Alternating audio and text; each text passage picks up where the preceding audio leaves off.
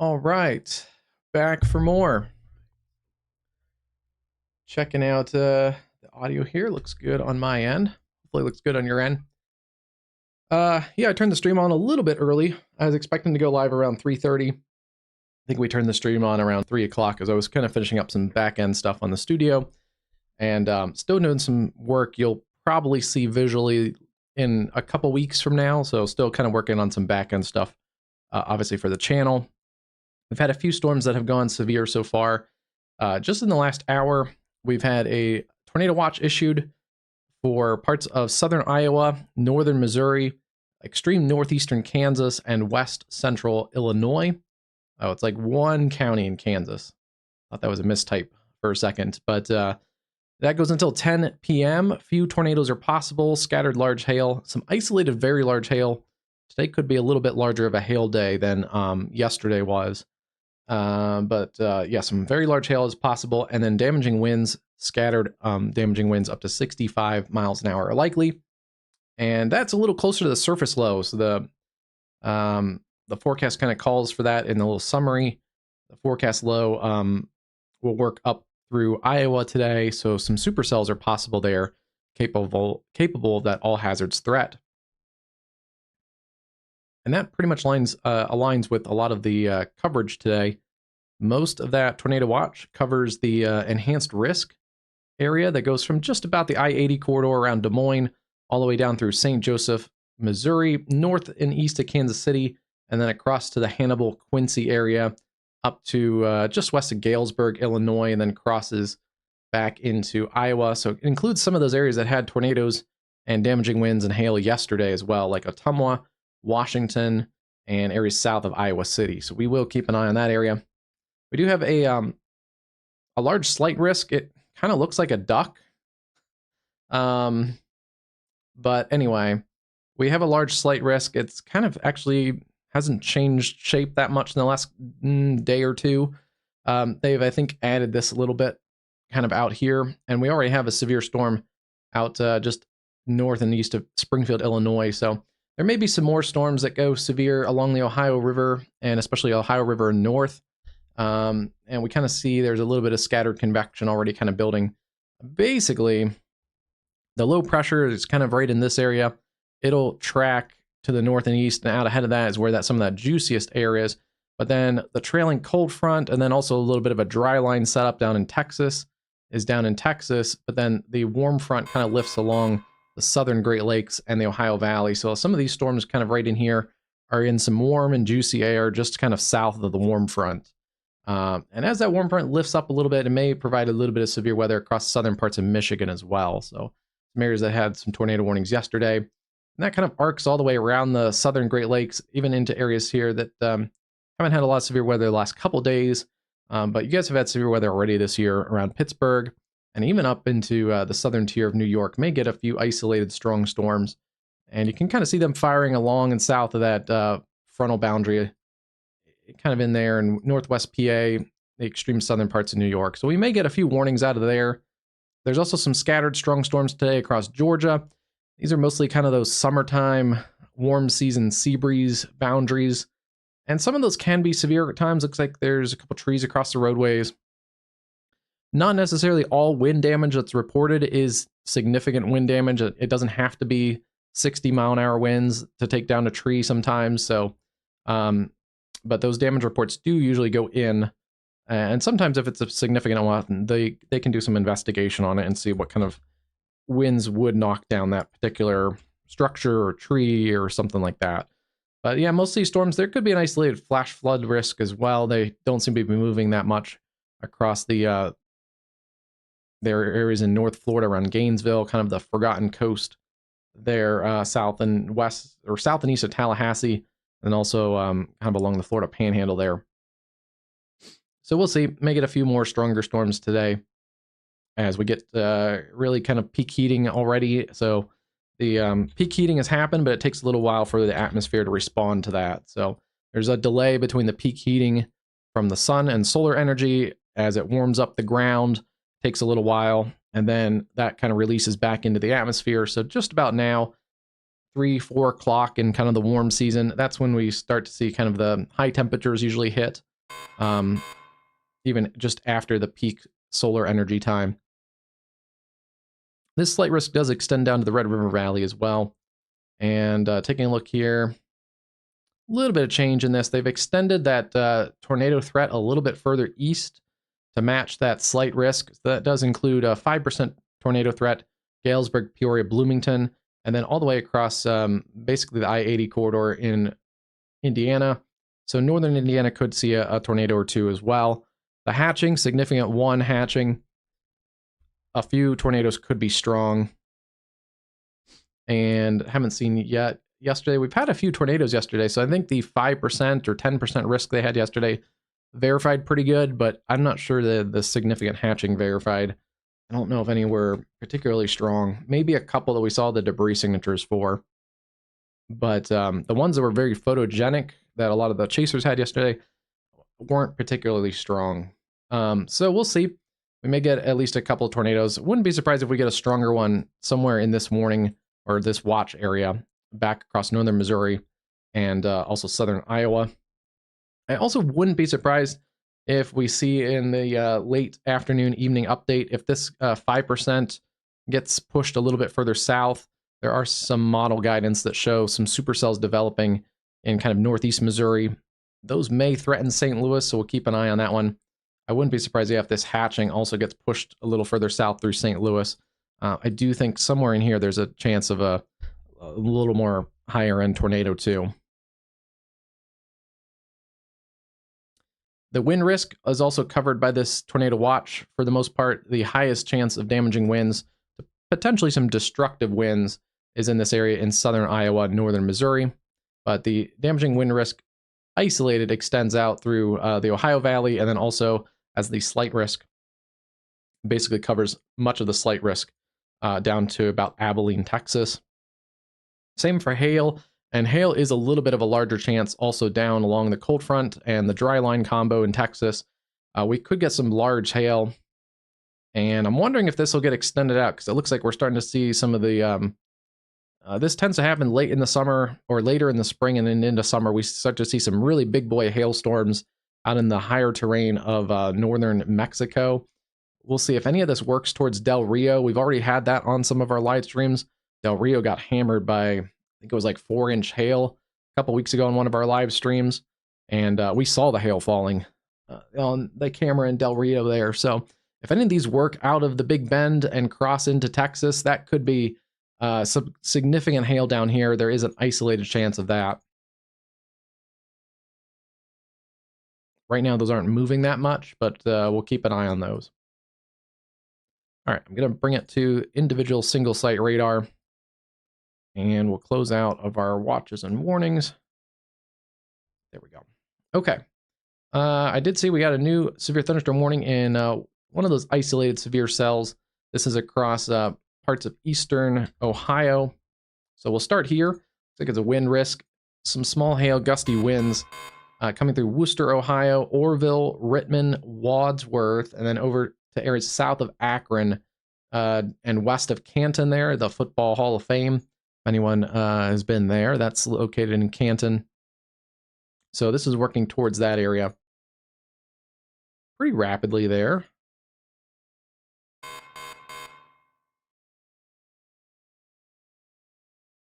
About 30 miles an hour. So we'll keep our eye on this area. There could be a couple stronger storms.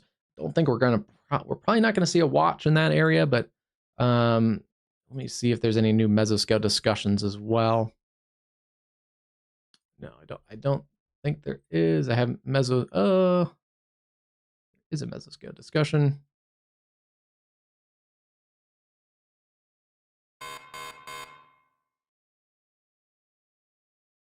Yeah, not likely to issue a watch. They have about a 20% watch probability for some isolated wind damage,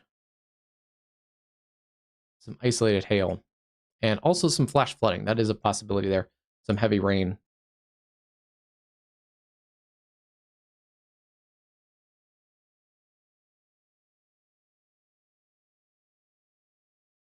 But yeah, this model does a pretty good job of showing stuff, but it's these storms here that the model wants to kind of lift and develop around eastern Missouri.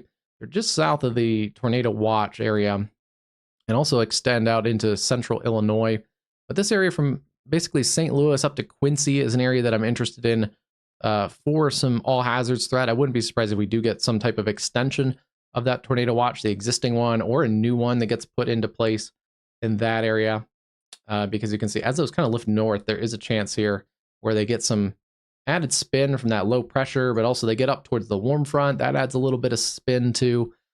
So I think there's a sneaky tornado threat actually just kind of on the outskirts of that watch, especially across western Illinois and even central Illinois. Keep an eye on that one.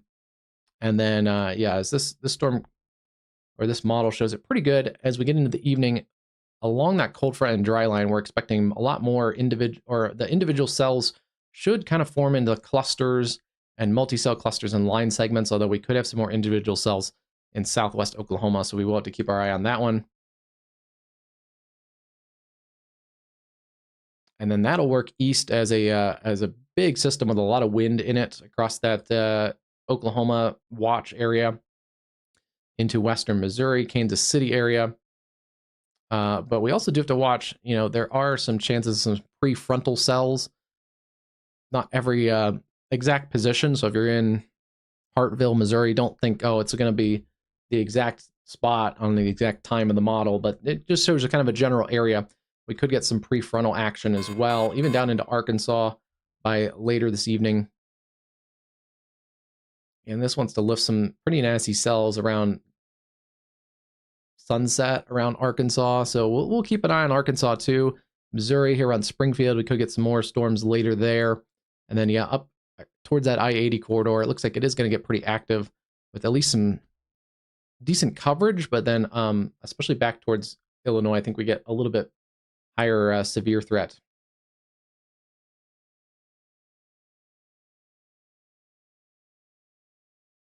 Could be a flash flooding risk too. You can see there's kind of going to be rounds of storms out ahead of the main frontal boundary that's going to sweep through later tonight. So yeah, pretty active period here the next couple hours.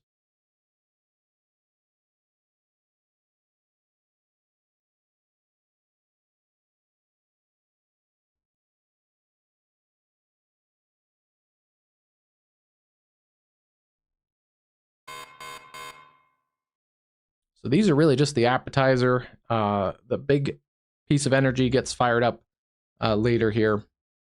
Quarter size hail, 60-mile-an-hour winds, a little bit of rotation in this one near Hayworth. Yeah, a little bit of rotation there south of Bloomington in the areas around Hayworth. Let me adjust a little bit.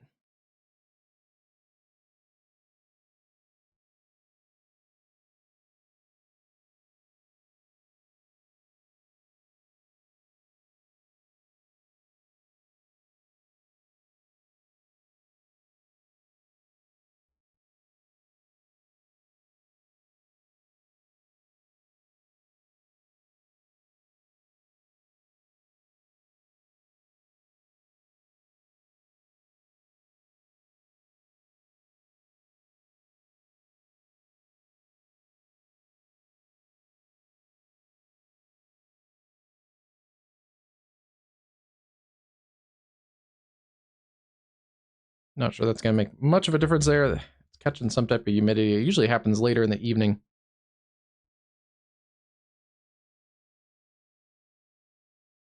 can really see there's a couple of scattered showers around in Missouri, and you can see this kind of southerly flow out ahead of the system.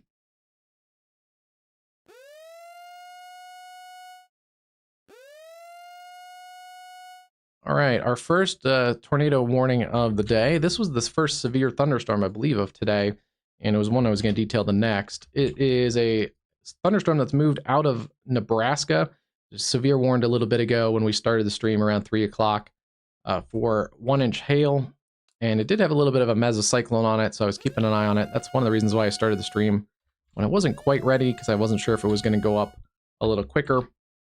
It's worked from Nebraska into very extreme northern parts of Missouri, northwest Missouri around Rockport and north of Mound City. An area that has a little bit of a radar hole, but we're seeing a decent area of rotation there. It's kind of meandering. It's not moving that fast. Yeah, moving at 40 miles an hour to the north and east. Looks like it may have peaked a little bit just a couple minutes ago.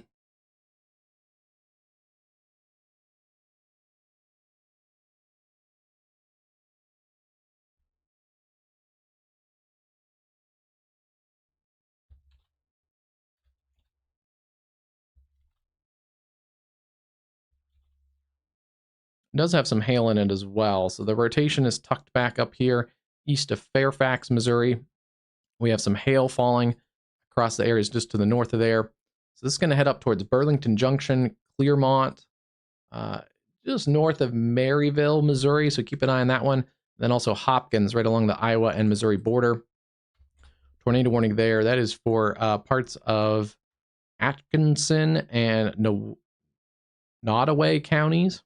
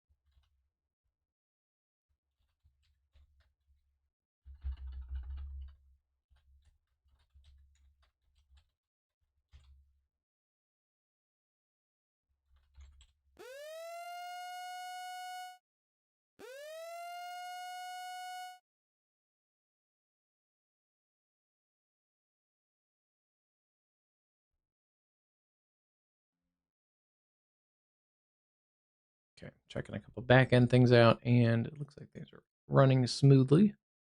Do want to pull up social media in case we find anything interesting there. Definitely give us a follow on WXCast Live there on X and Facebook. Both have different strengths and weaknesses.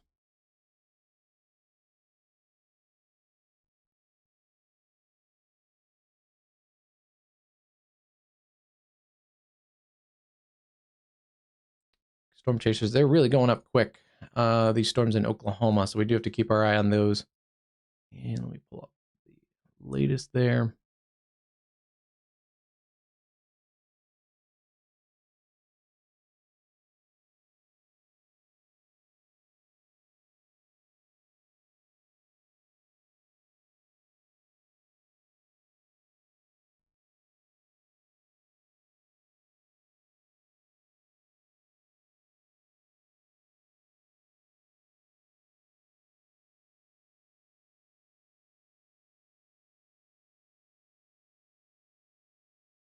All right.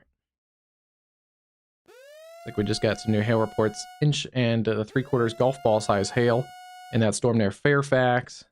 Tarkio, Missouri, inch hail. A couple reports there. So this cell continues to intensify. It's being warned for ping pong ball size hail already. Not rotating crazy tight right now. We are a little bit further from the radar, but also that hail size coming up also shows that it has a pretty potent updraft. And we can also take a look at that as well. I sometimes like to go and look at the tops and see how they're doing. And yeah, we're pushing about 50,000 feet. So that's a pretty beefy storm with certainly a large mesocyclone and a large updraft that's capable of supporting big hail. So I wouldn't be surprised, ping pongs, I wouldn't be surprised if this also gets upgraded for the hail threat. The tornado threat is down here near Bilby Ranch Lake Conservation Area, Quitman, Burlington Junction, and Maryville, Missouri, especially north of Maryville, Northwest Missouri State University, and Clearmont. keep an eye on this cell. It's especially for the tornado threat, kind of along the southern part of this warning polygon. It's right in there. It's going to slide probably just north of Maryville, Missouri. We have more storms going up along the low pressure and the cold front. We'll see if any of these go severe. Wouldn't be surprised if we get a couple warnings out of these for small hail and gusty winds.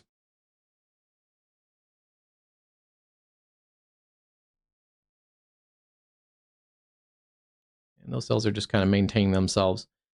We've also starting to see development along the cold front west of Emporia, now pushing through Wichita. That's going to clear out the threat around Wichita. And we haven't had a warning there, but we have had 1-inch hail reports with the cell near Prospect, Kansas. A little bit of an embedded supercell. So there may be pockets of some hail and damaging winds, even in these storms that aren't severe warned right now. And then further down the line, we have severe storms west of Newkirk and Ponca City. Quarter-size hail, 60-mile-an-hour winds. Nothing too punchy there right now, but it is showing that there's a favorable environment for storm development. Wouldn't be surprised if we get a new warning out of this cell here, Greenfield, Oklahoma. Looks like hail is coming up in that cell, yeah, near Greenfield and Watonga. Take a look at it a couple different ways. Right in there is your hail core. And that matches almost exactly with the correlation coefficient and the reflectivity. So that's our hail core lifting up towards Greenfield. Probably 1-inch hail already in that hail core. Same for this one around Lookeba. That's likely a hailstorm. And then we have a considerable threat for lime-sized hail around Mountain View, Oklahoma, and Kiowa County. That also has some broad rotation around it too. So that is a supercell producing some beefy hail already. Now it's lifting north, northeast, back into some of those areas that already have had some severe weather and hail. Eakley, Fort Cobb Reservoir, down towards Binger and Lookeba. Keep an eye on that cell. And then these are the cells I think I've seen some storm chase pictures of that are going up really quickly around Tipton, Oklahoma, near the radar site too. So we're seeing a pretty good look at those cells. There's kind of a cluster of them. There's 2 cells there, but they looked impressive on the pictures. I'm wondering if these are probably a little too close to the radar. It's probably this one also that looks really impressive. If you're out here, that's pushing 50,000 feet as well. So it gives you an idea that storms are pretty much uninhibited at going up right now.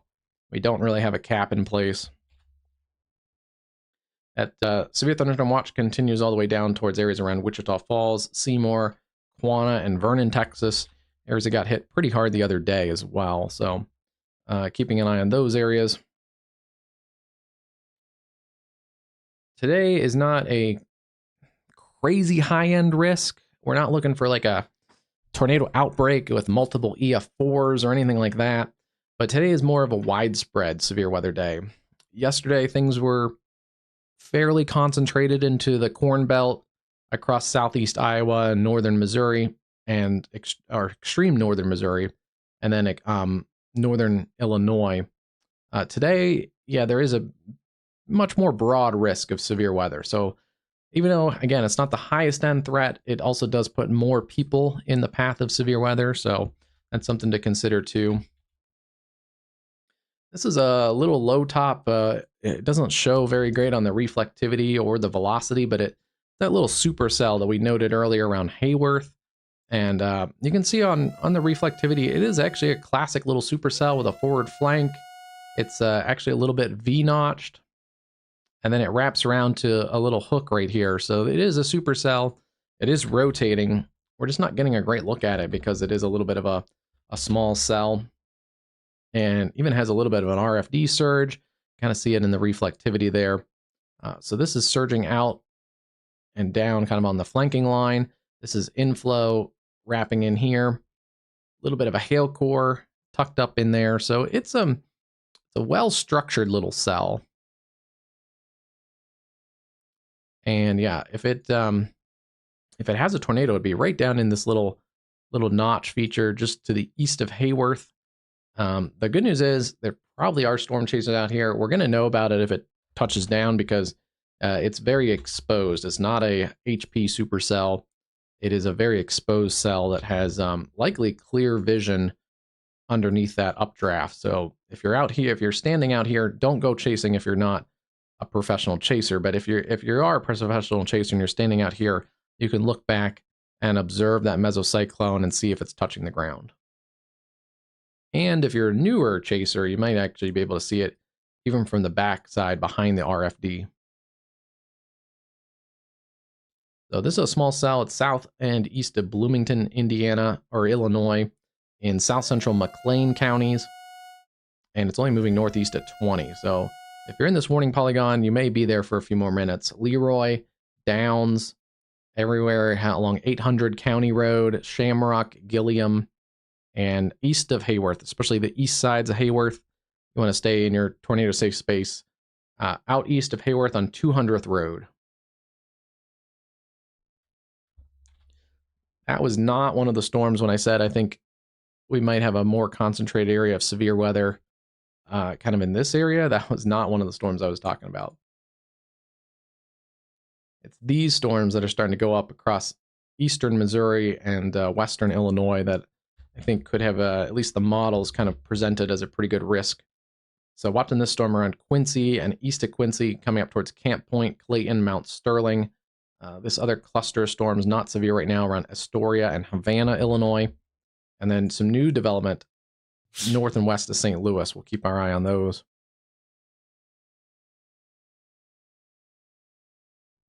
Probably get some more severe warnings out of these cells. Two of them are kind of embedded supercells. They have a little bit of rotation in them, but also a little bit of hail core also showing up.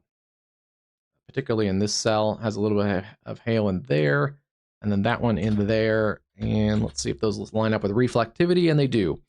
So those are the hail cores in these two cells. One near Prospect, Kansas, and the other one just south of Augusta, Kansas. Again, they're both working away from the Wichita area, but I wouldn't be surprised if we get some severe warnings out of those cells.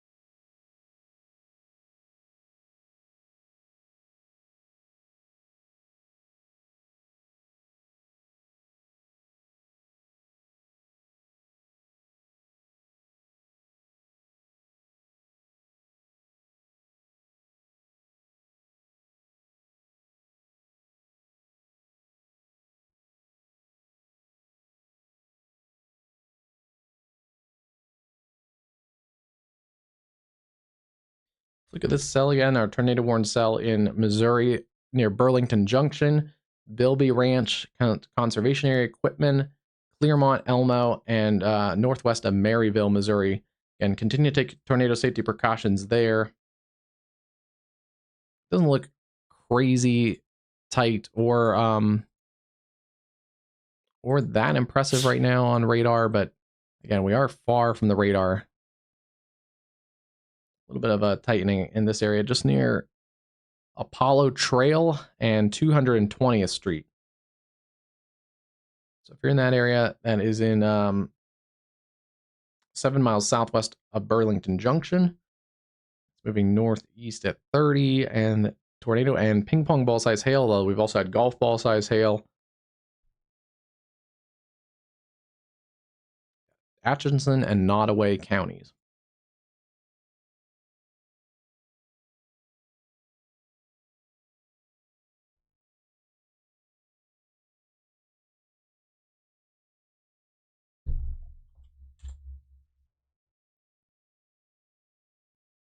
So at 30 miles an hour, that'll put it to Burlington Junction and Rosebury in about 10 to 12 minutes. You're already getting the hail and rain before that, but it's that tornado area that I kind of tracked out. There's some other storms in Iowa, but it is kind of elevated storms. These are cooler areas well north of the frontal boundary. And I do want to check temperatures up there. Like yesterday, there's a very sharp temperature gradient between areas that could see severe weather. Yeah, it's only 50 degrees in Des Moines. That's not going to be enough for severe weather. At least meaningful severe weather. But not far south of Des Moines, it gets into the mid 60s. Basically, where there's tornado watch is located, it's in the mid 60s. So that is a little bit more favorable.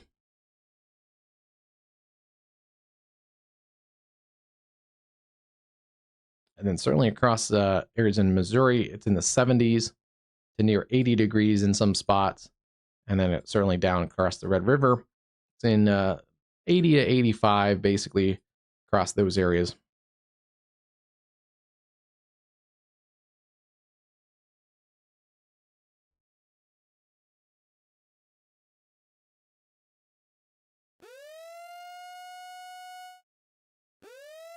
Here's the cold front and dry line. Actually, you can see it really nicely kind of along here.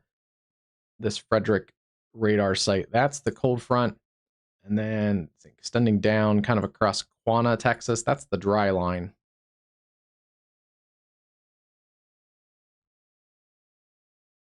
And you can think about it a couple different ways, but essentially the cold front, I'll kind of redraw them that way. You can see them a little bit easier. Cold front in the blue, and I'll draw the dry line kind of in the orange color. But essentially the cold front separates colder air. So we have colder air across this area. It's not cold, but you get the idea. Cooler air there, and we have a warm and moist air coming out of the Gulf of Mexico. So out ahead of this, we have warm air, but it is also moist air coming out of the Gulf of Mexico.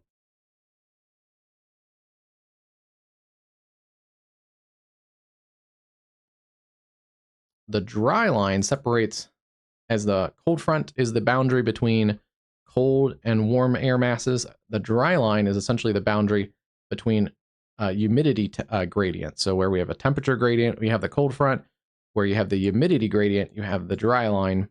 So with the humid air across the warm and humid air, we have warm and dry air pushing in from essentially the southwest, the desert southwest.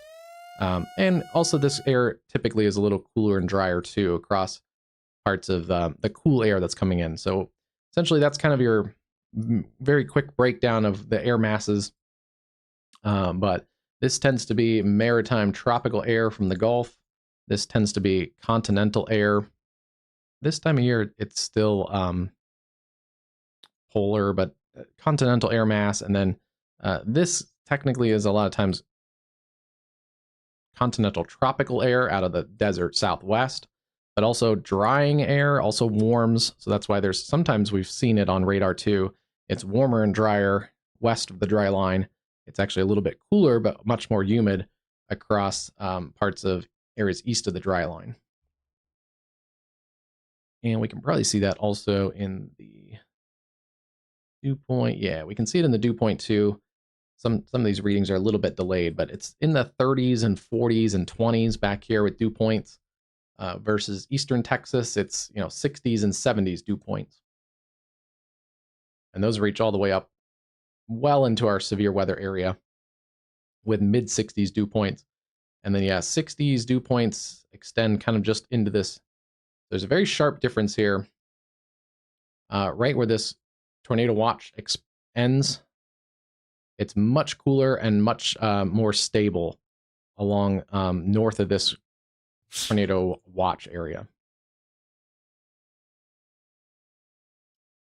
So some days we start out with a small tornado watch, and then it's very likely going to get extended, north and east or wherever beyond what we're starting with. This is probably not going to be a situation where we see a new watch that gets extended out way north and east of the current watch. If we get any extensions, it may be out like this way. And we probably will eventually get extensions of at least the severe thunderstorm watch as the line starts to develop back here. and work through Missouri and Arkansas and the Ozarks.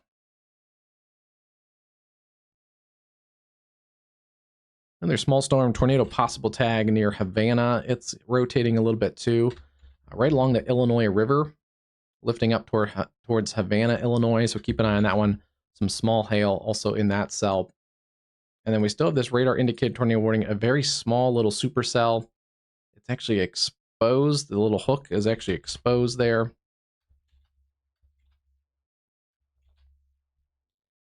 And pretty confident it's radar indicated still. Otherwise, we would possibly see a tornado. Still radar indicated. But yeah, here's the mesocyclone. It's essentially, you can see it. It's such a small cell, but also low precipitation. Here's a little RFD flanking line.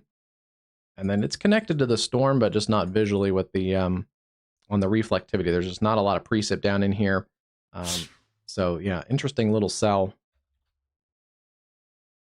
But if we had a tornado and it was a stronger one, we would have a correlation coefficient right in that little notch feature. And since we don't, I don't believe it's on the ground either. Just looking at it on radar, but we would likely get our tornado report pretty quickly out of that storm.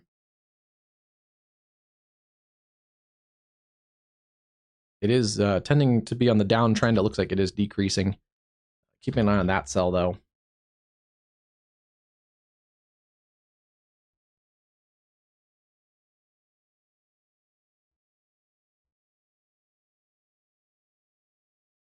Here's a look kind of right along the northern edge of that tornado watch area in Iowa. And kind of like we saw yesterday in those cooler areas before the warm nose lifted up into those areas, yesterday's severe weather, it just doesn't look visually like a big severe weather day. There's kind of low clouds and mist, and not as much sunshine filtering down to the low levels here. So that kind of shows you this is a spot that's basically right along the edge of the tornado watch, where it's much cooler to the north and much warmer and more humid to the south.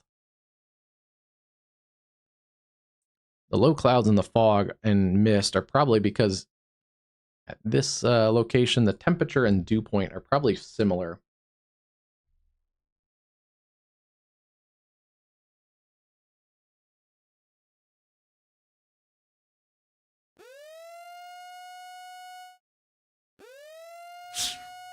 Yeah, this is at Osceola, Iowa, where it's currently 57 degrees.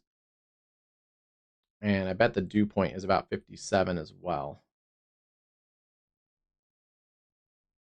So that's why we're seeing those low clouds and kind of foggy conditions. Yeah, Osceola is right there.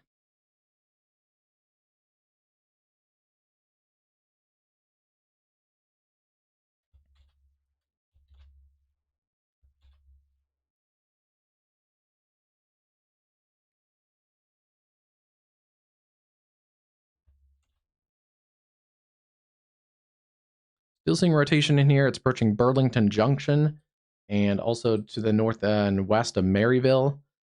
Still showing kind of broad, weak rotation, but we'll continue to monitor that one. Burlington Junction also about to get into the hail core of this storm. Hail core, again, it could be up to ping pong to golf ball size hail, especially in here near Possum Walk, Clearmont, and Dawsonville. Those areas are solidly in the hail core. And that's going to continue off lifting to the north and east.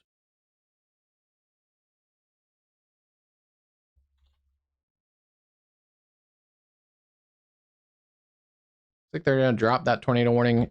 I'd kind of agree to that. It's just kind of maintained itself. It hasn't really strengthened or looked that impressive on radar. I'm surprised it doesn't have a tornado possible tag. I think I would probably have at least that in here. They've also upped it to the ping pong ball size hail, which we've had, I think, close to golf ball size hail report already today out of that cell. The cold front is approaching areas around Topeka, so we'll take a look at that camera. There's Topeka. So we'll see. Storms are starting to kind of fire along the cold front. They may work their way up towards the Topeka area, but So far, those cells haven't really fully developed. We do have some more developed and robust cells south of there, towards the areas east of Wichita. And again, I wouldn't be surprised if both of these cells get a severe thunderstorm watch or warning at some point. They both are showing some gusty winds. This cell has had history of some quarter-size hail coming out of the Kansas, out of the Wichita area. So both of those are pretty impressive, at least probably for now. The two strongest storms in Kansas. Yeah, so it's mostly south central Kansas right now that has the higher end severe threat for that part of the state. Just some generic severe thunderstorms there across Wacomas and points towards Ponca City. But then down here we have quarter-size hail and 60-mile-an-hour winds. It's that cell that we called out earlier around Watonga, with likely some hail in that. Also around Loyal and Kingfisher. That's going to replace those special weather statements in that cell. Another cell with potentially some stronger storms and hail is in that area around Geary. And then our big storm is the one near Mount Olive with ping pong ball sized hail. It was considerable threat warned earlier for lime sized hail. That's near Carnegie right now. Let's see. Yeah, we are getting radar out of Oklahoma City. So there's the hail core in here just north of Carnegie, coming towards the Fort Cobb Reservoir, Gracemont, Binger, and Lokiba. And then we also have that stronger cell. This is a super cell too. A little bit of rotation in it, but down here the tornado chance isn't quite as high. We still may get a tornado or two down in Oklahoma and towards the Red River, but it's mostly going to be a hail threat, and then looking to get the line kind of organized out here. But Snyder, Mountain Park, and Manitou, Oklahoma, those are pretty nasty cells there.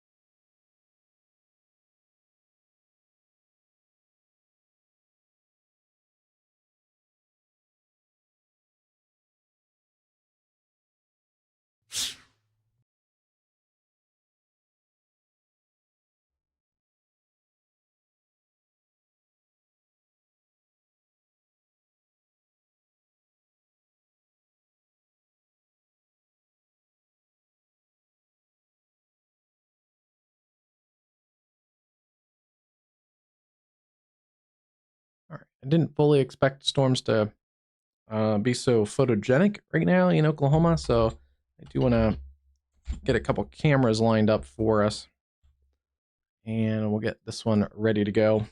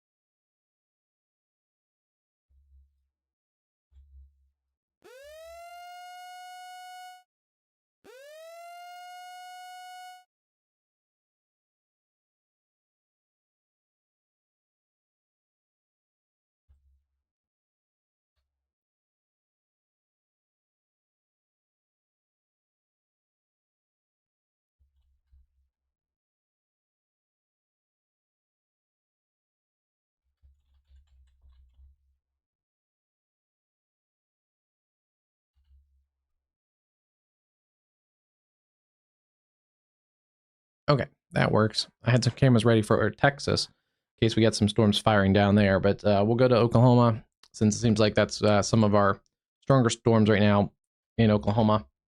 This is one of our cameras around Lawton. Yeah, Lawton, Oklahoma, right here, looking towards the west. So we're looking beautiful shot. Actually, I'm going to pull it up a little bit just so you can get a lay of the land.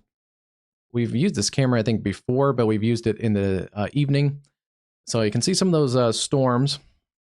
I'll put the radar off to the right of the screen. But that's looking west from the Lawton area. Lawton right here around Fort Sill. Looking west at Lawton towards those storms. So we're seeing those severe warning storms in the distance there. And you can see on the map too, it shows it, but these are the Wichita Mountains National Wildlife Refuge. It's a beautiful part of the country. It's a national wildlife refuge. It probably should just be like a full-on national park. It's rugged. There's some dangerous areas there, so be careful if you do go hiking. Make sure you have a hiking plan and stay on some marked trails and stuff like that. But beautiful, rugged terrain, kind of southwestern looking. And you can see some of those mountains, the Wichita Mountains in the background there, especially just next to the west indication, up along this part, the northeast corner of the screen there. And yeah, there's our supercell. You can see a little bit of a base there, exposed base. Then where it kind of gets gray and fuzzy, that would be the hail core back in this area, the rain and the hail core. A little bit of a flanking line. So it shows nice structure even that far away. But just a beautiful place there. You can see some of those Wichita Mountains, rugged, not giant high mountains, but just rugged terrain, some steep washes and things like that.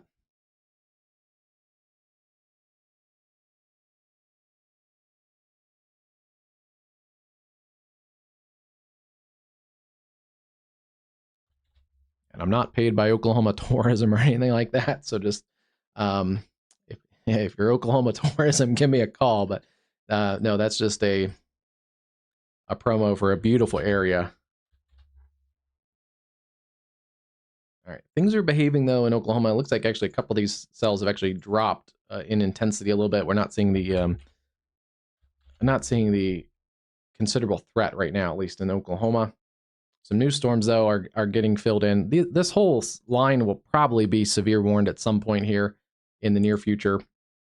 Now, down in here, if you're out ahead of this storm, it may not be a one and done because, as we saw in the models earlier, this is going to advance as a line to the east, but we may get some individual cells out in front. So, and they're going to be lifting more northeast. So, kind of two possible chances at severe weather: the main line, but also individual cells working more northerly.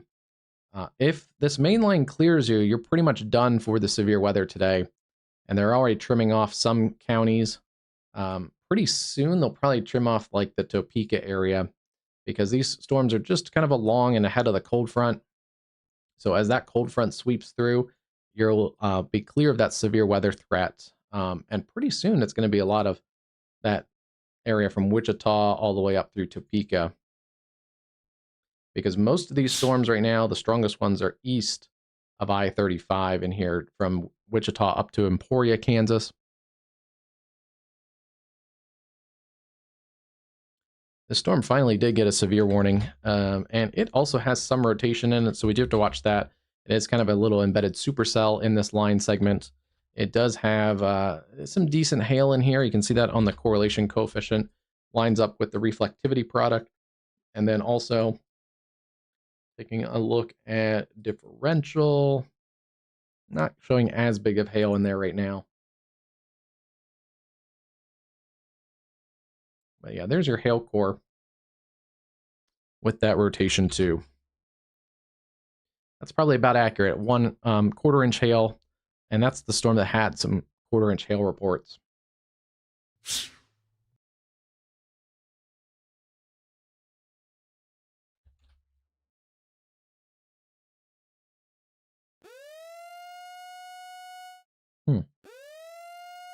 New tornado warning. It looks like the mesocyclone kind of jumped here. It was actually downgraded because the original mesocyclone weakened around Burlington Junction, but a new one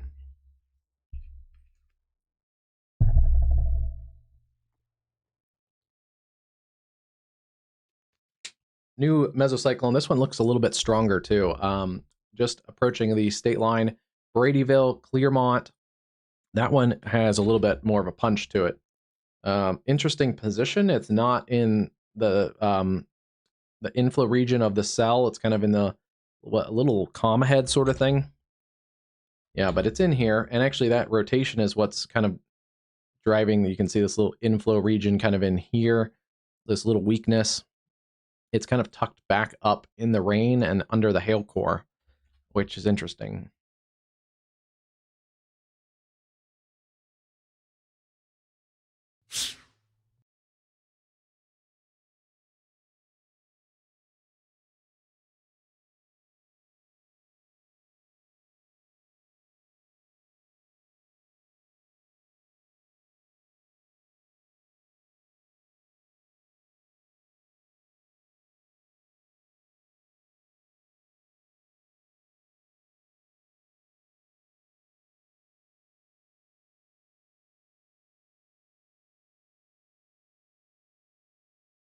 Okay. Had to cough there real quick. Oh, the spring allergies. My car is covered in pollen right now. I can kind of feel it in my throat too a little bit.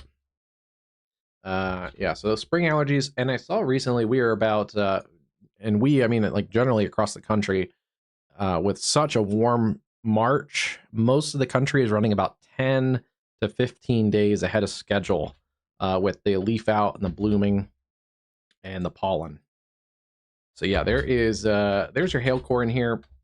Hard to say exactly what's going on. We're really far from the radar. It's also kind of co-located with the hail. So even though there's a correlation coefficient drop, I can't fully say that's a tornado because it's kind of correlated all together, all jammed up in this storm.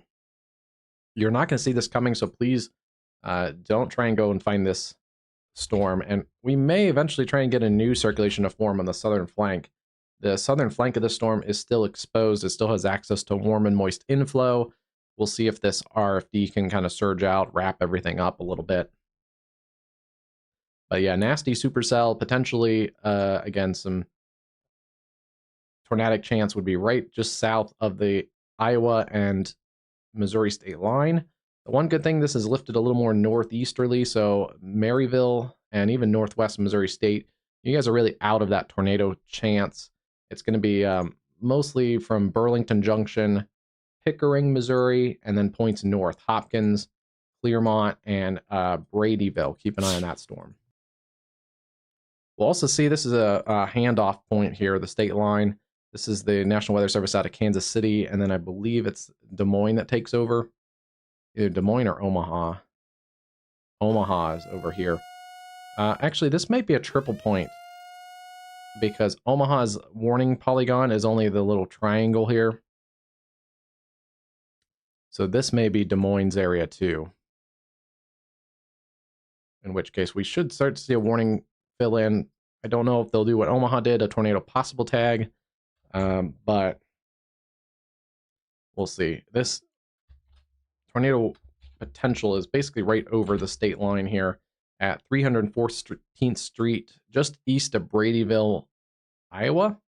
Yeah, it looks like that's in Iowa, right along the state line as well.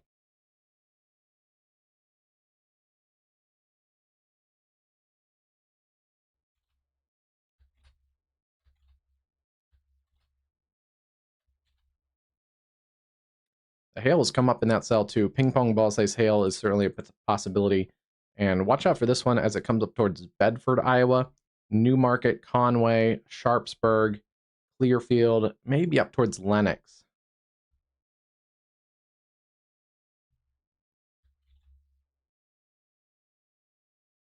We lost our little mini supercell. The warning there has expired. Still a little bit of rotation in there near Ellsworth and Holder. But yeah, those cells are kind of staying under severe limits. We also have a couple of these little mini supercells about around Havana, Illinois. Keeping an eye on both of those. Some small hail, gusty winds, and now labeled a tornado possible tag. Lafayette, Indiana also has a severe warning with a tornado possible tag. Yeah, there is some rotation here west of Lafayette, Indiana, with the hail core just north of there. There's your hail core. lifting to the east-northeast. So Battleground, Ash Grove, Americus, Buck Creek, and Heath. Keep an eye on that cell.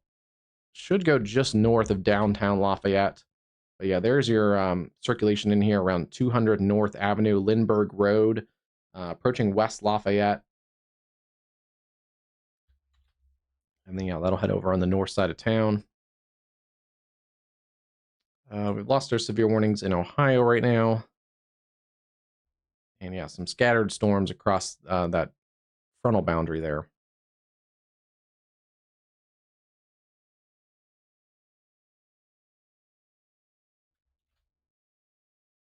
Some wind and maybe some small hail around Denison, Iowa, Arcadia, Brenda, and Wall Lake. New special weather statement up there. Just too cold for organized severe weather, though. And yeah, here's our area of rotation just at the state line. This area is a bit of a radar hole, too, so we're getting radar out of the Omaha area. As it gets a little bit more northeast, we should get Des Moines radar.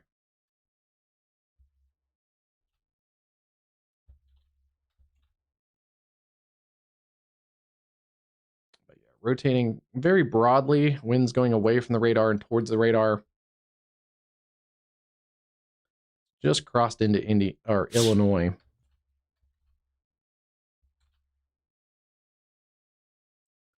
And I do think we may start to see a reorganization. It's going to, I think, try and get a new area of circulation to the southern flank again. That's a more favorable position for severe weather and tornadoes. But we'll see if that cycles. Either way, that's a dangerous storm. Tornado possible, but also some larger hail in there around Hopkins and east of Clermont, Missouri. As that part of the storm gets up towards, the state line, I was thinking they should put a warning in.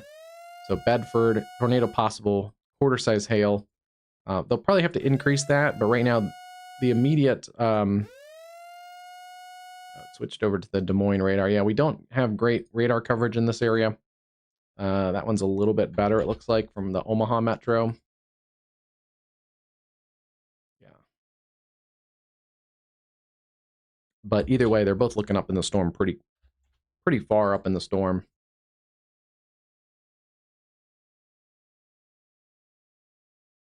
So right now, quarter-size hail coming into Iowa, but the nastier, potentially ping-pong ball-size hail is down here still in Missouri.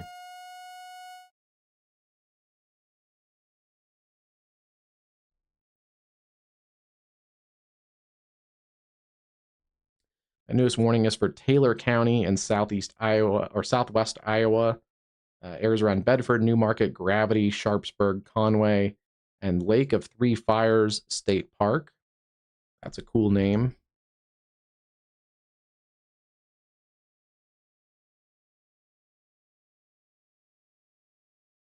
Northeast at 40.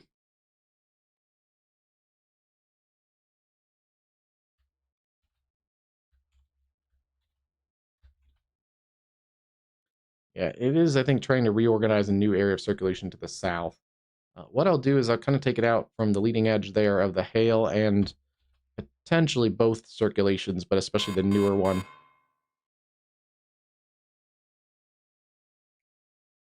And northeast at 40. We'll get that popped up here in a second.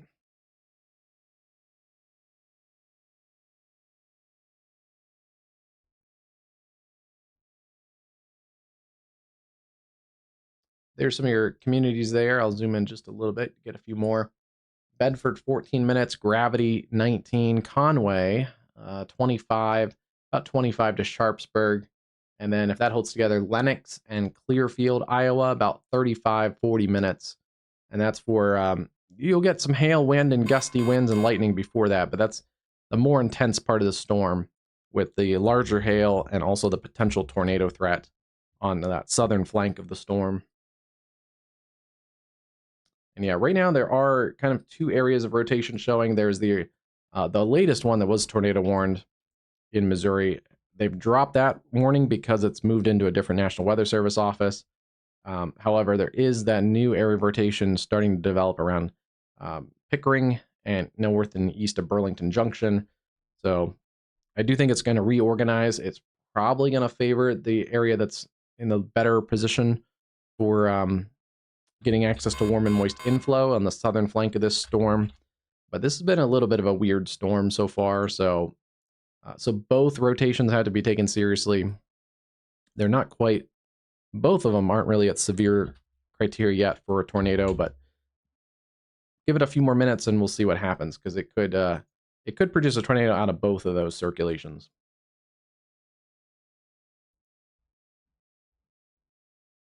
All right, moving down the line segment, we have the quarter-size hail, 60-mile-an-hour winds. These are both embedded supercells too, so there's a little bit of rotation in these two cells. Let me back out just a little bit. Wichita off to the northwest side of your screen. And then this cell has produced 1-inch hail at least, even though it's been unwarned until just recently. There's its kind of inflow region in here, so we'll see if it can tighten anything up. It's mostly a hail wind threat. Same for this one near Burden, Cambridge, and approaching areas around Howard. Keep an eye on both of these. The other one's up towards Eureka, Kansas. Two of the stronger cells in Kansas right now. There's also one around Arkansas City, kind of on the state line, lifting up into Kansas. That is also a similar cell with some rotation, but also some quarter-size hail likely in those cells. And then we slide down into Oklahoma, where things are busy north and west of Oklahoma City right now, especially in this cell near Watonga that's come up quite a bit in the last couple minutes. Quarter-size hail at least in that cell.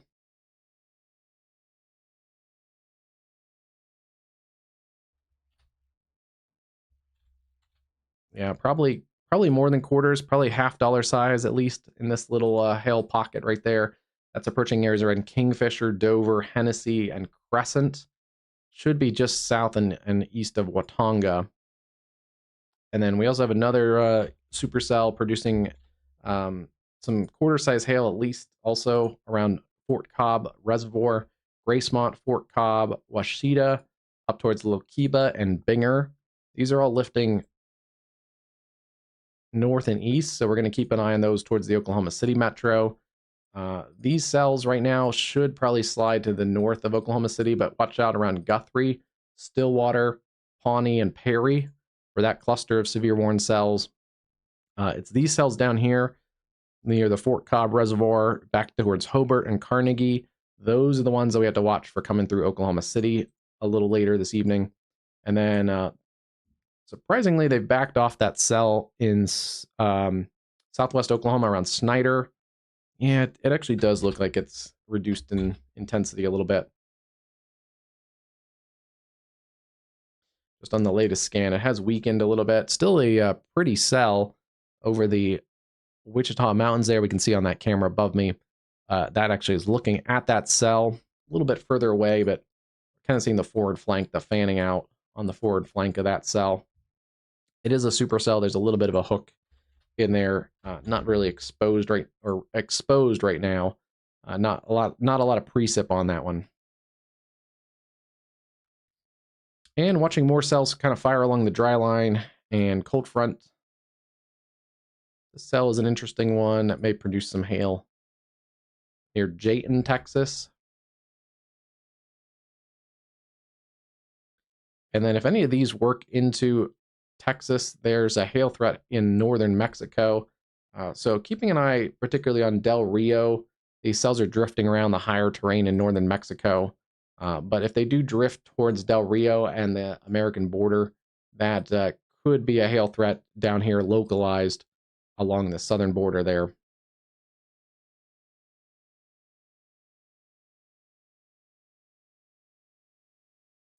We have had a couple warnings for those cells in the south. 60-mile-an-hour wind gusts, maybe some small hail around the Dothan area, as that's lifting off the Florida Panhandle. And then this one around Fitzgerald and Ashburn, Georgia. Most of the cells here are kind of just sub-severe, but every once in a while, there's kind of a cell boundary interaction and a sea breeze interaction, and it kind of peaks the cell.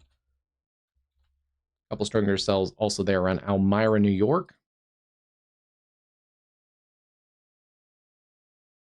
Maybe some small hail in a couple of these, Ashland, Marion, Galion, Ohio, well north of Columbus right now.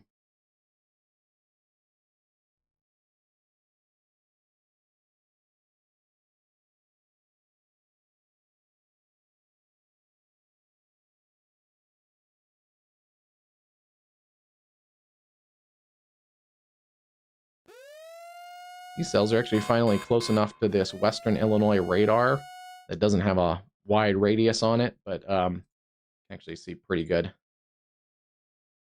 All of these cells right in here are little mini supercells. This one here near Augusta has a little hook on it.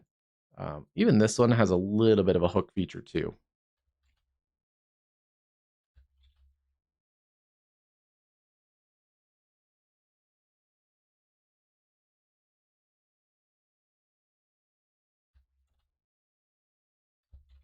They're not doing too much.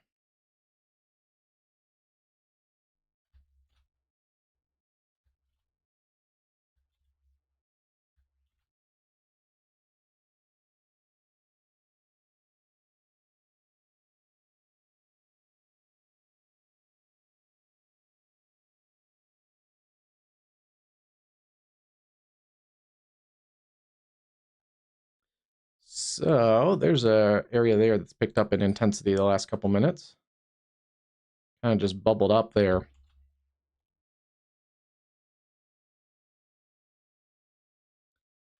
Little cell interaction there. Tornado warning storm now in Indiana. It's a cell that's just kind of drifting there, but it's really picked up intensity just on the last couple scans. I had to check it and make sure it wasn't just it looks a little funny on the radar, so I was checking to see if it was a contaminated radar scan, but you can see there is rotation at a couple different levels of that storm. So severe thunderstorm there, capable of producing a tornado. Maybe also some small hail around Atkinson, Indiana. That is for Benton County in northwest Indiana. That is not the cell with the tornado possible tag, the one near Lafayette. That also has some rotation on that. This is a different cell near Chase, Indiana, Fargo, Oxford, and Boswell. And that's lifting up towards Fowler, Oxford, Templeton, and just south of Remington.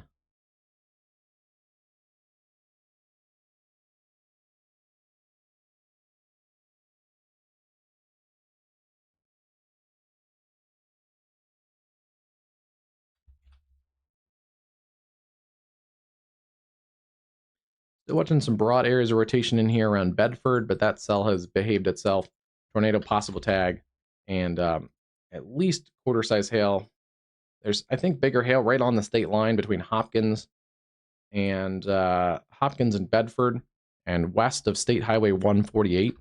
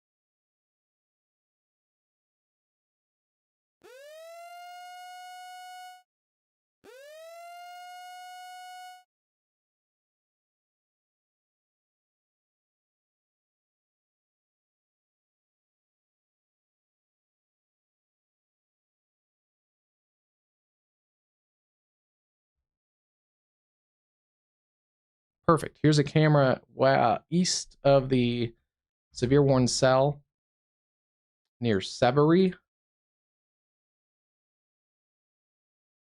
And this is looking west.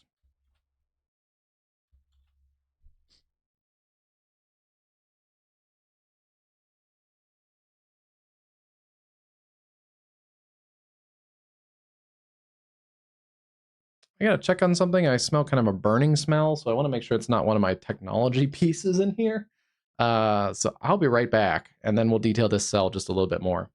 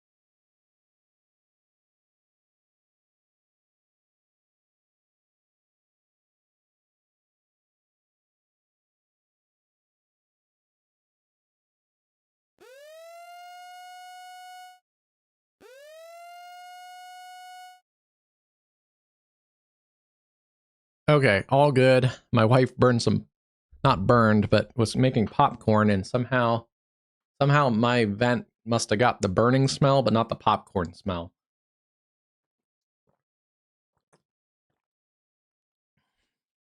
I didn't smell all that buttery goodness, and just got kind of like the smell of the bottom of the bag or something. I don't know. Anyway, all right, back to here. Let's check that camera. Yeah, let me actually blow that camera up and see what we're looking at.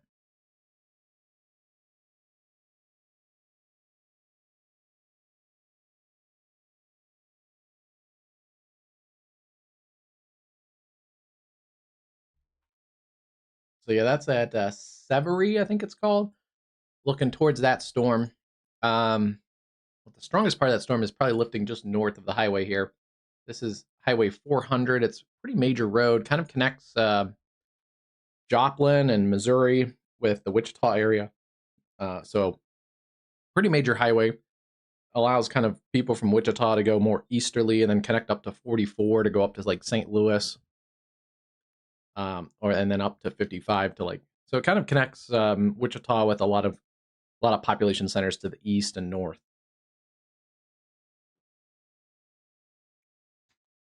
Pretty well traveled highway there, and there goes a bunch of vans. But looks like the strongest part of this cell, we're actually looking towards that cell. That would be in this area here, is the strongest part of the cell. Then back here where it's a little weaker looking, and you can even see some lighter conditions, that would be kind of straight back underneath that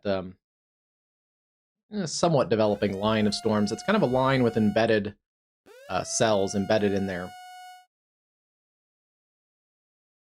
So either way, this is a good camera perspective now for our our cameras there in Kansas. Down here around Perry, wouldn't be surprised if that gets a severe warning soon. A couple stronger cells north and west of Perry there. And then this cell, severe warning coming out towards Marshall, Oklahoma, with some gusty winds, a little bit of an embedded rotation in that. Mostly it's going to be, we're going to see some embedded rotations, because mesocyclones go up through the storm, or rotating updrafts. They can produce large hail. So some of these cells are going to show on radar some elevated rotation, but that doesn't necessarily mean they're organized low-level circulations. So that might be a common theme today here, that we see some kind of mid and upper level circulations, kind of like this one here, but on the low levels, it's not really there. So that's why they're not as conducive of tornadoes down here. And then west of Oklahoma City, kind of a cluster of, I think probably any of these could produce some quarter-size hail to half-dollar-size hail. The one near Gracemont was a considerable threat earlier. It's backed off a little bit over the Fort Cobb Reservoir. And yeah, not seeing as much wind in that cell either. And then we've lost that severe warning. Whoa. Since I looked here last, that cell has completely fallen apart. Just in the couple minutes I was checking the popcorn machine upstairs, that cell has completely fallen apart. Wow. Actually, impressively. Still a little bit of clouds, a little bit of light rain. Yeah, it has kind of lightened up a little bit even on this camera. We're not seeing as much dark clouds back across the Wichita Mountains there. Again, if you have an opportunity to go check out Wichita Mountains National Wildlife Refuge, beautiful place. Rugged terrain, but beautiful country out there. Yeah, completely fizzled. Went from a supercell producing some large hail to really nothing. Now, we will have to see. There are some kind of weird outflow boundaries. This is a weird one. Actually, it's a bit of the dry line here. There's the dry line, the cold front. The dry line is actually pushing a little bit to the northwest. The cold front is surging in from the south. So we could get some more storm development, I think, back in this area. Altus, Mangum, Quanah, Texas, down towards Childress, Texas, just outside of the radar screen there for us. Yeah, there it is. Childress, Texas, Quanah, Altus, Mangum. You can see a couple of those storms just starting to pop right in here. That's like that cell right there. I have to watch this area a little closer. So Lawton, you may not be done yet. And then we did get that cell of fire down here. Also, a well-pronounced supercell near Jayton. That is a hail producer, likely as well. Probably seeing more than already more than quarters in there. That could have some $half size hail as well. And yeah, keeping an eye on Del Rio and northern Mexico. Double checking everything. A lot of, like I said earlier on the very beginning of the stream, there's a lot of coverage today. Just not a crazy high end day. Just a lot of areas could see severe weather. One of those areas is south of Mansfield, Ohio, around Belleville, Lexington, and Londonville or Loudonville in central Ohio. A couple other cells there showing a little bit of surges of wind, but nothing too crazy in Ohio right now. And then our crazy was this random cell that had a tornado warning. It looks like it might have been just some cell interaction and also the interaction with the warm front kind of along here, because it also right at the edge of a bunch of radars. But yeah, look how that fired up very quickly around Oxford. It's weakened since, so they've dropped the warning there. But a couple scans, it was a pretty strong little area of rotation. That other cell that's in the same kind of general area, tornado possible tag, that is lifting off to the east of Lafayette now around Delphi and Rockfield, Camden, Flora. We'll continue to keep an eye on that one, but it's not crazy looking. I feel like this area always has severe thunderstorms around Danville, Illinois, and Covington, Indiana, right on the Indiana-Illinois border.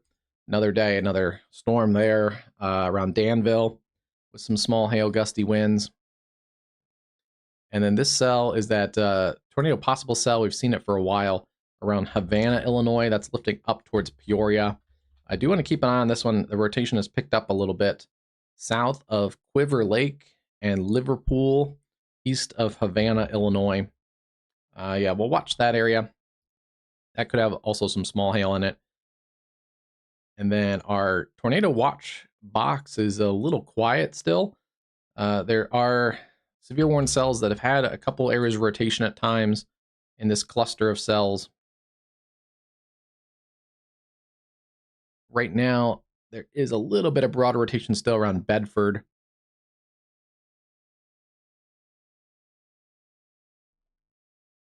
Yeah, there's a little rotation in here, but not too punchy right now. Mostly a wind and hail threat. But this is a little bit more favorable environment around Bedford there. This storm has also produced some close to 2-inch diameter hail south of Rockport, Missouri. It was the first severe warning cell of the day to go up around southeast parts of Nebraska.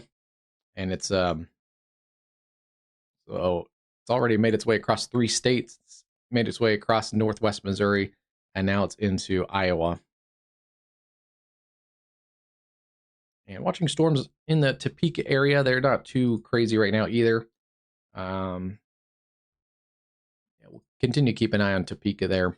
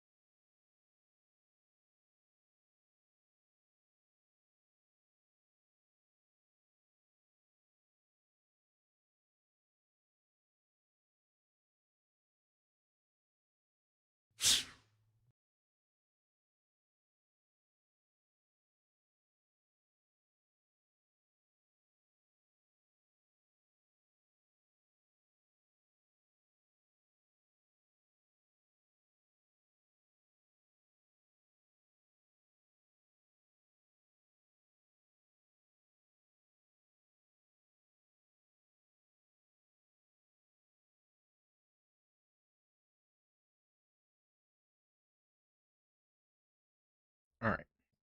Yeah, that those storms are kind of right along the cold front and just ahead of it. Those storms that are a little bit ahead of the cold front have had a little better luck at severe weather today. And we have had a couple of warnings out of these cells. think there still could be some small hail in these cells. But that latest one was the severe warning right along the Kansas border. This cell coming out of Kansas around Silverdale and east of Arkansas City coming towards Cedar Val. A little bit of broad rotation in that cell too. So some small hail, gusty winds there. New warning for that cell around Perry that we mentioned a few minutes ago.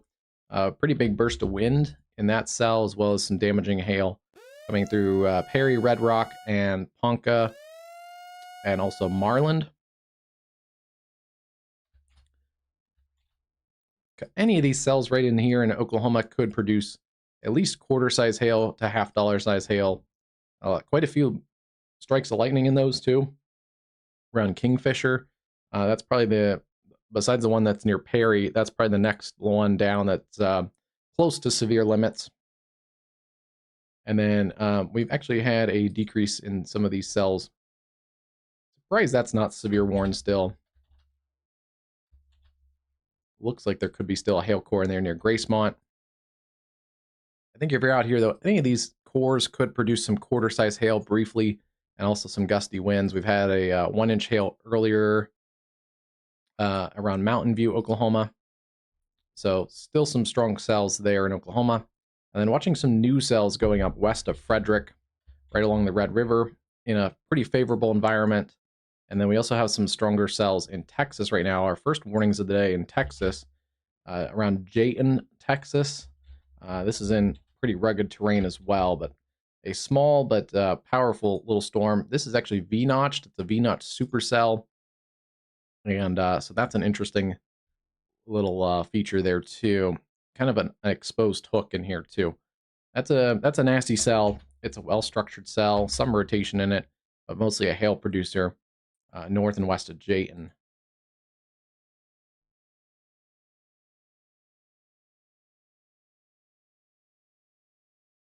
And still kind of keeping our eye on some hail producers down there in Del Rio, or west of Del Rio in Mexico. But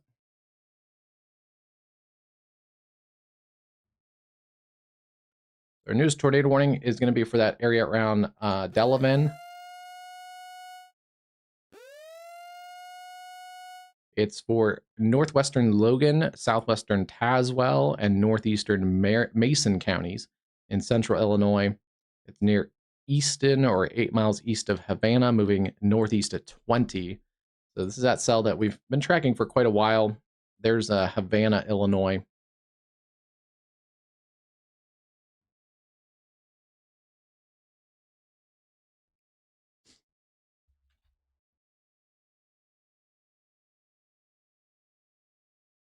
It has tightened up a little bit. It's not super crazy, but in here, just south of Bishop, Illinois, is where we're watching.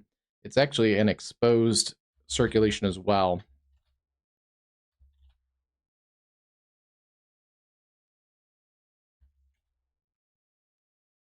Yeah, so here's winds going towards the radar, and here's winds going away from the radar. And if I put it back in reflectivity, we're not actually seeing much in reflectivity down in here. We can kind of see there's a little bit of a hook, but it's not really showing much on the radar. So yes, it's an exposed circulation. That's an interesting one. Which means this radar indicator right now, there's probably some spotters around. If it goes confirmed, it would probably be easy to see for these spotters in here. That's lifting up kind of slowly towards the Peoria area.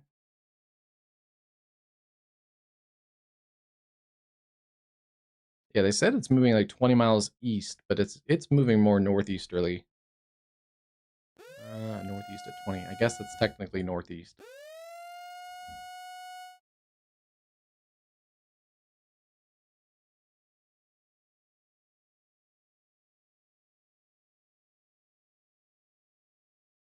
So it's going to take a while, even though it's not too far away from Peoria. Yeah, from the leading edge of this storm as it lists to the northeast, it's going to still be about 40 minutes to Hollis and about an hour to the Peoria area. Groveland, about 45 minutes. Tremont, 45 minutes. Deer Creek, about 75 minutes. And same for like Washington, Illinois, 75 minutes.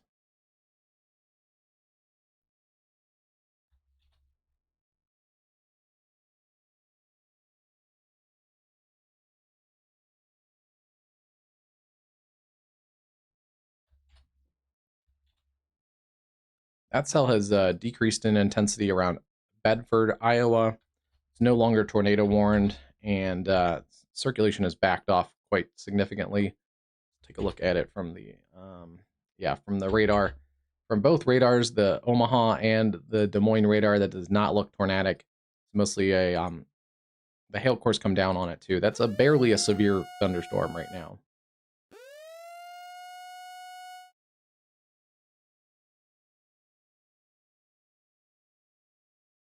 Very cool sky kind of across that camera in Kansas there. The next cell up, you can kind of see starting to come into the frame of that camera. That's at Severy. The first cell that was actually severe warned earlier is going north of there. Right now, not severe, but we're starting to see the clouds kind of stream in from the south southwest. That's the next cell down along Highway 400 there. Some gusty winds, maybe some small hail. And then we have quarter size hail and 60-mile-an-hour winds in this cell south of Dexter and approaching Cedar Valve, Kansas.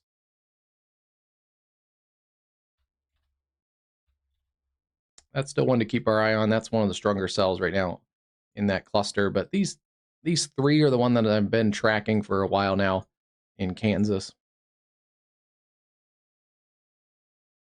Yeah, those are marginally severe thunderstorms. I'm surprised they don't have a special weather statement kind of on this whole line right now. These two aren't severe, but I think they probably are close to severe limits. We may be able to see some of that as those get closer to the camera. We can kind of see how strong those winds are with the trees and everything. Right now, it looks like the trees are pretty calm.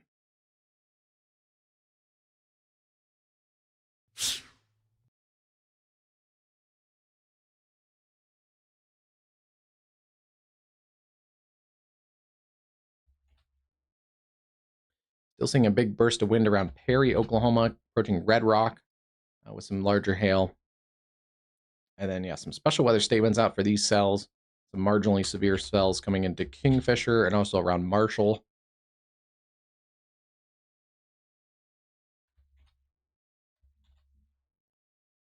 And then, yeah, any of these cells are kind of marginally severe too. New Cordell, south of Weatherford, and between Binger and Gracemont. Also around Gotebo.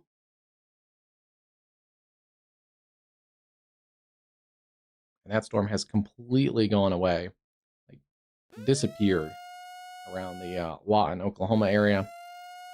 But still seeing some new cells going up around Altus, west of Frederick. We'll keep our eye on those.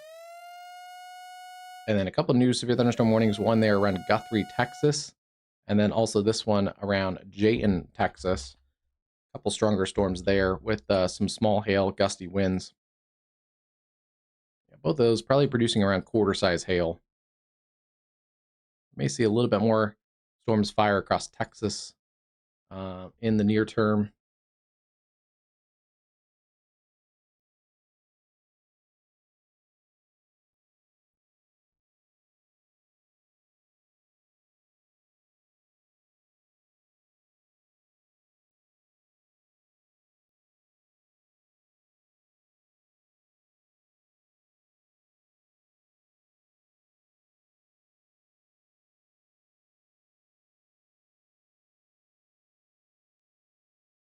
I just posted it on our WXCast Live, our Twitter or X account. Yeah, I can't share the video here for copyright, but Jeff Petrowski, I'm sure if anyone's watching might know that name, a longtime storm chaser, really professional, good storm chaser. It looks like got stuck trying to chase that storm in the Wichita Mountains earlier. Stuck on the road there, waiting for a herd of bison to cross the road. So he posted the video of that. You go check it out on WXCast Live on Twitter or X, and then you can check out his page there. But that's one that I guess if you are in that area, you do have to worry That's a chasing hazard there, is the herd of buffalo, but beautiful shot with the rugged mountains in the background. Even if the storm kind of fizzled, I mean, that's probably worth the drive out there anyway, seeing the herd of buffalo. But yeah, that storm is completely gone. I would guess if I was him, I don't know what he's going to do. He could wait for seeing these storms that are developing out by Altus, or kind of slide up back towards the I-44, towards Chickasha, and see if anything develops closer to Oklahoma City too. But yeah, I might have to get down there just to see the buffalo.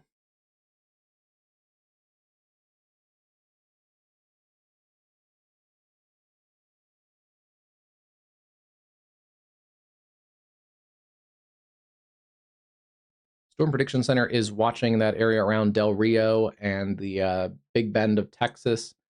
Small chance of a watch, but if there is a watch, it's going to be a hail-driven severe thunderstorm watch down there. But they have noted that there could be some isolated severe cells down there. Also, potential watch going up for central Illinois into western Indiana, basically along that warm frontal boundary. Storm Prediction Center is watching for an uptick in severe potential that remains through the evening. There's some uncertainty in storm coverage and intensity, but if storms continue to intensify, multi-cell clusters and some embedded supercells could be an all hazards threat there. We saw the model data on that. Looked like at least some of the later models were favorable for more storm growth in that area. And that's what I was just going to check. I want to check some of these models. So yeah, here are the current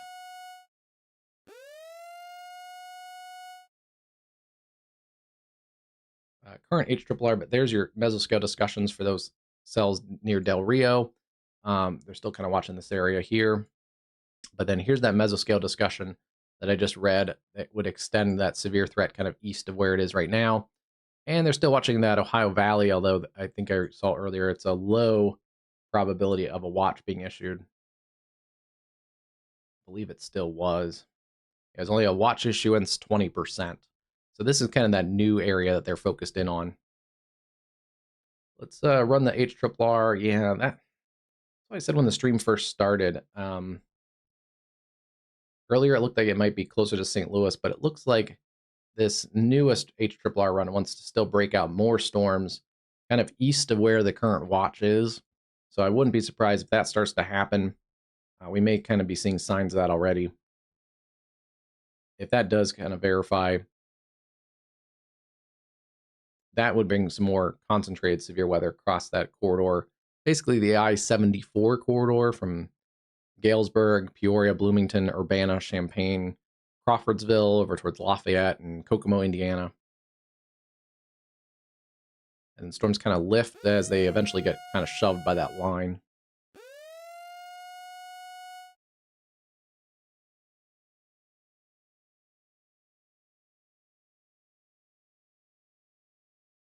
Yeah, this is why I'm watching also, and I'm sure why a lot of those storm chasers are down there in the Wichita Mountains, because even though those storms have fizzled off for now, model data does still want to print a couple supercells.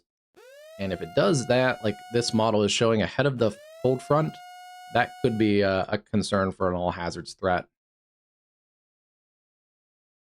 And then eventually kind of congeals into a line and pushes across the Oklahoma City metro into the Tulsa area. I'm also concerned overnight that line segment kind of just sags across the Oklahoma City metro and south sides of Oklahoma City.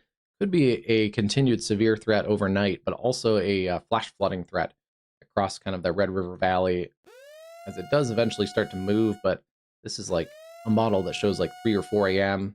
And some of those areas south of Oklahoma City, according to this model, could still be getting some moderate to heavy rain behind the leading edge of storms.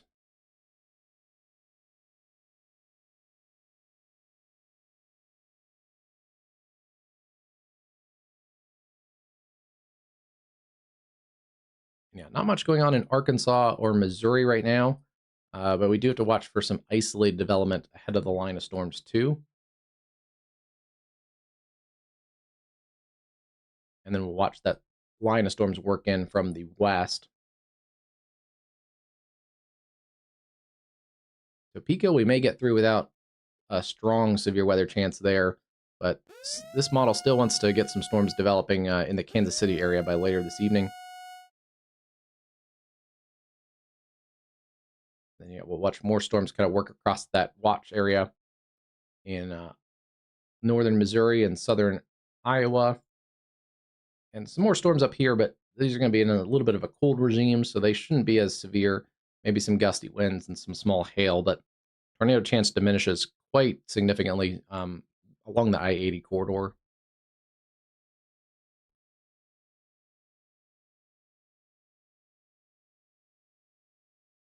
And the Ohio Valley, another area that I have to watch for flash flooding. There's going to be rounds of storm clusters.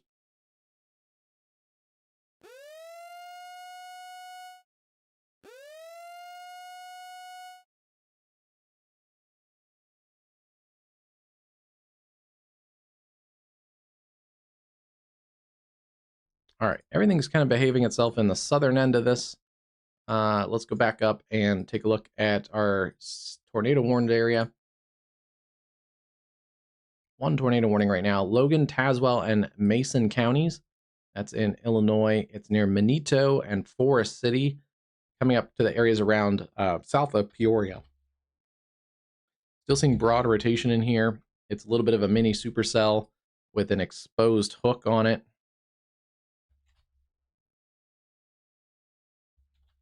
Interesting little cell.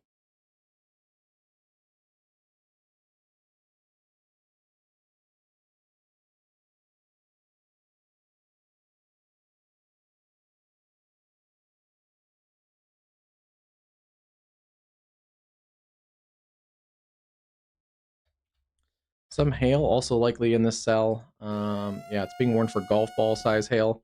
Even though it's not the biggest supercell, it's very compact. Golf ball size hail likely sitting in there. And yeah, that shows up pretty decently actually on the correlation coefficient. Probably show up on differential. It does. See the hail core kind of tucked in this area right there. Those blues and gray color in the differential. This is more like heavy rain over here. And also seeing that in the correlation coefficient. And you can see that same area in the reflectivity. Those purple and pink colors indicates that larger hail. This is an interesting cell because it's lifting more northeast. So those are dangerous cells because you get the hail and the wind first. And then if there is a tornado, it's on the backside and kind of underneath the hail. So sometimes that can be really dangerous because people, they don't hear the hail hitting. The winds may die down, and then they start to get out of their safe place. They come out, look around the windows, check their property, but then there's a tornado hiding on the southern side of that. So the hail goes away, the rain goes away, it clears out for a second, and then you get the tornado. That can be especially dangerous at night when you can't see it either. But yeah, that's a nasty little cell there. A couple other stronger cells in central Illinois. And then this cell also has around Versailles a chance of a tornado as well as some small hail on western Illinois right now.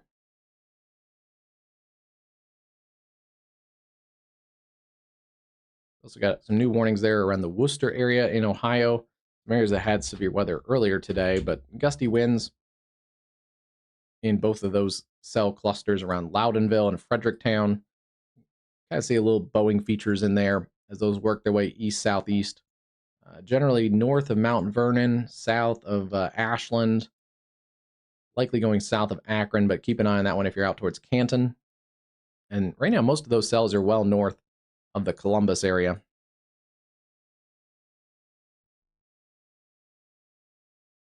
That cell has diminished around Delphi and Flora, Indiana. Still some rotation in there, so we do have to keep our eye on that one. But the hail core has come down quite a bit. Still some other stronger cells around Lafayette. Earlier, that severe warning cell did produce like 1-inch hail near Lafayette. There's our organizing tornado warned storm. It's lifting a little bit more easterly now. So we'll see how this does. There's going to be some cell interactions in here. The problem is we've seen that there's constructive and destructive cell interactions. Sometimes if it's a big supercell that's kind of controlling its own environment, we've seen that can actually aid in tornado genesis. If they're kind of equally sized, smaller cells, that can sometimes disrupt the mesocyclone and disrupt that area circulation. And we'll have to see about this one. Right now, the one thing that may help this circulation is that right now these cell mergers seem to be on the forward flank. They tend to be a little bit more destructive if it's a cell merger into the mesocyclone. So we'll see about that. It may affect this cell a little bit. They do seem to be affecting the direction, so it was more of a north-northeast. It's more of a northeast now. Still at about 20 miles an hour, though. But from the leading edge of kind of the heavier circulation and heavier hail, about 28 minutes to Dillon, 40 to Tremont, about 45 to Groveland, and then about an hour to the I-74 corridor. So still looking at a ways away there. It's drifting at about 20 miles an hour. Yeah, still at 20. So that's a dangerous cell. But it looks like right now, at least it's kind of avoiding Peoria a little bit. Okay, as we kind of talked about when I talked about it right on early in the stream too, they, it looks like, are going to add a new tornado watch.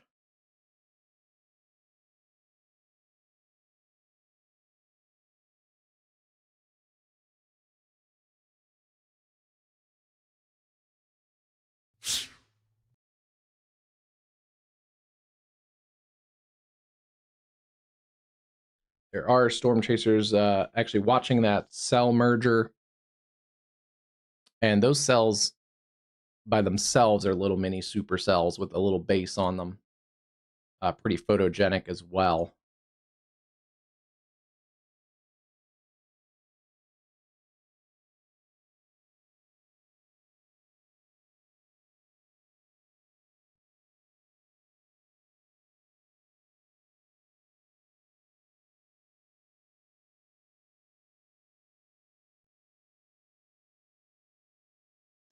Oh, that's weird. I was waiting on it to fill in, but that is the tornado watch. That's very weird.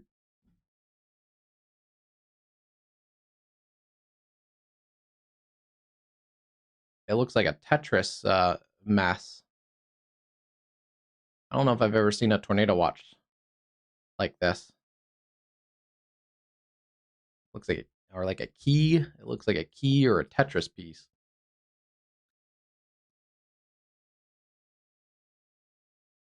And kind of stair steps.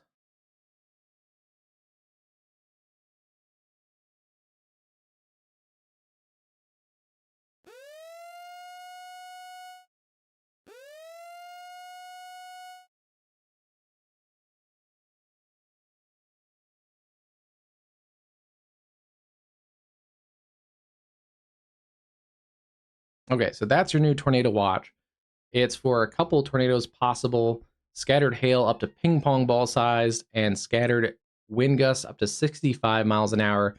It includes Galesburg, Peoria, Beardstown, just south of Strader, Illinois, and then Gilman, Paxton, weirdly north of Champaign and Urbana. So it avoids Champaign and Urbana and Danville, but then it covers areas like Covington, Indiana, Lafayette, Logansport, and DeMonte. It's Pontiac also included, and Bloomington, if I didn't say those towns. But yeah, it's a very narrow area. I'm surprised it's so narrow, but adjust the chair a little bit. Yeah, I'm surprised it's so narrow that it doesn't include Lincoln and Urbana. I would have kind of, I don't know, it would have been probably easier to just box it out a little bit better. I'm not super surprised of the northern extent of this, kind of like in Iowa. Once we get up to the I-80 corridor, where I-80 is like right in here, severe threat diminishes some. So that I'm not super surprised about. But yeah, it's only like 2 counties wide here, and they're fairly skinny counties. So it's a very narrow, it's about 35, 36 miles wide at some points. A very narrow watch that includes basically where the storms are now. So that's a little bit interesting too. A lot of watches kind of preclude storms or also, are in preparation of more development. But right now it's like they kind of like circled out where the storms are and just filled in the watch around the current convection. But now right in the middle of that, we do have the golf ball size hail and tornado possible there. Looks like the cell mergers are not totally destroying this circulation, so they may help it. We'll continue to keep our eye on that one. There are a couple storm spotters out on that cell, so if we get any reports, we should get a tornado report pretty quickly out of that. We're also going to continue that tornado possible tag around Flora, Camden, Deer Creek, and Galveston. This is north and west of Kokomo, Indiana. Eastern Carroll and northwestern Howard counties. That's drifting to the east-northeast at about 25 miles an hour. So keep an eye on that cell. It does have some broad rotation in that, in a somewhat favorable environment for tornadoes. Central Ohio, still getting more severe warnings there, extending that warning out Fredericktown to Danville and south of Loudonville, and then also watching those stronger storms working through Worcester, Ohio, west of Canton, but you guys may get in on some of that severe weather later tonight. We've lost our severe warnings across Iowa right now. That cell has decreased in intensity. It looks like we did get some 1.5 inch diameter hail, ping pong ball size, around Bedford earlier when that was severe warned. This cell, I think, has intermittently produced some hail in that range, some hail in that golf ball to ping pong ball size hail range. It may still have some hail in it. Wouldn't be surprised if that still does have some hail. And then seeing some showers and storms go through the Topeka area right now. Nothing too crazy there. We may get through, like I said earlier, Topeka without any major severe weather today. That's already through Wichita. We had some hail early around Wichita. Those storms are still kind of marginally severe near Eureka and near Severy. That's where this camera is above, looking towards that line of storms. They're kind of slowly advancing. Just to the left of this camera, there is a hail core that's coming up. Wouldn't be surprised if that gets a warning, and that may make its way across this camera perspective. So interested in that camera for sure. And then this was severe warned just until a couple minutes ago, but a stronger cell also down here near Cedar Val. Some rotation in it. You may see it sometimes if we're working on the Wichita radar, but there's these little areas that look like they're convection, but they're not moving. Those are windmills. So they do have some reflectivity spike, but the interesting thing about them is they also show up a little bit in the correlation coefficient, but they show up as non-meteorological targets. That's one way to tell that it's not a real storm that's developing or something like that. Plus that it's not moving.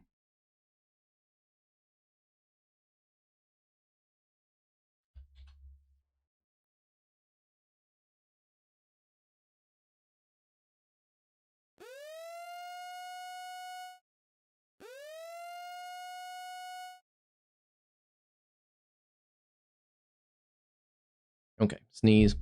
Ponca City, south of Ponca City towards Red Rock, still watching that cell. Ping pong ball sized hail in that cell near the Otto Missouri tribe, approaching areas like Sooner Lake. Some gusty winds. And here's that hail core. You can also see that in the differential.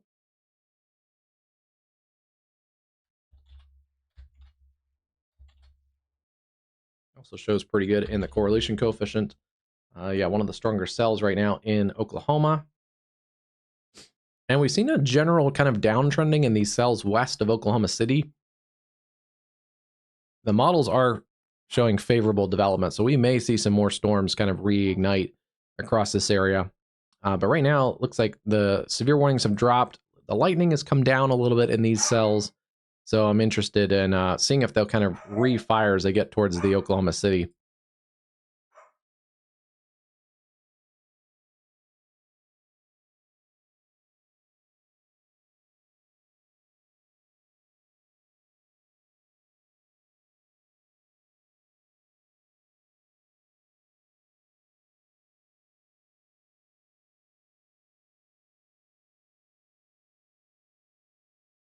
I clicked the mic off. Sorry about that. Seeing some new storms going up around Hobart, Altus, and areas west of Snyder and Frederick. So we'll keep an eye on those cells. They're right along the cold front and dry line. And then also watching these cells, severe warned around Guthrie, Texas, north of Jayton, Texas. That storm has decreased in intensity quite a bit. This one has come up a little bit, though, near Guthrie and out in some really rugged terrain north and west of Benjamin, Texas. Maybe get towards Crowell. Watch out around Seymour and Vernon later this evening. They are going to extend that warning there for the quarter-size hail around Pawnee and west of Fairfax, Oklahoma.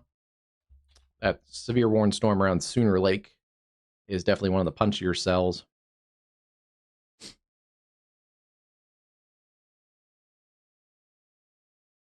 One thing to watch, this is a little bit of a broken line of storms. If these storms can stay semi-discrete or somewhat isolated, they do have a little bit of a higher chance of producing some all hazards threat, especially hail and damaging winds.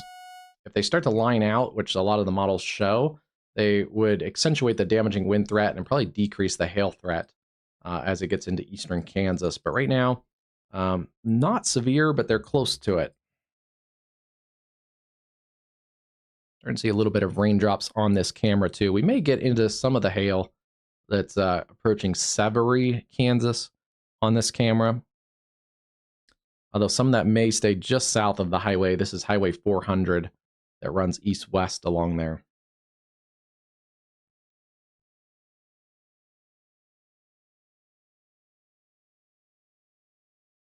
They are going to extend that tornado possible tag for that cell that's north and west of Kokomo, across the areas around Galveston, Bunker Hill, south of Logansport. That's for Cass and Miami counties in central Indiana. It looks like that cell is going to split the difference between Kokomo and Logansport, a couple of the bigger communities in this area.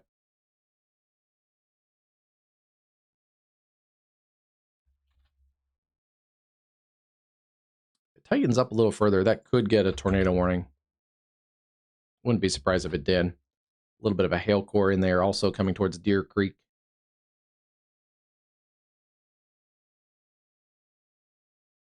And then our other supercell, it is getting more organized.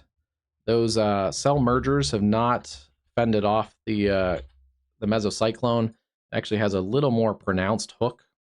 And actually, those cell mergers, I think, have helped it quite a bit. It's kind of beefed up in the size of this supercell, and it's allowing kind of cleared out that mesocyclone.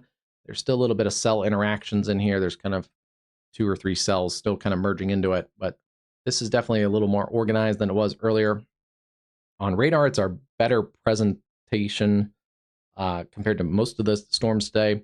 We also just had 2-inch diameter hail reported there at Forest City by Broadcast Media.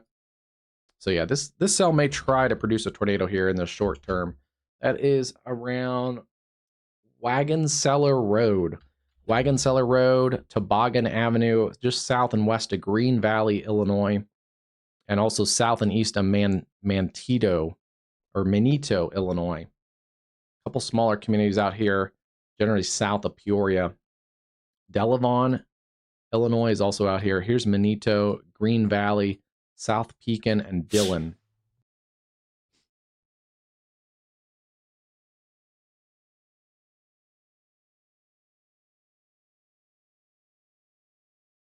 You can see those cell mergers merging into that cell.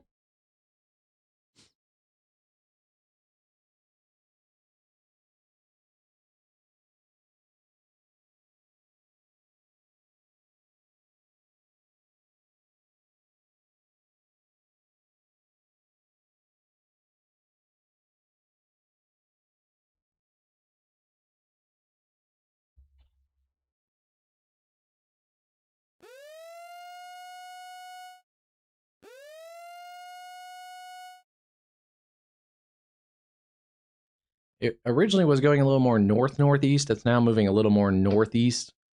So I kind of redrew this a little bit.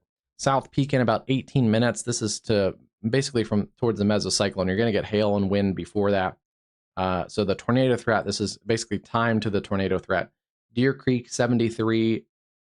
Goodfield, 81. Danvers, 86.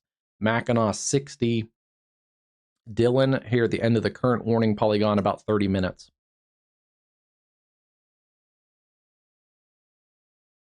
It's definitely going a little more easterly now.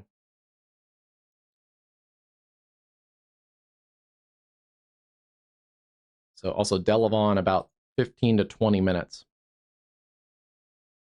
Even though it has beefed up a little bit, it's still likely an exposed circulation. So, oh, there's the hail and lightning on this camera. That may be some hail in there. It's hard to tell sometimes on the cameras. I don't see a lot of trees moving though. If it was, if the trees were moving and that's kind of moving straight down, then it likely is hail because you could see the wind blowing the rain. But because I don't see a lot of wind in there, that could just be some chunky rain.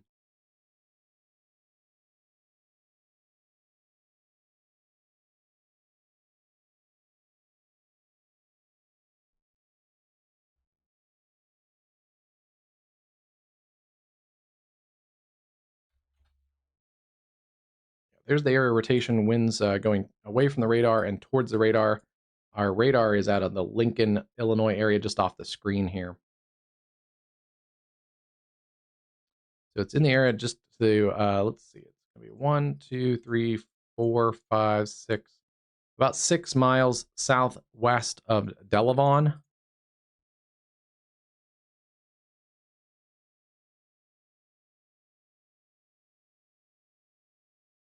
Yep, got that almost exact. Out here in Illinois, a lot of these grids are mile blocks, so it's pretty easy to count up mile blocks and see what you get. But yeah, there's your area rotation, basically about just due west of Delavan. Along Nichols Road, approaching Winkle Road, Hist Road, and then also areas around Green Valley, Toboggan Avenue. Because that's moving so slowly, if you're in Tazewell, southwestern Tazewell, and northeastern Mason counties, you're going to be in that warning polygon for a little while. So make sure you go to your safe place, hunker down. It is an evolving supercell. It is a little more well-structured than it was earlier, so wouldn't be surprised if it tries to produce a tornado in the next couple minutes. Does not look like it's producing one at the moment, but it could wrap up pretty quickly there. And we've lost our severe warnings across Iowa.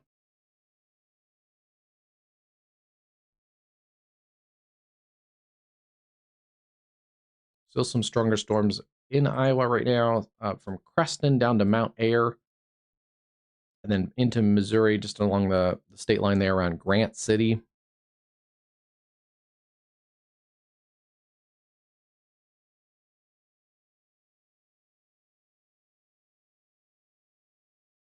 Those showers and storms are through Topeka now.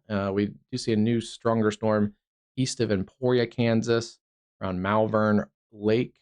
Keeping an eye on that one, just sub-severe. But we did get a new warning out of these cells in southeast Kansas. The one near Cedar Val has been rewarned for some hail and winds. Wouldn't be surprised. This is the cell that's kind of over this camera position. Doesn't look like we're in the biggest hail in this cell, but we're in the biggest wind. The stronger part of that cell is just south of this camera perspective around Severy. And then we also saw earlier that storm went north of this camera towards Eureka. That will approach areas around Yates Center with some stronger winds.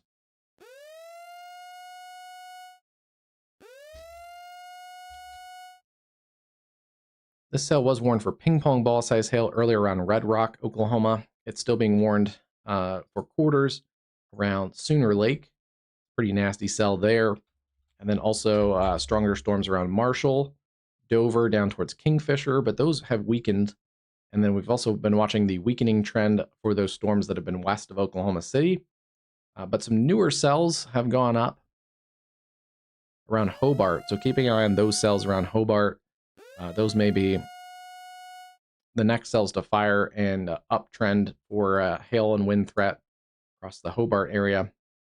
Also watching those storms, some newer storms down near Altus and Snyder, south of Hobart, west of Frederick. A couple hail producing storms also in Texas today, around Guthrie, Texas, and Benjamin, Texas. This is a storm being warned for $half size hail west of Benjamin. And I don't believe there's many populations out here, but no, not picking up a ton of populated areas out there. And sometimes they'll say, let's see, Truscott is the Truscott, Texas, Forward, and Knox counties in northern Texas.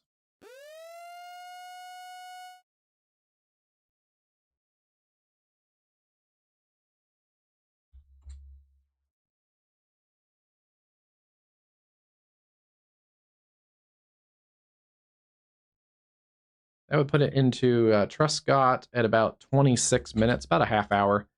It's well east of Guthrie now, so no longer a severe threat there for Guthrie.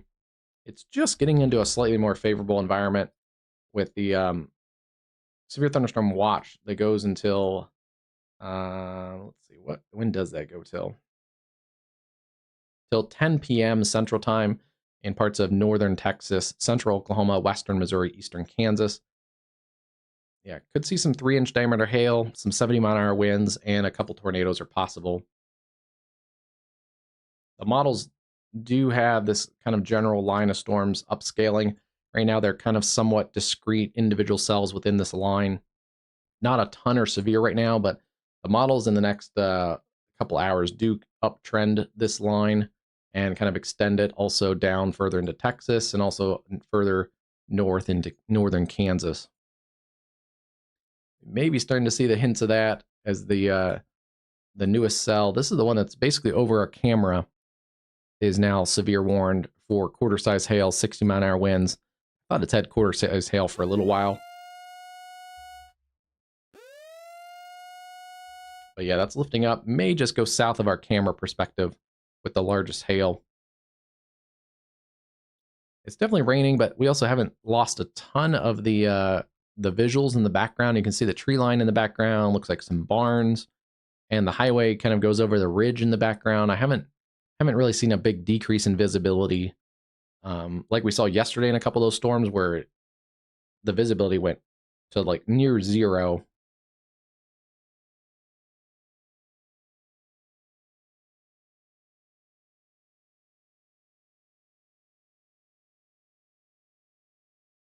In contrast, this is still that area in Iowa along the I-35 corridor. This is right at the edge of our tornado watch, and it's still pretty cool there. It's about 57 degrees at that point. That is started with an O. Osceola. It'll be interesting because there are storms. The ones that were severe warned earlier are starting to work towards that area. We'll see if that can warm things up and also clear out some of this gray fog and mist. But being so close to the dew point temperature, it's about 57. It's not as conducive of severe weather right along the northern end of this boundary. Yeah, dew points in the 50s. Temperatures also kind of in the 50s. So yeah, very, very close to the dew point temperature. That's why we're seeing kind of those low clouds and fog in that area. And that's why also we haven't seen any severe weather north of I-80 today. It's not conducive of severe weather, even though we do have quite a bit of storms. Some of those are loud, a decent amount of lightning in these storms across parts of northern Iowa, but not severe.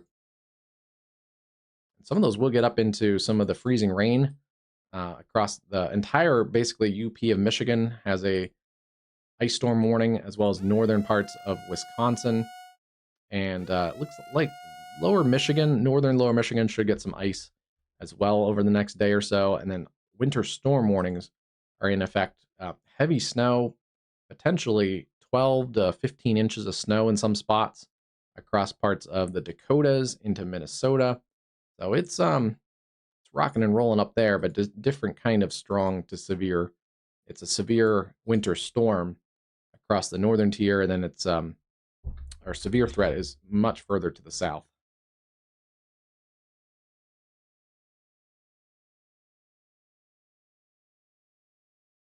Check our supercell, still a tornado warned storm. Still kind of struggling a little bit, but it's definitely a little beefier than it was earlier near Green Valley and Delavan, lifting to the north and east. Mackinac, Tremont, Dillon, Minier, I think it's Minier, Hopedale are up next in this storm, and it is moving a little more easterly than northerly. Earlier, it was more of a, it came out of the Havana area, so it was more like this. It's turned a little bit more easterly. That area may get some more storms. Some of those are strong to severe down near Rushville and Astoria. That's going to lift up along the Illinois River in some of those same areas like Havana. These storms down here may get towards the Peoria metro. Then a strong storm near Paxton, Illinois, south of Gilman. Keeping our eye on that one. A couple stronger storms back through the areas around Lafayette, Indiana, and then tornado possible continues there around Kokomo, Indiana, and just north of there towards Deer Creek. Rotation in here near Young America, Indiana. It's just kind of in the southern end of this warning polygon. And kind of just maintaining itself. If it tightens up, wouldn't be shocked to get a tornado warning out of that. The cell looks a little more impressive than it did a few minutes ago. So we might sometimes see, we do see sometimes the structure improves first, and then we start to see with the improved structure, we get higher rotation. So we may start to see that occur in that cell. So keep an eye on that one. It's pretty consistently been moving east-northeast. So Kokomo, the threat should be just north of Kokomo, Indiana. But keep an eye on this Deer Creek, Galveston, Indiana, over towards Bunker Hill. They may, if that tightens up a little more or strengthens in the velocity, issue a tornado warning for like that area right there. Wouldn't be shocked to see a tornado warning out of that one. Back towards east central Ohio, some wind-producing storms gusting out through the Worcester area. They may get over towards the Canton and New Philadelphia.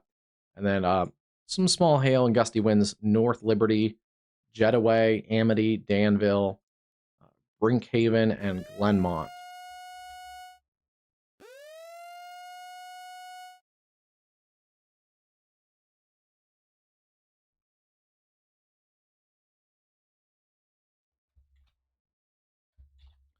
Stronger storm here. This is that one near Severy that's on the camera perspective. Let's go back to that one there.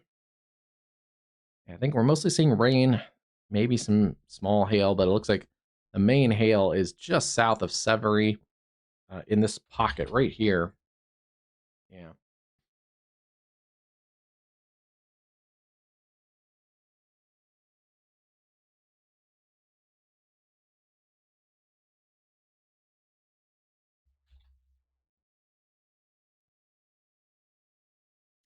So right now that's sliding south of Highway 400, but that will cross 400, likely near Ashley or Fall River, near the Fall River Lake. Keep an eye on this one if you're out here near Fredonia and especially north of Fredonia, Kansas. And then also this one near Sedan, Kansas, and Cedar Val. Severe warning storm there with some small hail, gusty winds.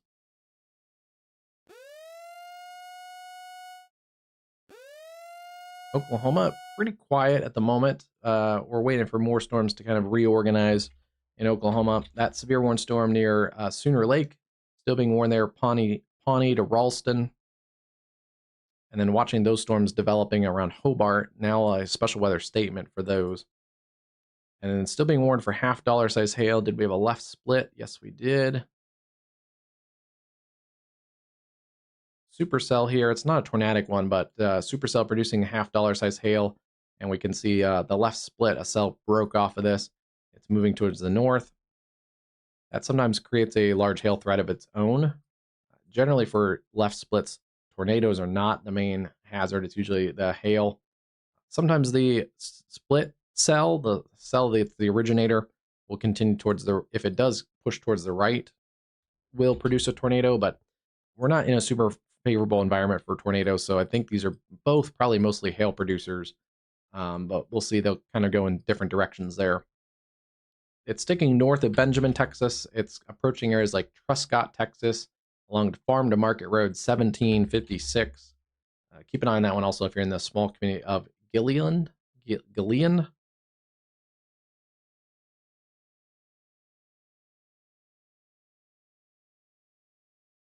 And we did get a new tornado warning. It extends from the previous one.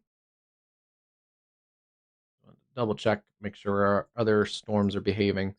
This storm around it in Georgia has been had a couple warnings out of there around Fitzgerald earlier. Now up towards McRae and Helena, and some stronger storms also in southwest Georgia. So starting to fizzle now that we're starting to lose the daytime heating, but still could see a couple stronger storms there. And then we also do have a severe warning out of this cluster of cells in Arkansas, near Camden, Arkansas, with 1-inch hail. We may see a few more severe storms in Arkansas as those lift northerly.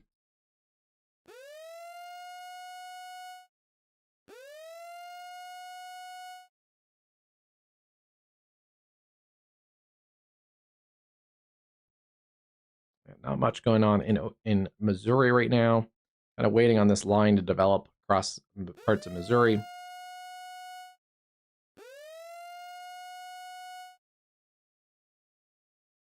We did get another storm, severe warning for half-dollar size hail in that cluster of storms that's basically straddling the Mexican border. Some larger hailstorms out in northern Mexico. This one is in a very low populated area along the Mexican border there, along the Big Bend. But a severe warning for central Brewster County. And yeah, it's like 20 miles to any community there. Moving southeast at 15. So I believe it's moving away from the populated areas, mainly over rural areas of central Brewster County. So that's good news there. We just don't cover a lot of storms down there. We've had some big storms down there on radar and stuff in the past on streams, but there's just, since it's zero, like literally zero population sometimes, I like to cover storms all over the country, but since there's like the chance of someone being affected like by those storms, if there's a storm in, say, Oklahoma City versus down there, we're going to concentrate a little more on the populated areas. Speaking of which, let's go back to our more populated area here. This storm has continued to organize. The lightning has really come up in this cell. The good news is it has turned right. It's turned away from Peoria up at the top of your screen. The bad news is the hail core has come up quite a bit on this since it had the cell mergers. Yeah, this area on Dillon, Illinois is likely getting just absolutely trashed with hail. That could be, it's being warned for lime sized. I wouldn't be surprised if we have more than limes falling out of that area. Yeah, it shows a pretty deep differential right in here around Dillon. And then if we throw on the correlation coefficient, there's actually a pretty deep correlation value, especially for hail. Generally, we don't see hail super deep correlated like that. But there's your hail core kind of stretched along like that. Yeah, that's some really big hail, likely around Dillon, which can do its own damage. South of there, that's where we have the tornado threat, south of the hail core. It's still kind of an exposed hook. County Road 400 North and Toboggan Avenue. It's crossed through the areas around Delavan and approaching a small community known as Brownwood. It'll kind of keep riding along Toboggan Avenue, Hopedale, Favorent, Mindale, and then over towards Tazewell, Danvers. We'll keep an eye on this cell. The new warning was just an extension, essentially, eastern Tazewell, southeastern Tazewell County, and it's still moving at 20.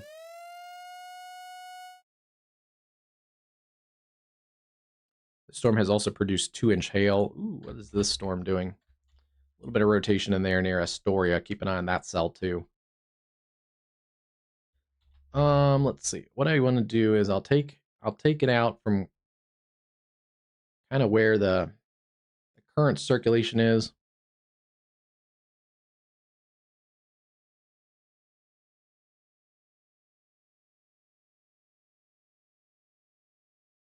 Don't want to scare people, but this may, if it's going to continue more easterly versus northeasterly, it may kind of clip that Bloomington normal area, a little more populated area there. Um,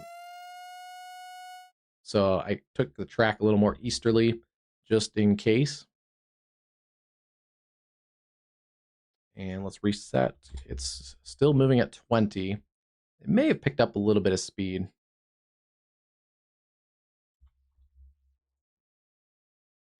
Set it at 25. That gives you a decent, maybe gives you an extra minute or two. Hopedale 15, Minner 28, and about 70 minutes to Bloomington. So just over an hour. So that would put it 6 o'clock Central Time now. So about 7:15. Get ready in the Bloomington area for this supercell. And then, yeah, let me draw out the hail core. It's kind of interacted with a bunch of these cells in here. But essentially, the leading edge of the larger hail is right about there. That may lift a little more northerly. But that would be areas like Hudson and Towanda, Mackinac, Danvers, Carlock for the larger hail.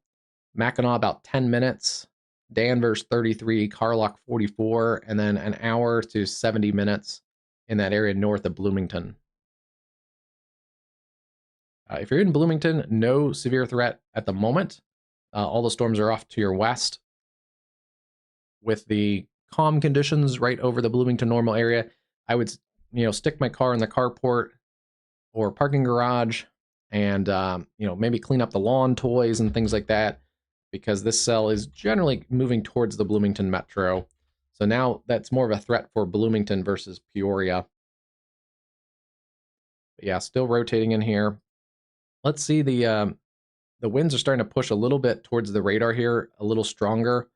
And sometimes the radar doesn't show exactly even inflow outflow kind of thing, but sometimes if we do get a bigger surge out like this from the storm, that will help tighten up the inflow.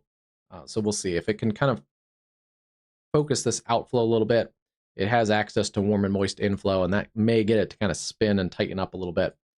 Kind of like a skater at the Olympics last month, tightening their arms as they spin. It's not the exact same, but close enough to kind of understand the principle there. And yeah, watching some strong to severe, potentially severe storms back here. A little bit of rotation in that cell near Astoria. Those may lift a little bit more towards the Peoria area. So Peoria, you're not out of the woods yet.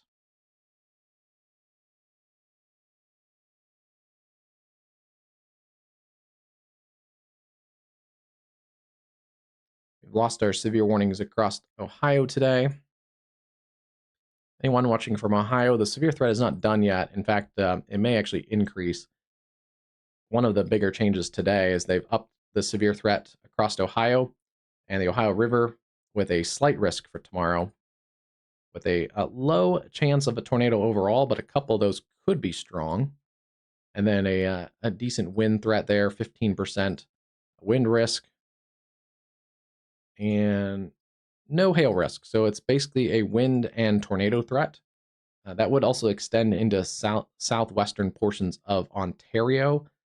So you can kind of see how this goes, connect the dots a little bit, and there'd be a similar risk for parts of Ontario that are basically from the GTA down to Windsor and across to the Niagara corridor. Same for wind. Wind actually may extend up a little bit into southern Ontario more. And then, yeah, not much of a hail threat right now. So it does look like Ohio, you may be a little busier tomorrow.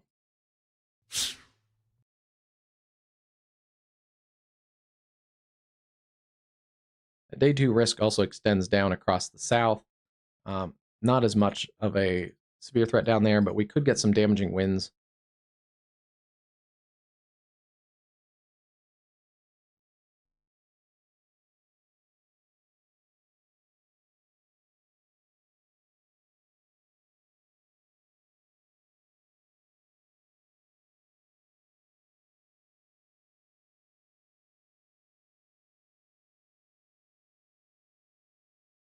here's that look out of the storms that are approaching the I-35 corridor in Iowa right now. This is out of the Osceola area, and it just doesn't look like a big tornado kind of day right now across this area. It's about 57 over 57. Just not a conducive environment. They are going to drop, looks like a couple counties, Maryville, Oregon, Troy, around the St. Joseph area, and basically northern parts of Missouri. They probably will drop that county to around Bedford. They got the larger hail earlier in Iowa.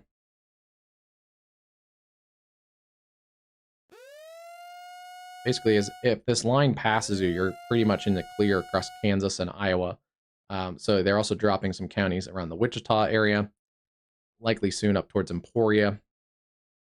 These storms are still pretty feisty, though, across eastern Kansas, moving into southeastern Kansas, approaching Yates Center. There's kind of three cells. We've been tracking these three for a while, but the one near between Eureka and Yates Center, the other one near Howard, approaching Fredonia.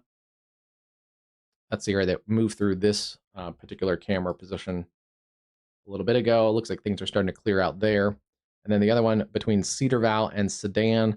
All three of these could have some quarter-size hail, even $half size, a couple $half. Gusty winds. They are have their kind of mesocyclones. They're not tornadic cells right now, but wouldn't be surprised if one of them had a quick spin up. And then we're losing our punch a little bit in some of these cells. They were warned for larger hail earlier around Sooner Lake. It's mostly a wind and small hail threat right now. From Sooner Lake down through Perry, approaching Stillwater, and then seeing some uptrending cells out in western Oklahoma. Those just have a special weather statement right now, but those are starting to organize in a cluster south of New Cordell towards Hobart and out towards Mangum.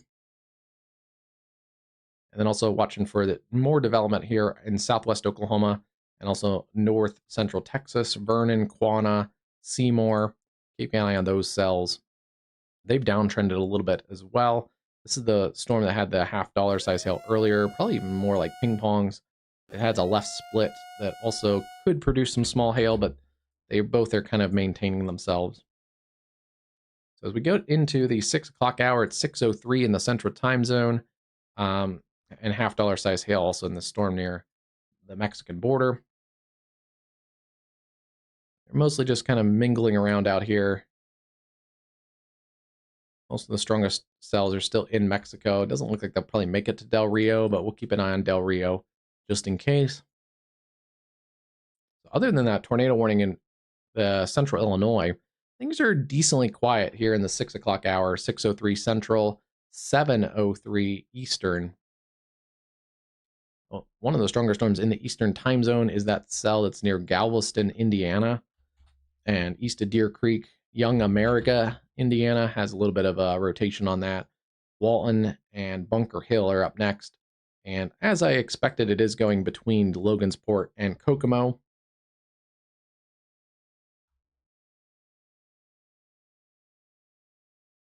Still pretty nasty cell in a decently favorable environment. And this cell has finally gone observed. We now have an observed tornado. It is probably a spotter observed tornado because it is it's a broadcast media confirmed tornado at 6 o'clock. Damaging tornado, 2-inch diameter hail. The tornado was located over Hopedale or 13 miles east of Pekin, moving east at 25. So they have also used that chance to update the warning. It'll be hard to see because this is a little bit of an exposed base. So there's not a lot of precip right on that area. It says it's over Hopedale, but I think it's probably just to the south of Hopedale.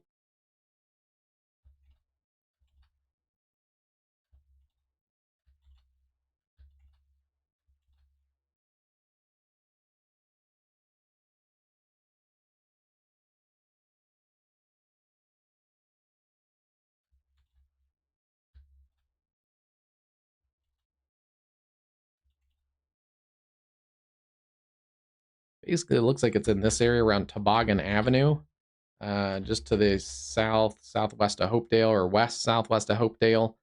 So that is a dangerous storm. We called some of these areas out earlier, but Fravert, Minier. So we'll probably get an extension as well further to the east.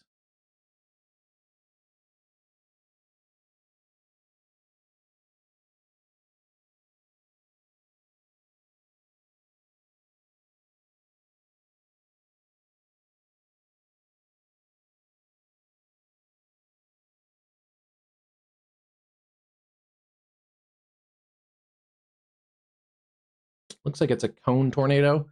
Just seeing some reports of it there.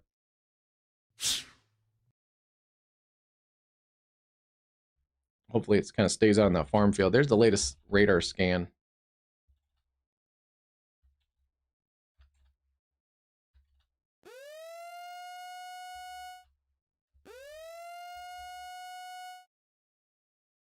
Don't see a deep sea signature with it. So that's one good thing. It's probably not lifting up a lot, but it is a tornado that's on the ground near Hopedale.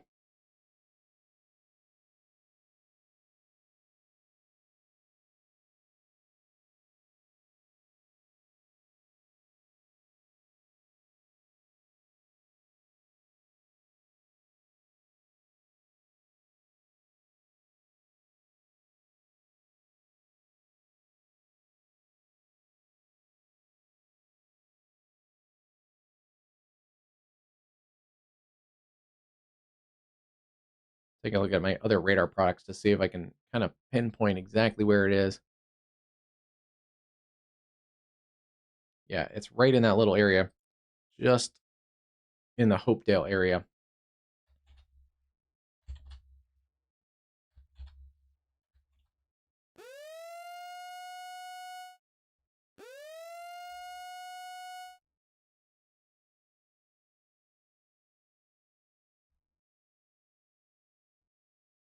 So yeah, this is a dangerous cell, and it's not just a even though we're not seeing a really defined debris signature, it's not just a little gustnado.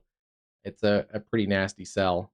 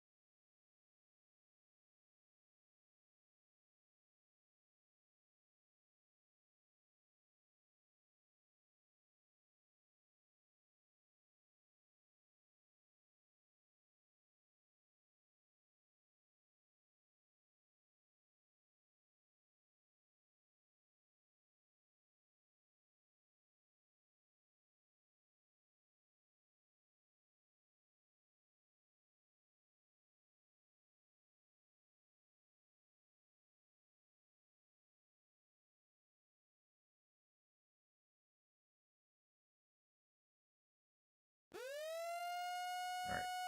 Yeah, checking a couple other radar products. It looks like it's in this area just around the Hopedale area, but it is a legit tornado just because we're not seeing it very good on the radar. It's a really nasty supercell. The good news is there's also a bunch of chasers still around this area from yesterday that have hung out in this area here, and it is becoming a little bit more of a looks like there's a little bit more precip in this hook, so we may start to see it a little bit clearer, but still probably not lifting up a ton of stuff. But right in here, just near Hopedale, that's basically where your tornado is. This is your inflow region. It's funneling in inflow. Now we're starting to see a little bit of an RFD surge and a little bit of a visual presentation to the RFD. So yeah, there's a latest scan has a little better look at it. There is some CC lowering in here. Can't fully say that's the tornado, at least based on radar, but this is if you're in Hopedale, you need to really take your safe place. But coming up towards Tazewell, Walnut, Fravert, Mindale, Minner, newest warning there goes out to cover some of those other areas in southeastern Tazewell County. The storm has a history of producing brief tornadoes, so apparently they haven't lasted very long. And I think the one report was a media report, so there may also be local media out there too, which is one reason to follow your local media.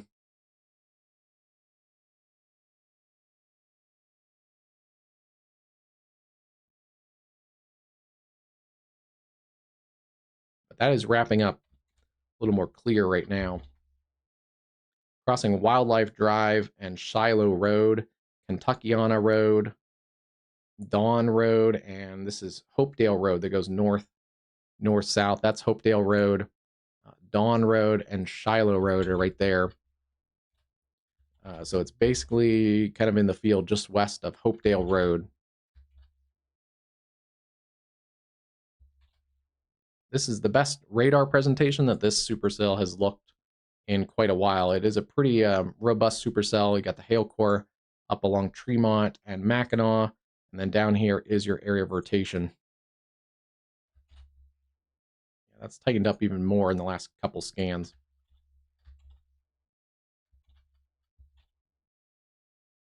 This has been apparently putting down some intermittent tornadoes. It may be starting to get ready to put down a little more organized one.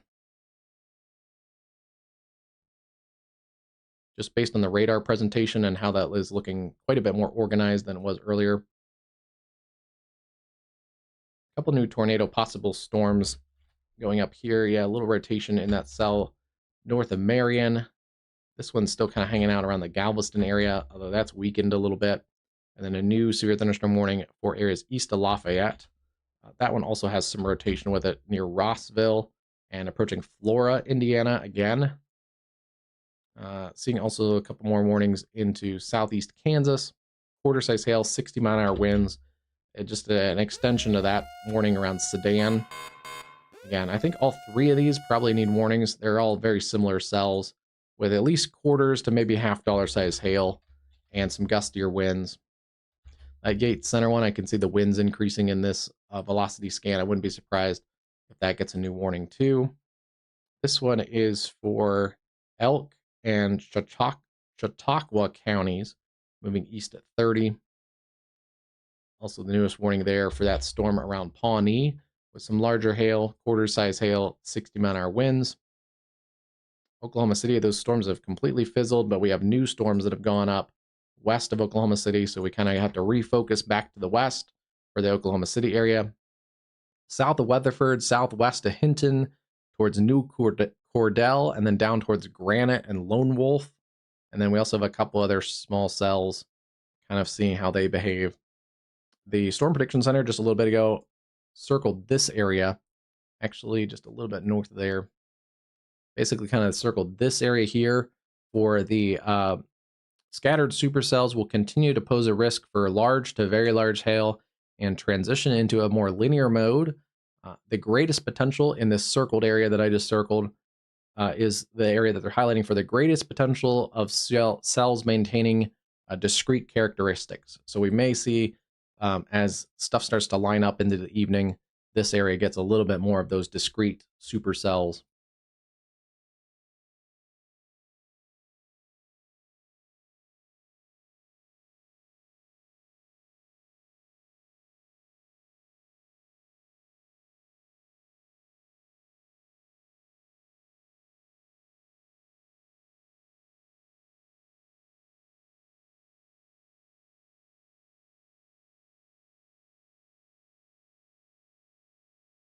Go back up to our observed tornado. This is okay, yeah, just a few minutes ago it crossed I-555, I think it is, that goes right along here between Lincoln and the Peoria Metro. That was near the Hopedale area. County Road 700. Seeing a more pronounced hook now in here.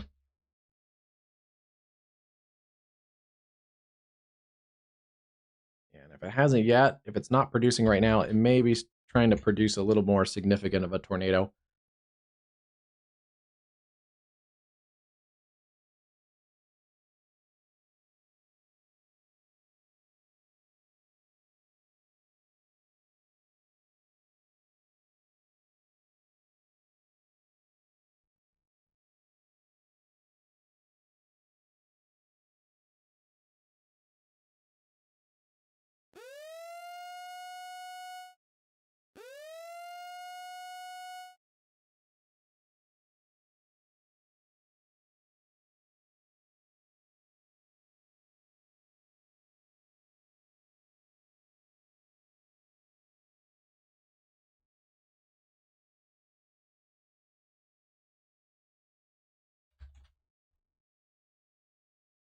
It's going to continue just to the north of Hopedale towards Favert along Highway 111.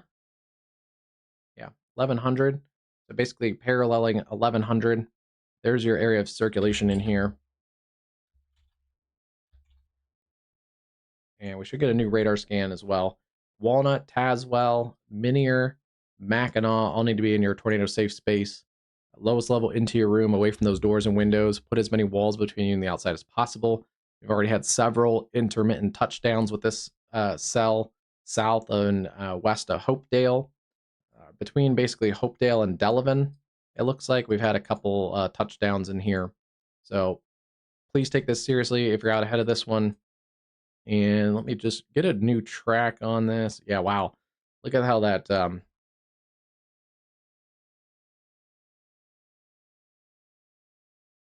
that's pretty impressive. Could have produced another tornado just based on radar here, just to the north side of Hopedale. But that is an impressive supercell. It's just about a mile or so north of Hopedale right now. Kentuckiana Road, Shiloh Road, Wildlife Drive, and this north-south is Hopedale Road. It's coming up towards Mackinac Road. So yeah, there's Hopedale Road. Town Line Road goes just across the top of your screen, and Mackinac Road is the next north-south, the next major north-south. Kentuckiana Road is in here. Shiloh Road is there, and Wildlife Drive looks like it's right there. This highway here is the 555 that goes towards Peoria. So it's crossing kind of those points. Shiloh Road, just north of Hopedale.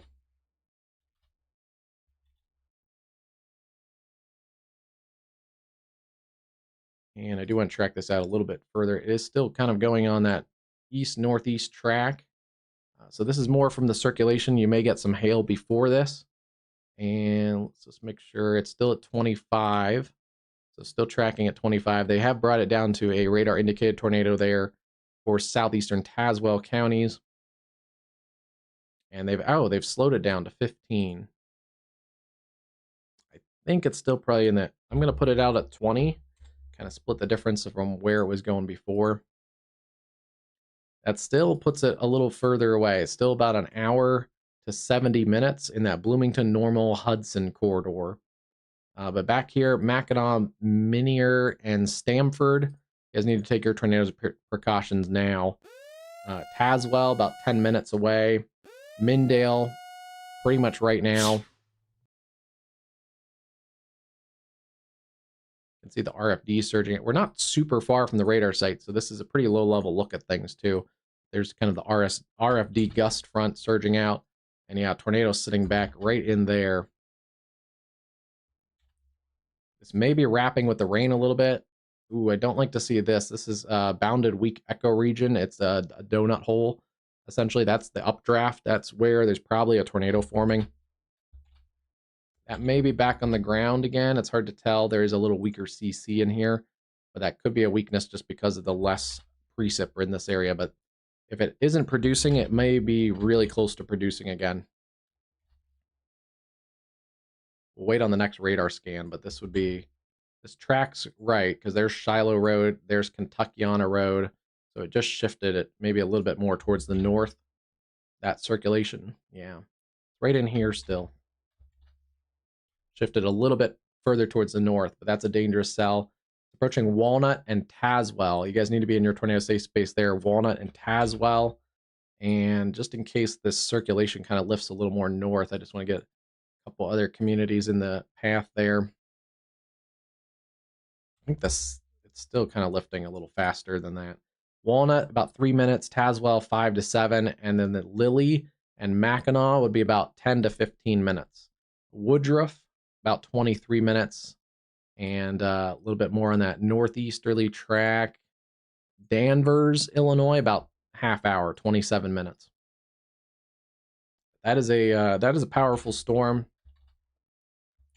Waiting on a CC scan. If you hear a little like whoosh sound, that's the audible sound of the new scan. So once we hear that, we should get a new scan in. Keep an eye on this again if you're in the Bloomington normal area.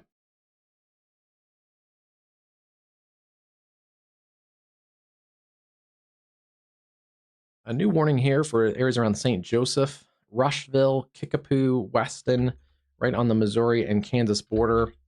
Not seeing anything super crazy there, but they have warned that. Topeka, you guys are going to get dropped from the severe thunderstorm watch, as well as Emporia. Basically, again, if you're in Kansas, it's a one and done. Once this line clears you, you're good to go for the rest of the night. But we are seeing what the models kind of predicted. Looks like storms are upscaling as they come towards the areas there in eastern Kansas, closing in on the Kansas City area. Keep an eye on you guys later tonight. They've continued that warning out from Fall River to Fredonia, Altoona, and Buffalo, Kansas. 60-mile-an-hour winds, quarter-size hail. Elk, Wilson, Woodson, Greenwood counties there. We covered that one earlier. Sedan and Easter Cedar Val. Severe storm there around Fairfax. And then still watching the Oklahoma City area. We have a new severe thunderstorm warning in that cluster of storms out towards Hobart. A little bit of rotation in that cell. That's near Hobart. Organizing kind of supercell embedded in this cluster of storms. Not as much of a tornado threat down here, but the hail core is coming up in that one between Hobart and Rocky. Quarter-size hail, 60-mile-an-hour winds. And we've lost our severe warnings there in northern Texas, but keeping an eye on that Abilene area. New storm there going up near Buffalo Gap with some hail and gusty winds. And still seeing half-dollar size hail in those cells south along the Del Rio. Some big hailers across northern Mexico, but those are avoiding the Mexican and U.S. border. Double check everything over here too. Marion, that cell still kind of holding its own. Tornado possible tag there. Tornado possible tag near Galveston, pushing through areas just to the north of Kokomo.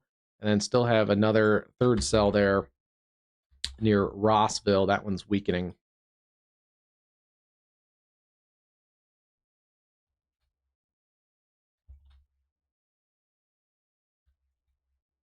So yeah, we got a new radar scan. I don't see anything visually there that says like screams tornado on the ground, but it very well could be around Walnut. Kind of lifted a little more northeast. We had that donut hole just a few minutes ago.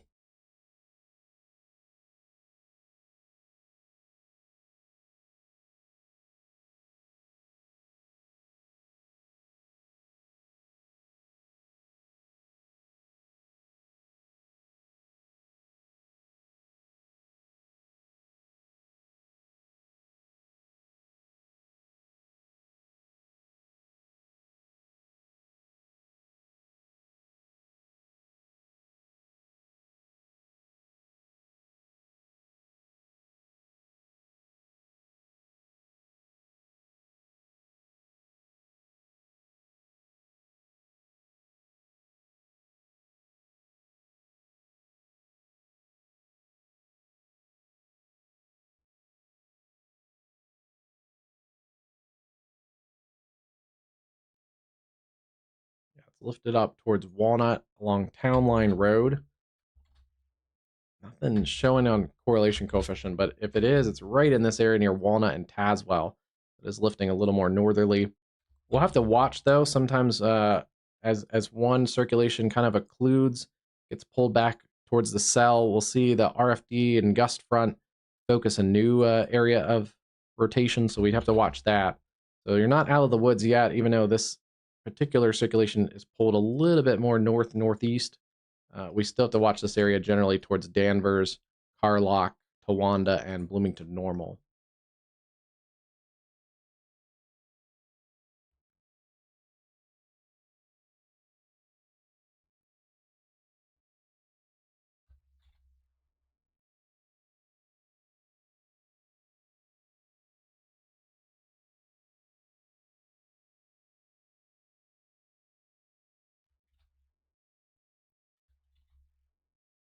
Cell seems to be kind of re-strengthening near Fairfax and Ralston, Oklahoma. So that's one to watch there.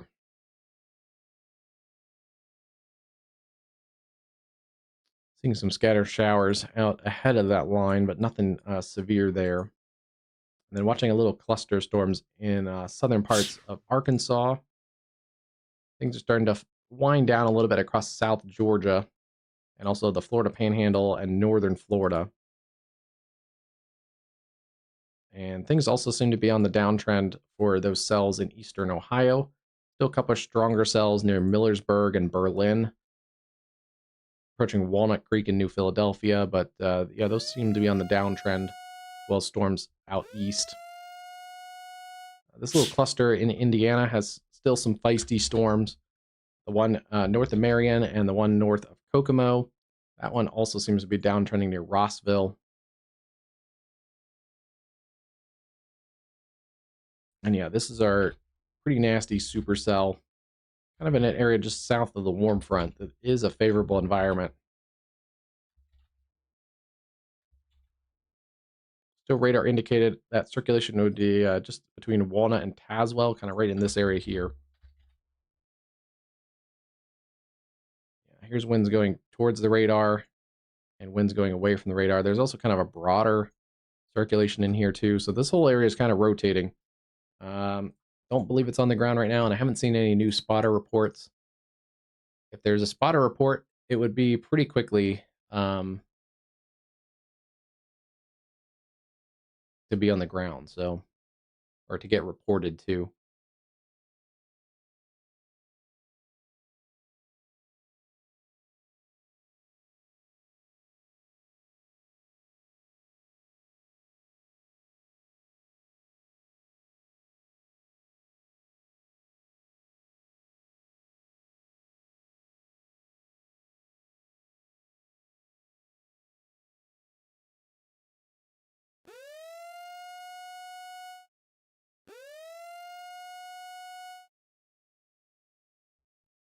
While we're kind of watching that storm and seeing if it cycles again, they did get a new warning for that cell back to the south, back to the Havana area. There is some rotation also in that cell near Liverpool and Quiver Lake. Let's see.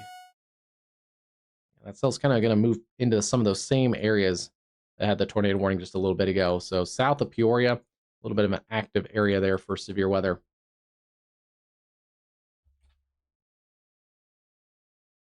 Once again, the rotation there just south of Mackinac, near the town of Tazewell, the small community of Tazewell and Walnut. It's going to be continuing to lift towards County Road 1675, Mackinac, Lilly, Woodruff, and Danvers. Keep an eye on that cell. Again, that's going to be basically right in this area. Danvers about 20 minutes, Woodruff 15, Lilly 9. And Mackinac, if it lifts a little more towards the north, you're going to be even a little bit closer to that. Probably about 5 minutes. Yeah, about 5 to 6 minutes. So you really need to take your tornado safety precautions if you're in that area. Mackinac, Illinois, over to Danvers. It's not a super big cell. It is moving pretty slowly, but it has had intermittent confirmed tornadoes, at least in the last 20 or 30 minutes or so.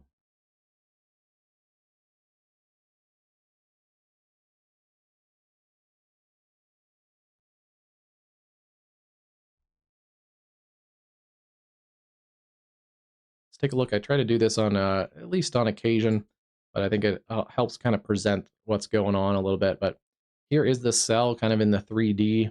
You can see down here areas around Peoria. That's kind of the backside that you would see if you're in Peoria. But it's not as pronounced because it's a little bit of a dry rear flank. But here is a draw. Oh, can I? Ah, I can. That's cool. Okay, I can draw on here. Here's your rear flank downdraft, your clear slot, kind of surging in on the backside here. This is cooler, drier air from the higher end of the thunderstorm filtering back down on the backside. A little bit of the gust front slash flanking line. And then this is your forward flank back out here.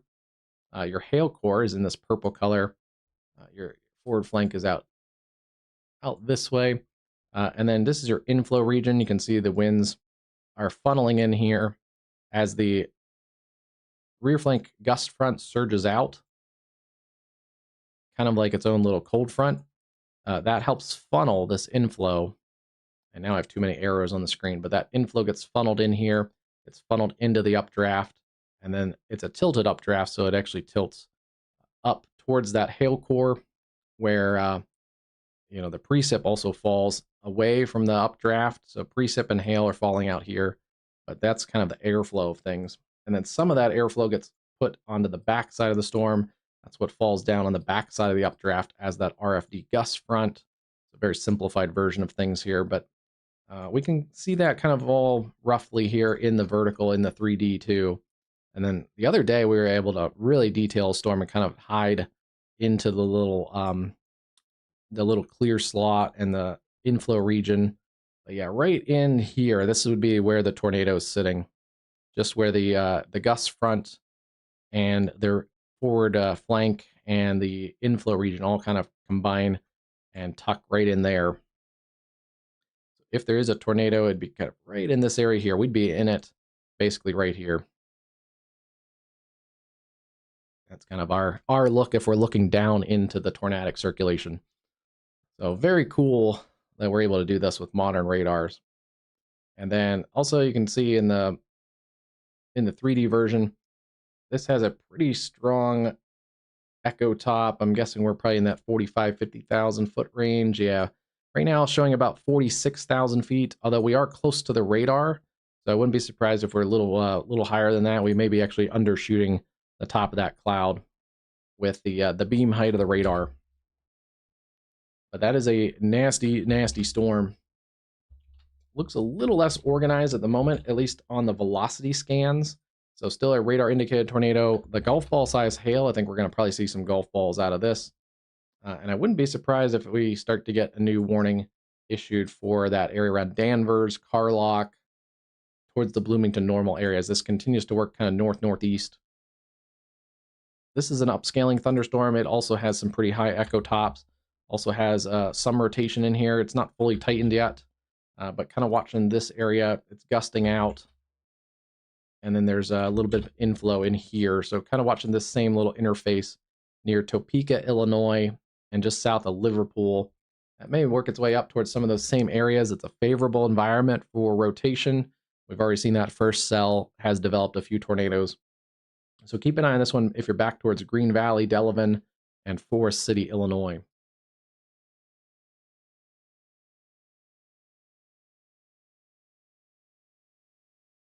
Strong storm near St. Joseph, Missouri, down to about Kickapoo and just near the Leavenworth area in Kansas.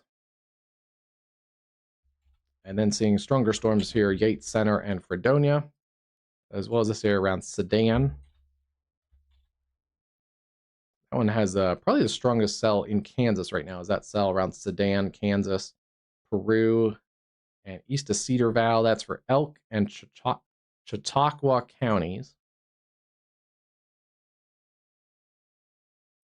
Later, watching the Tulsa area, some strong storms near Fairfax, Ralston, and Morrison, Oklahoma, north of Stillwater.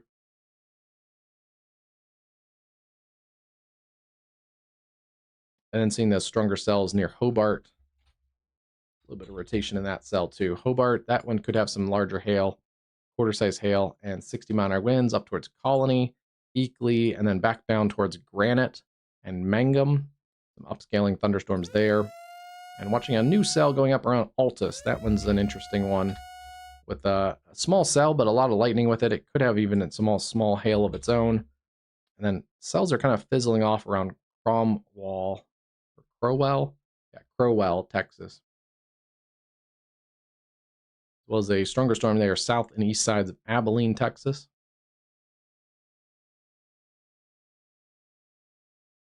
So this cell has had a couple severe warnings, but as it's working north, it had one down near Camden, Arkansas, now near Sparkman, Arkansas. Severe warning there for Fordyce, west of Fordyce. It is for Dallas County, central Dallas County in Arkansas. That's moving northbound, so we'll keep an eye on that. It may get up towards the Little Rock area later.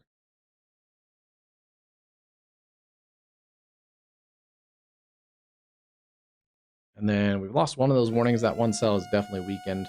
These cells are on the downtrend, I think, too. Both of them, tornado possible, severe thunderstorm warnings. The one lead cell has kind of taken over, I think, is the area with the highest rotation. They're both kind of weak, though. Tornado possible, some small hail. They're kind of marginally severe.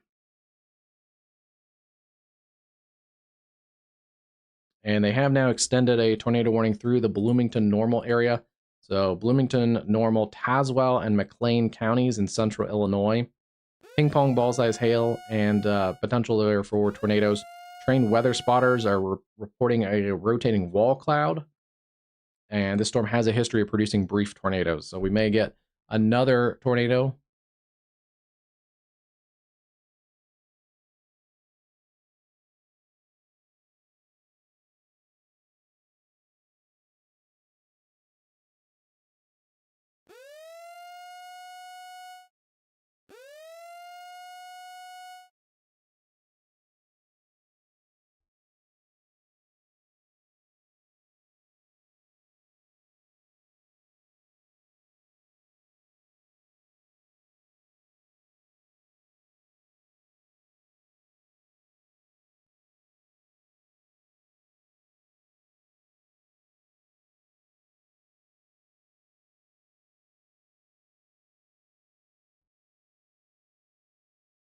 We're going to see if we see anything yet. I have not seen any new tornado reports, but looks like the cell's going to try and refocus an area of rotation.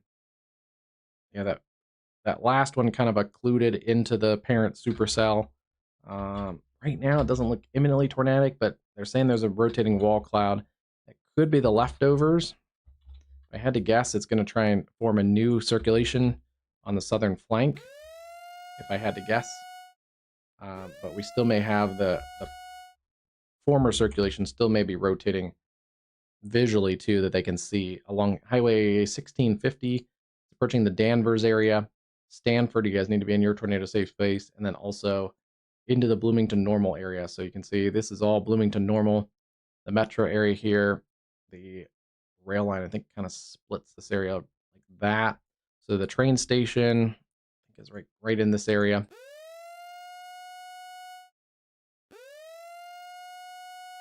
Oh, it's up here, right at Bloomington Normal there. So yeah, that's the train station. The rail line runs down this way. The university's there, downtown Bloomington, all under the tornado warning. That also includes I-55, where that kind of wraps around the west side of Bloomington. Not that far away, but the storm is not moving that fast. So you do have a little bit of time to get to your tornado safe space. It's moving east now at 20 miles an hour, and it's about 14 miles west of normal.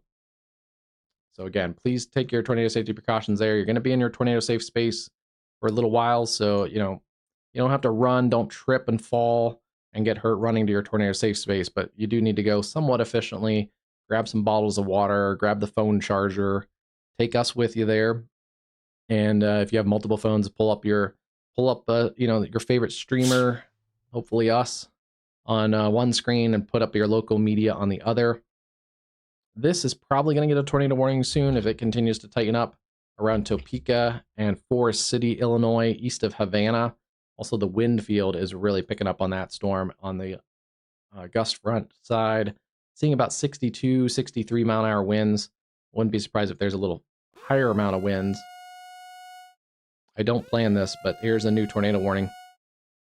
Just calling it like I see it, and a lot of times it's usually what the National Weather Service is seeing too. South central Tazewell and then northeastern Mason counties. This new storm is capable of producing a tornado located 7 miles southwest of Manito or 9 miles northeast of Havana, moving north or moving east at 35. A little bit of a faster motion there. So yeah, that's this area along Manito Road.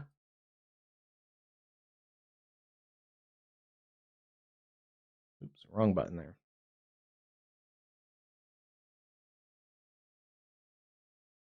Not crazy tight yet, but it has tightened up in the last couple minutes. So it's more on the end. It's more on the top side of this warning polygon. That said, you may get some strong winds that you might wish there was a tornado across some of these areas because those winds could be 60, 70 plus miles an hour with that area of rotation sitting on the northern side of those. Forest City, Manito, Green Valley, really need to take that one seriously. And then Delavan, again, tornado warning or tornadic storm is to your west. Let me get that rotation kind of lined out there. Right about there, and that's at 35. So there's some of your cities in the path of that storm. That's going to be Forest City, 6 minutes, Manito, 13, Green Valley, 23 minutes, and Delavan, 31, if that holds together. Areas that were under the tornado warning before. So if you know someone in this area, give them a call and text and let them know there's a new tornado warning, because sometimes that can be confusing. Some people may think that was the old warning just getting, resent to their phone, but that definitely has the possibility of confusing some people sometimes, especially if they just went through a pretty nasty storm. They may think it's finally over, and then the new storm is coming up behind them. So there's your area of circulation here. Not particularly tight right now. County Road 1400, and I don't think it's on the ground right now. Not seeing it visually on the radar that it's on the ground. But Bloomington Normal, Hudson, Towanda, Illinois, all in central Illinois, you need to take your tornado safety precautions there. 2 tornado warnings now in central Illinois. We've also got a new tornado warning for that lead cell in Indiana. This is for that area around Warren, Indiana, Grant and Huntington counties. Tornado and quarter-size hail are the possibilities there. Yeah, this cell has come up. It's trended up in severity a little bit in the last few minutes. North of Marion, Ohio, or sorry, not Ohio, Marion, Indiana.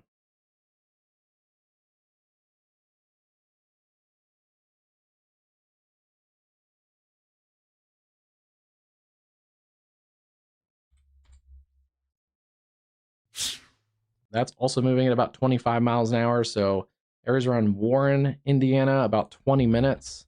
And this is I-69. It's going to cross that in about 15 minutes. So 69 affected there from about Plumtree down to Van Buren.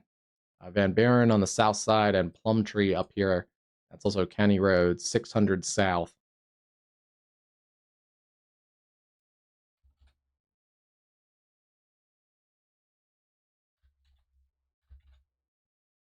Pretty robust circulation in there. It's running right along the 1100 road.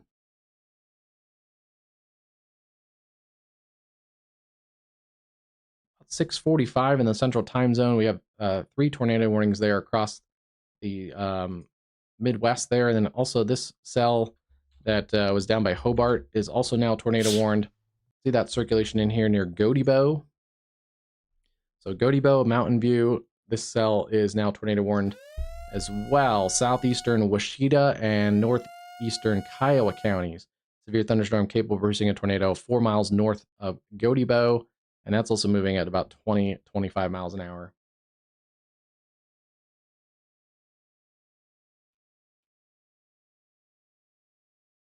Yeah, that's an interesting one. It for one or two scans was actually pretty tight there. Yeah, 2 scans. That picked up really quickly. I think we saw it on the last scan here. And within the next scan, it is pretty robust area circulation. It's kind of broadened back out since then, but it definitely deserves a tornado warning. With some large hail also approaching Goaty Bow.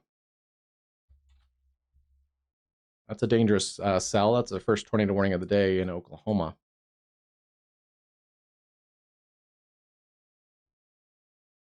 This is the most tornado warnings we've had all day today. 4 tornado warnings. Some days we've had overlapping tornado warnings on the same cell. Today, these are 4 tornado warnings for 4 different cells.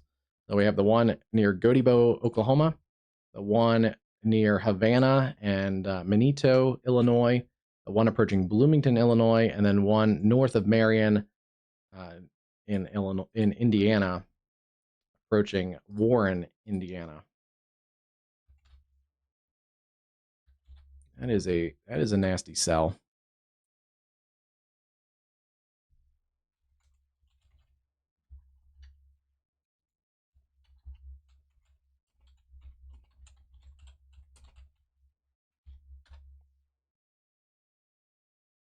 Let's see, we have an Indiana camera that may have that on it. Come on.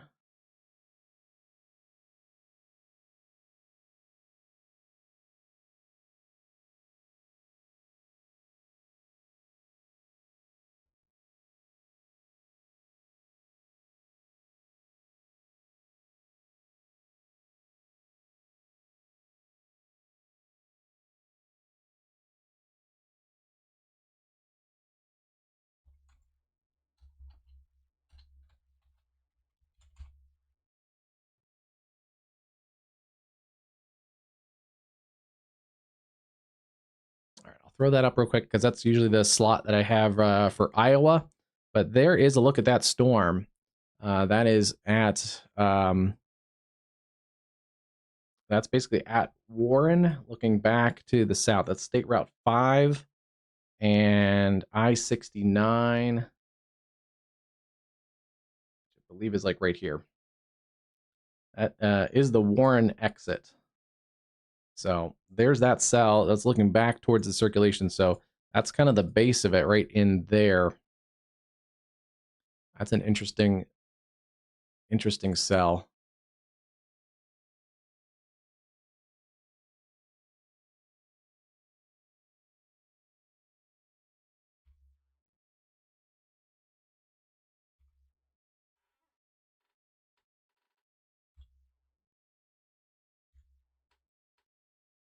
I'll just kind of keep it like it is because we'll probably go back to the Indiana or the Iowa cameras later.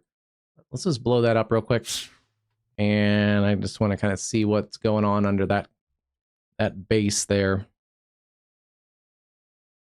So we'd be looking in this area right in there. That's the area of circulation.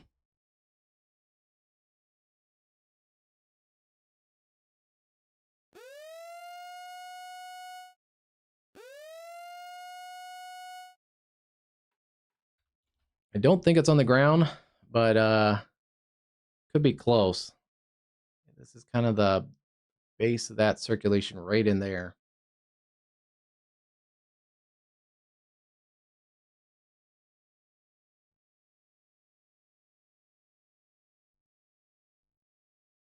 Off to the right side of the screen, that's where I'll put the radar for a second. But yeah, there's your circulation right in here. And that camera is basically right here looking this way. So we're looking, might just be, yeah, that's probably about right. Luckily, the highway kind of curves away from that circulation.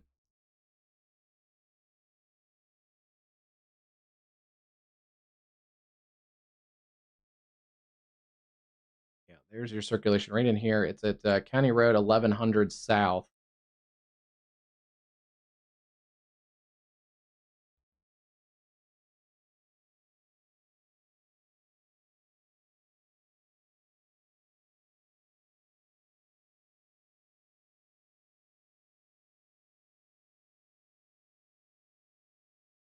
Kind of just watching it with you guys, and we're waiting on the next radar scan. A lot of lightning also showing on that camera.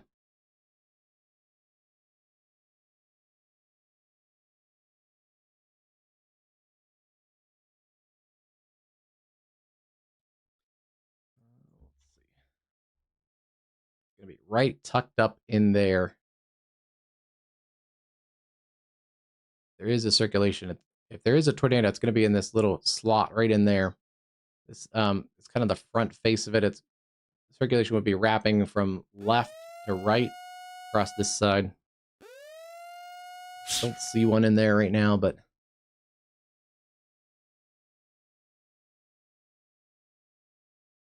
it's going to be a little bit obscured. It looks like the rain is starting to wrap up into that circulation. Kind of see from this side. So those rain curtains may be obscuring the circulation. We can see some of those rain curtains, some of those wispies.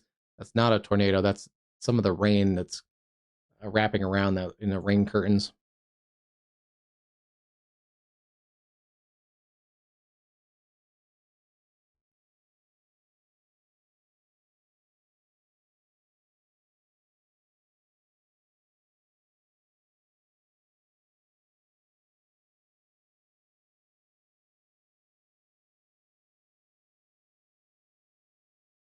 Getting pretty close to the interstate. That's 69. Yeah, that camera is like right here looking out towards that circulation. That's a really good perspective. It's broadened a little bit on the last radar scan.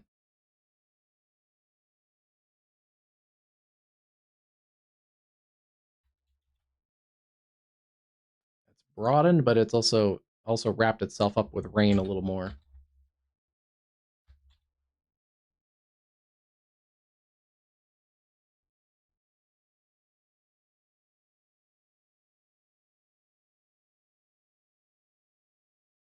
All right, we'll watch that one. Since we have multiple tornado warnings, I do have to kind of jump a little bit. Still radar indicated around the Bloomington area. Danvers, we called you guys out a long time ago. That area of circulation has weakened some, is around the Danvers area, and then approaching Carlock, Hudson, Towanda, and Bloomington. Shifted a little bit more northerly in the last scan. There's a little gust front right there. So it may go back to more of a northeastern motion. This storm is a considerable threat for some very, very large hail. It also does have a tornado warning, but lime-sized hail and also some damaging winds are likely going to be a factor in this. Not super robust tornadically. There is some rotation kind of broadly near Forest City, but it's more of a wind threat right now, extending out east of there towards Delavan. I wouldn't be surprised if some chasers maybe head back that way just to see what that's doing, but especially since this cell is a little bit weakened in that area right near Danvers. That's where the area of rotation is. So 1 tornado warning, 2, 3, and we'll slide all the way down to Oklahoma for our other newer tornado warning. This is around Hobart, and now east of Hobart towards Godebo and Mountain View. Broad rotation in here right now. It did kind of spike earlier as it's kind of drifting around here, but that has significantly weakened compared to when it was warned. Still broad rotation though, kind of just over the Godebo area. This also may try and refocus an area of circulation south of Godebo, so watch out southeast sides of Godebo. Still stay in your safe place over towards Mountain View, but if you're south of Mountain View, I'd also consider going to my safe place, kind of on the end of that warning polygon. Yeah, this cell has shifted a little bit more easterly as well, so I wouldn't be surprised if they rewarn it for Godebo, Mountain View, Carnegie. Okay, they're going to put a new severe thunderstorm warning on it. Tornado possible tag, golf ball size hail. And they may just be doing that because of that rotation slacking. Although there's still rotation, I think, right in there just over Godebo, but it has backed off some, so that may be kind of the replacement there, which I agree with. That one's a good replacement warning.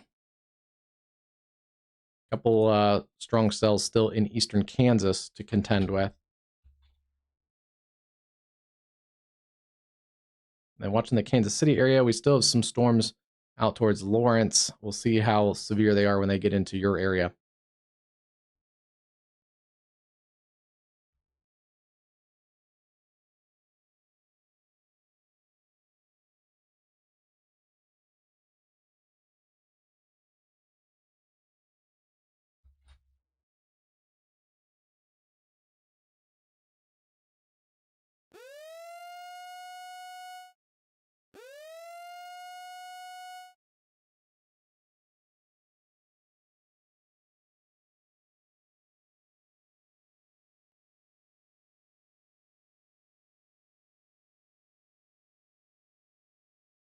Okay, all our tornado warnings right now, all 4 of them are radar indicated. Still watching this one. It's weakening some. It's still kind of paralleling 1100 road around the Pleasant Plain area.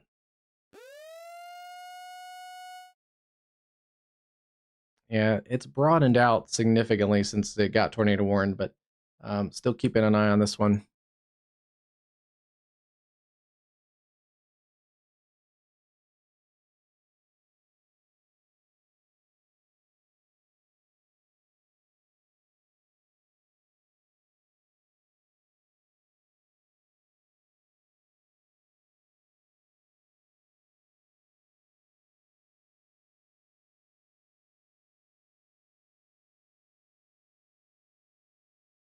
This camera has the better perspective of this storm, but it's just west of I-69, area of rotation there, approaching areas around Milo and Warren, Indiana.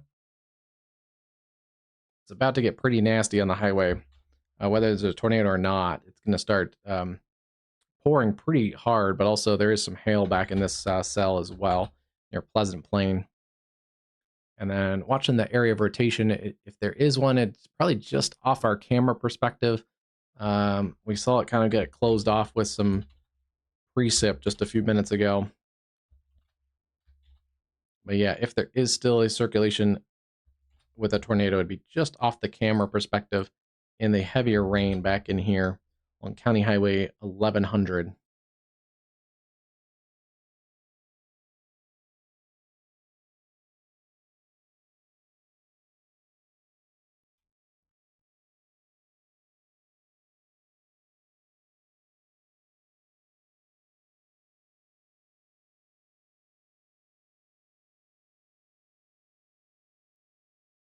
Looks like it had a little bit of a cell merger that kind of pushed up into that circulation.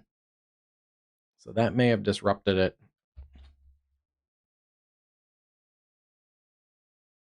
Because it was getting significantly stronger there for a while, and then since then, it has not looked as healthy. What's left of that cell that merged into it is a little bit of this rain shadow that's out ahead of this. That's looking down the highway at kind of this little feature that's kind of shoved up into it. So that circulation is what's left of it. It kind of right just in this area. Interesting. We've seen today, I guess, we've seen some constructive cell mergers and then also some destructive cell mergers. This cell is not as healthy as it was earlier, this little supercell near Carlock. It's actually lifting more northeast now. So Hudson, Carlock, keep an eye on this one. It may be lifting away from the Bloomington area, which would be good for those people, a little more populated area.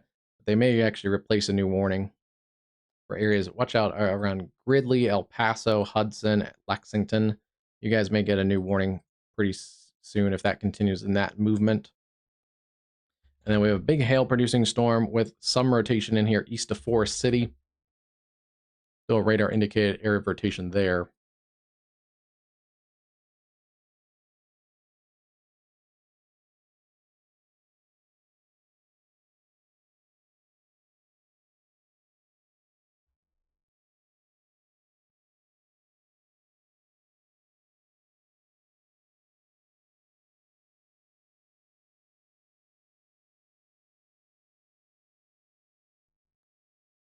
Considerable threat. Godibo, Mountain View over towards Carnegie, west of Anadarko right now. But that is a nasty cell. It's picked up in intensity quite a bit. There's your area of rotation just kind of over the Godibo area. And also the hail is really pronounced also over Godibo, Lake Valley, Mountain View. Mountain View had some hail earlier from a storm, but this is probably going to be a bigger hail threat across that area as this is working towards the east. And let's see here. Yep, you can see it in the differential as well. This little hail core in here, pretty nasty one, as well as showing up in correlation coefficient and on the reflectivity. That is a nasty, nasty hail core. And let's see, taking a look here at that Mountain View. You guys are up next. Rotation continues to kind of broaden on that cell, so that's a good sign.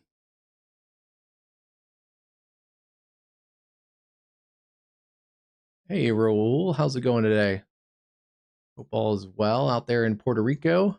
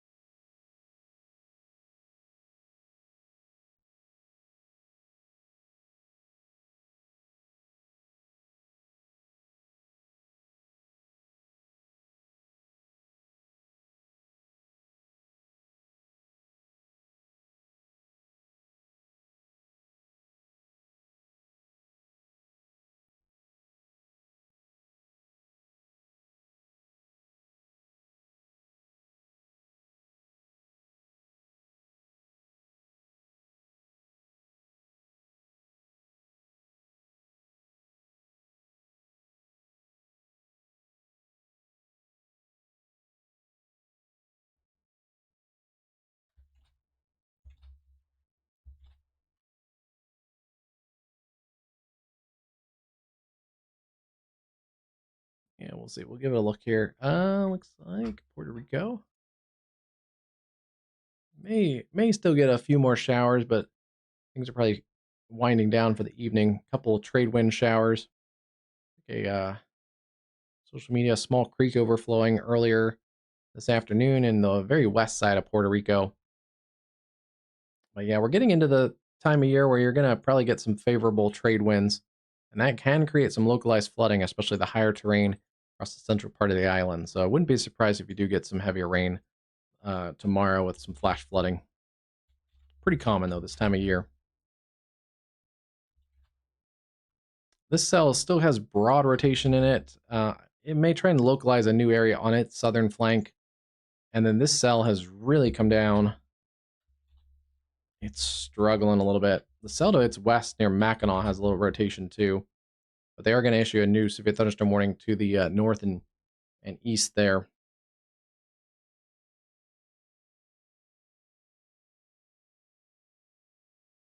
There's what's left of the base of that storm. Let's pull that back up just to look at it again.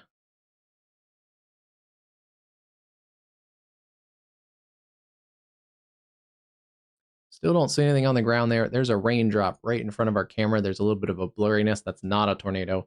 There's a little bit of a raindrop on the lens right there. Um, but other than that, it does look like it is not on the ground. Yeah, look at that. This has turned a bunch of crazy ways. Back.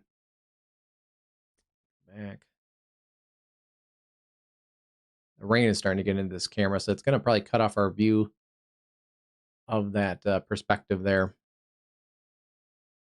This has been a weird storm. It's come out of the Havana area, north and east, made more of an easterly track. It looked like it was on the center line for Bloomington, not just by us here, but also the National Weather Service issued that tornado warning that went out east.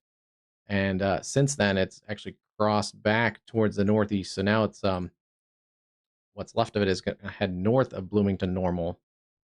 However, Bloomington normal, continue to kind of keep your eye on that storm, but this has made a weird track at kind of northeast and then turned, and it's made kind of a big S curve. Interesting, interesting storm. Maybe a boundary right here that's kind of crossed. I wonder if it's crossed some type of frontal boundary or rain cooled boundary, because it does not look as healthy as it did earlier, and it was looking pretty healthy there for a while. Yeah, rotation here is crossing the interstate. That's it. That's the rotation.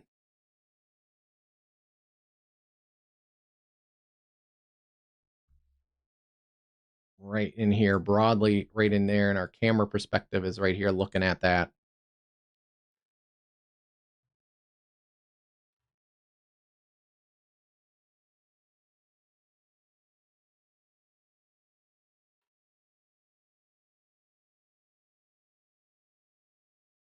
Still radar indicated area of rotation.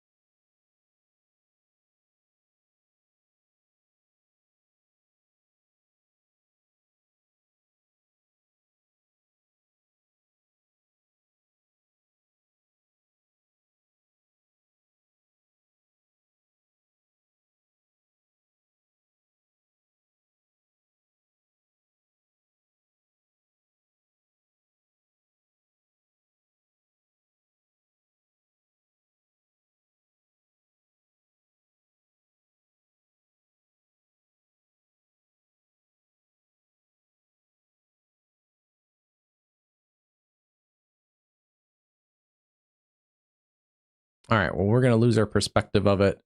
Kind of the last little bit of that area of rotation was back in here. And we're quickly going to get into the hail core and well, there's not much hail, but into the rain. All right, I'll tuck that back away. I'll keep it, but I'll probably go back to our other cameras that are in Iowa.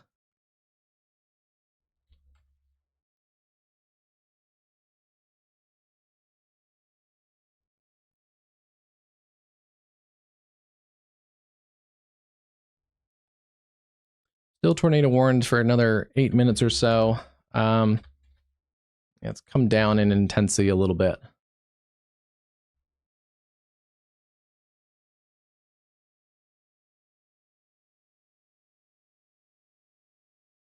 There's what's left of that circulation on the kind of the base of it on this angle too.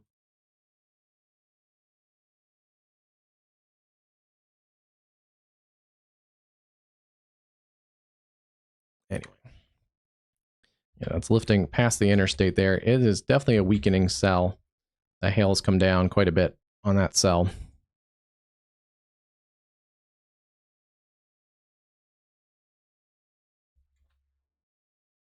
Still rotation in here near Carlock. It's kind of broad and it's weakened quite a bit.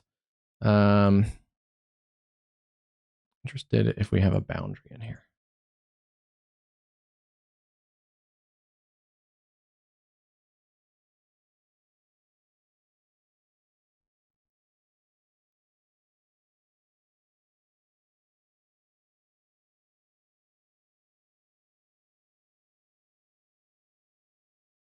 Yeah, it may have crossed a boundary because we have 74 down here at Rantoul and 62 at Pontiac. It could be rain cooled. 64 there at Henry. So we may have a little bit of a boundary in here, and that's why it's not doing as good. Same for temperatures. Let me double check. Sometimes temperatures are delayed in this. So I just want to double check some live temperatures that I have some access to. And usually they come to be similar, but yesterday they were pretty close.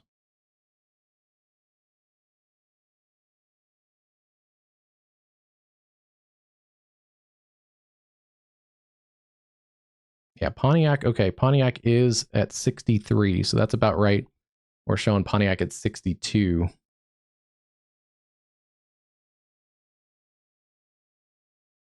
It's 59 at Kankakee, 54. Paxton is at 67. So Paxton down here, 67. Kankakee now has dropped down to 64.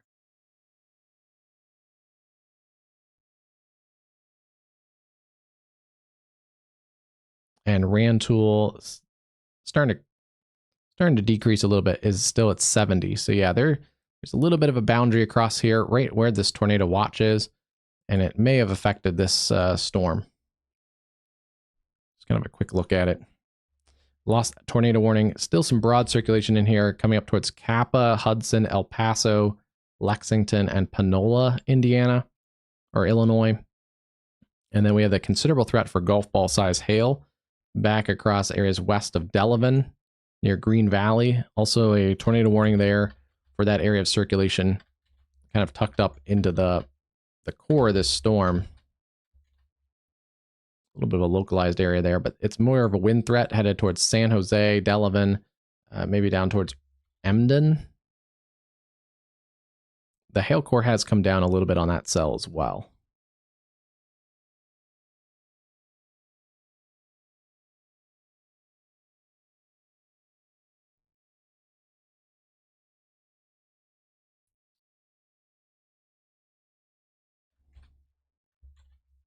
Storms have weakened near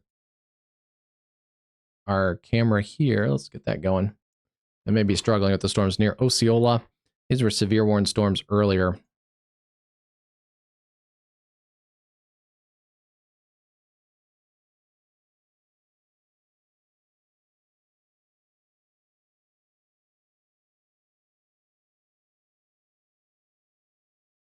There's a good look. The rain's starting to come down there at Osceola, Iowa. Not much going on in Iowa right now. We're also getting some of these areas cut back from the tornado watch. They'll likely cut St. Joseph as well. And then some of the severe thunderstorm watch is also being cut through Topeka. Pretty quickly, it will clear the I-35 corridor across much of basically all of Kansas. We have severe thunderstorms still ongoing around Independence, Kansas, Peru, Sedan, and those areas in eastern Kansas, southeast Kansas.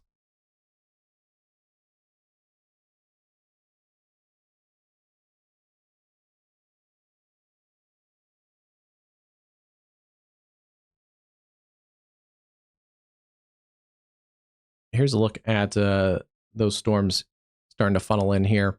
Kind of a mixed look of the clouds and sun, but this is at US 400. Okay, it's right here near Sycamore, Kansas. So we're just on the edge of this warning polygon, with the strongest part of that cell south of this camera perspective, but 70 mile or 60 mile an hour winds, quarter size hail coming towards Independence. And then watching a few storms starting to go up around Tulsa. Those storms have weakened also around Fairfax. Considerable threat for tennis ball size hail right over Mountain View in Oklahoma. In Godebo, a train spotter reported 2-inch hail there in Godebo a little bit ago. And this is now even more than that. It's going to be, let's see. Yeah, I see it in the differential. That we'll see it in correlation. This is some big hail right in here. Mountain View. This will head over towards Carnegie. So please take similar safety measures to a tornado, even though there's not a tornado warning there for Carnegie, and out towards Fort Cobb, Nowhere, a town called Nowhere, Fort Cobb Reservoir.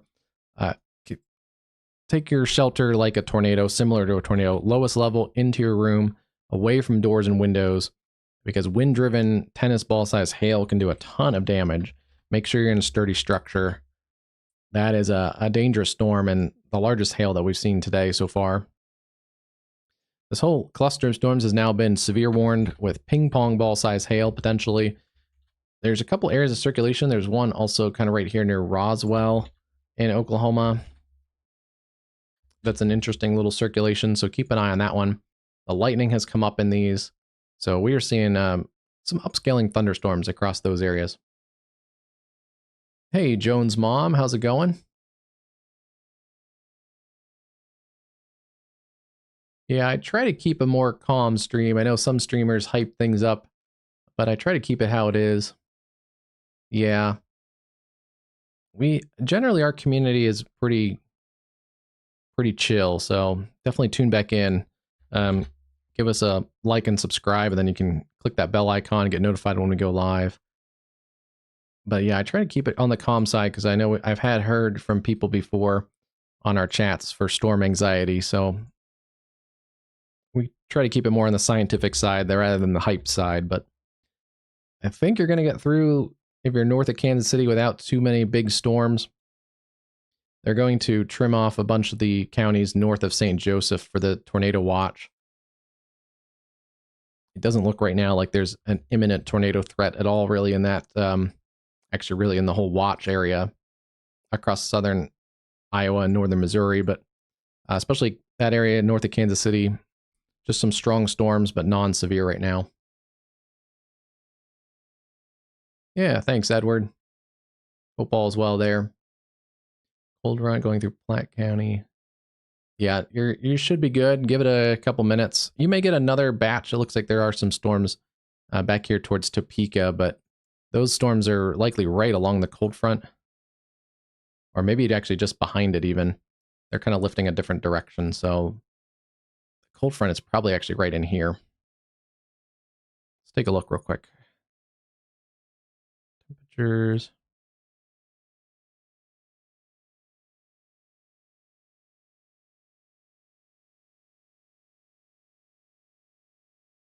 And those are lagged reports, so it's hard to say exactly where the cold front is. It's likely kind of between these two lines of storms. Strongest one would be just north and east of St. Joseph in this area. That is, again, moving away from the Kansas City metro towards Maysville, Gallatin, Trenton, Missouri. Awesome. Thanks. Yeah, appreciate it. Kansas City, it seems like we've had kind of cameras set up around there, but it seems like you guys have missed some of the strongest storms for some of the spring season so far. The last couple minutes have been a little bit of a downtrending. They've also trimmed some of that tornado watch off the eastern edge there across portions of Indiana. Still a little bit of rotation near Warren, but we'll keep an eye on that one. That cell seems to be on the downtrend. And we are getting a new tornado warning in that cell that has the... oh, no, it's not the one that has the tennis ball size hail. It's the cell to the north. This whole cluster... If you know anyone also, if anyone on the stream does know anyone from Oklahoma City, give them a heads up, let them know there's some strong storms to their west. And this is a new area of rotation over Lokiba. It's definitely come up in the last couple minutes. Yeah, there's your area of rotation west of Lokiba. And then south of there, that's the gust front surging out. So Binger, you're in more of that line for the severe damaging winds. Oh, this is going to be a nasty storm. You're not going to be able to see this tornado. If a tornado develops, it's going to be back here in the rain and hail. That's not the ideal spot for seeing those. So this may be a harder one to spot for storm chasers too. But Binger, Lokiba, south of Hinton, time to get to your tornado safe place. That's Caddo and southwest Canadian counties. Canadian County is a pretty big county. I think it covers, this whole area, kind of west of Oklahoma City. Actually, yeah, kind of covers this whole area. So some people, when you get a tornado warning for Canadian County, think it's like over Oklahoma City. This is the far southwest corner of it. So this is still far away from the Oklahoma City area, well south of El Reno. But that is a nasty area of circulation. Keep an eye on that one. Towards Binger. What's the motion on this? Only 10 miles an hour. So time to get to your safe place, but you're going to be there for a little while. It's definitely surging out. So this might also cut itself off. The circulation may be somewhat short-lived if it can cut itself off. Nothing on correlation coefficient. I'm checking that one. It can look a little confusing, but I'm checking for non-meteorological targets. And that all just shows hail and some rain there. But yeah, if this can kind of swing up, this outflow, it may cut itself off of that circulation. Still watching this cell. This was the tornado warn cell earlier near Godibo. It also shows some circulation. Yeah, it's trying to wrap itself up again near Mountain View. So we'll see. It looks a little more impressive on the reflectivity, but if it can clear out this little inflow region, that may help it reorganize an area of rotation. And I feel like this hail core has been sitting over Mountain View for quite a while, so that's not great. Tennis ball size hail. Approaching areas around Carnegie. Looks like we've had more hail reports come in from Kiowa County. Not a great situation there. And these are rapidly developing thunderstorms with some damaging wind, potentially a couple areas of circulation now showing up on the southern flank of that storm. And this other cell south of Hobart could also have its own, I think it's being warned for ping pongs. Yeah, that's probably about right. Ping pong ball size hail. And then all the way towards Mangum and Altus.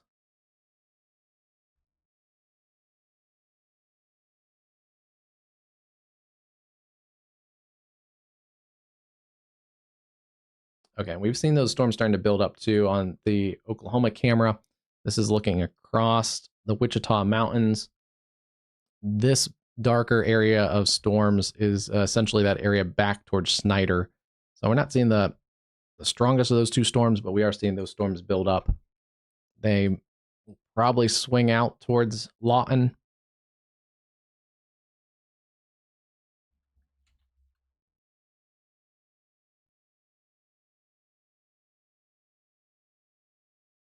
Other stronger storms near Abilene, those are below severe limits.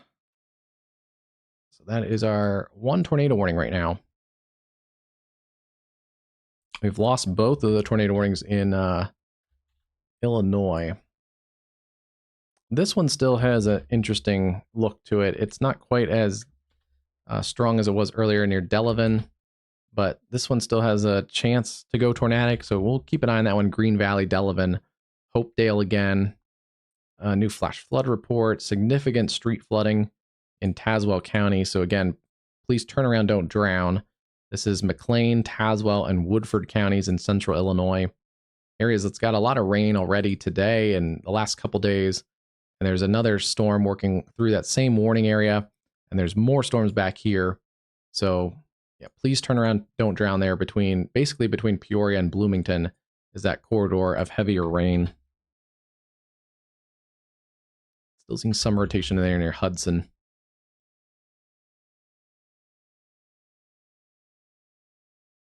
A couple areas have gotten a little feistier in Ohio right now. Seeing some strong but sub-severe storms across western Ohio, so keep an eye on those as they're trending up. So far, most of those other storms along this boundary have actually downtrended somewhat.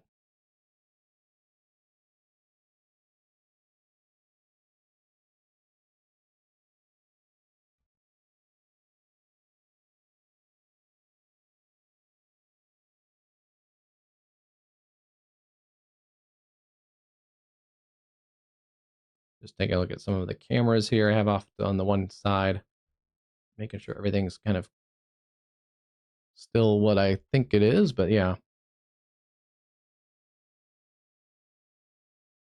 That shot of the storm over the Wichita Mountains is a pretty cool shot there with the setting sun, the orange on the southwest side of that shot. That's a pretty good one.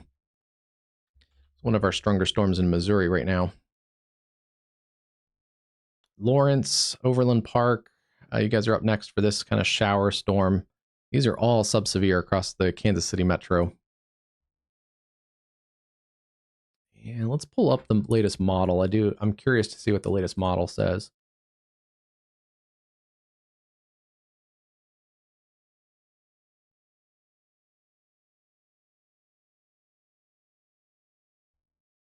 Okay, starting out pretty good.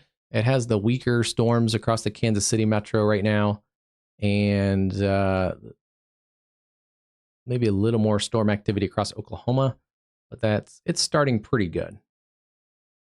And I always look at that first when we're looking at models to see how the model's initializing, because if it starts with junk, it's usually going to end with junk. So the model has to show some pretty accurate depiction of what's going on currently if it's going to predict accurately for the future.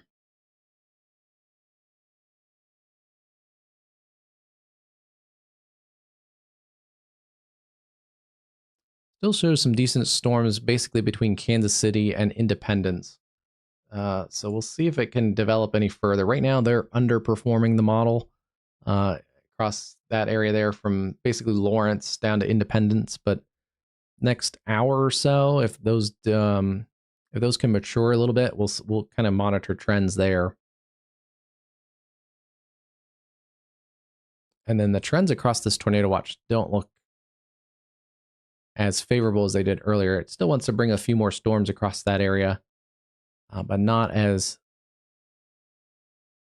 drastically as it did earlier. It also starts to clear out that area around the Peoria area as it lifts storms into the cooler air towards the I-80 corridor. This does have a little bit more storms across Ohio, so where we're seeing these uptrending storms, we'll have to watch some of those areas in western Ohio.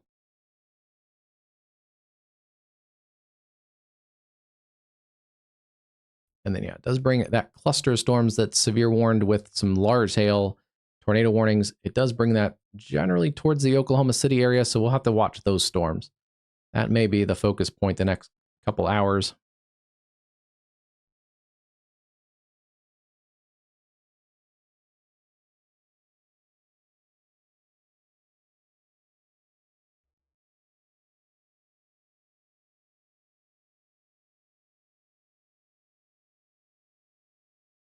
Yeah, Oklahoma still could be pretty messy, I think, across at least the evening before we get a lot of heavy rain. Also, flash flooding could be an issue in Oklahoma.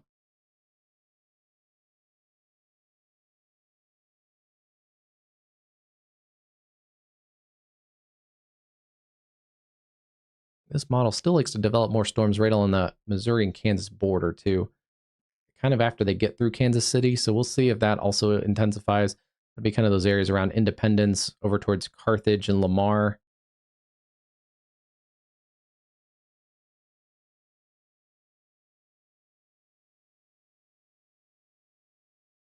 All right, that's a good.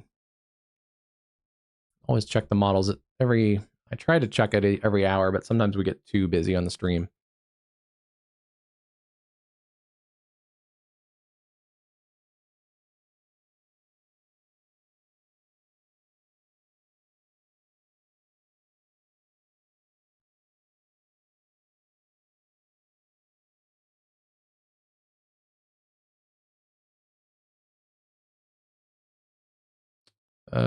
They're still talking about this area here in Illinois.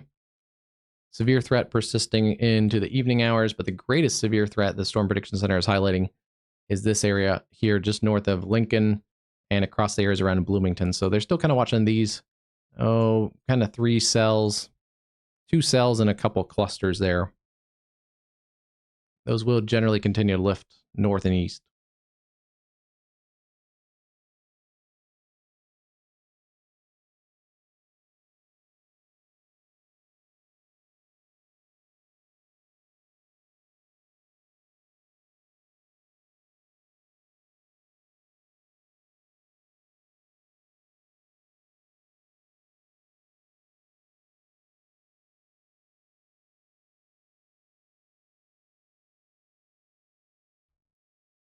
All right, let's dive back in, take a look at some of these storms again. Yeah, downtrending storm over Delavan and downtrending storm over Hudson right now, too. Thought we'd have a little more strong to severe storms across this area today. So we'll see. They have marked that one storm that we noted earlier around St. Joseph and points east to St. Joseph with a special weather statement. Cameron, Maysville.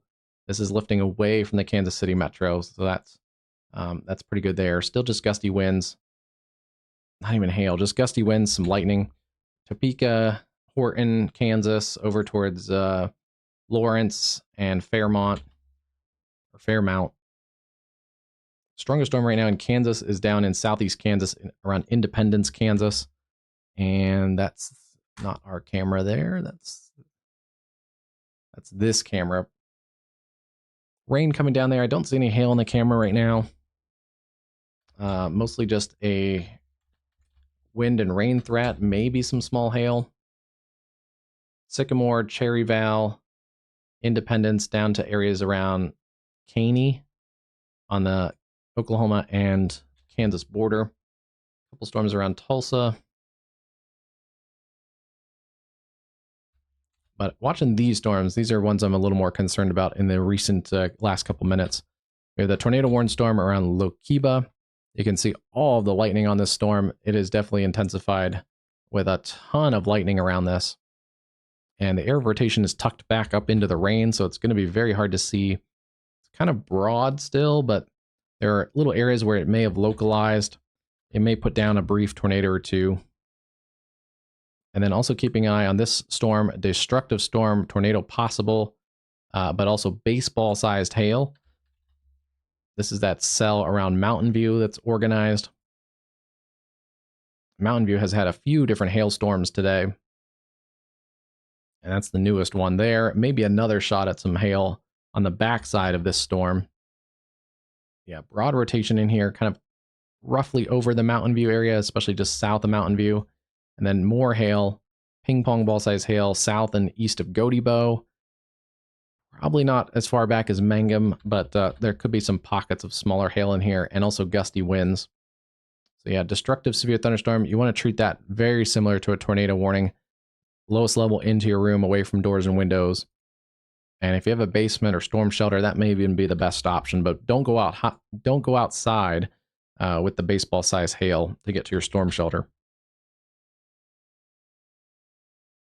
We'll see some probably big hail reports in that area.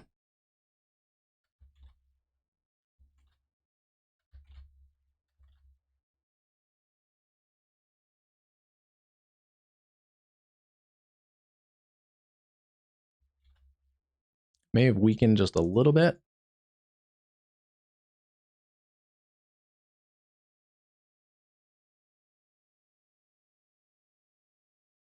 Probably the pocket of the biggest hail right in there. But the problem with a weakening storm is any hail that's up in the clouds is also going to fall down. As the updraft degrades, that's going to cause any of the larger hailstones that are in that to fall. Jones' mom, temps are dropping it now at 73 degrees. Oh, down to 59. Yeah, that's rough. They're cutting some communities from the severe thunderstorm watch: Lawrence, Ottawa, Burlington, and Garnett, Kansas. And also trimming a few more counties from the... Pretty soon, the severe threat is going to be east of I-35 across Kansas and Missouri. Very quickly.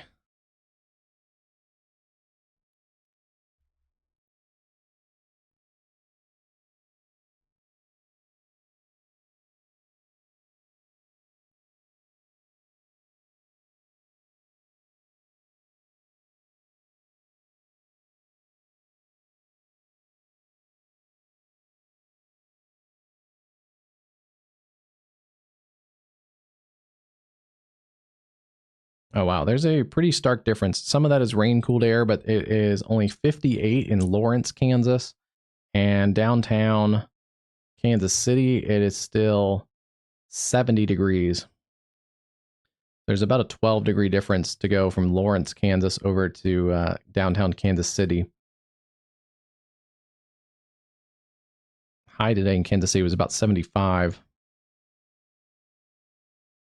And Topeka, it's even cooler. So yeah, this is not just rain cooled.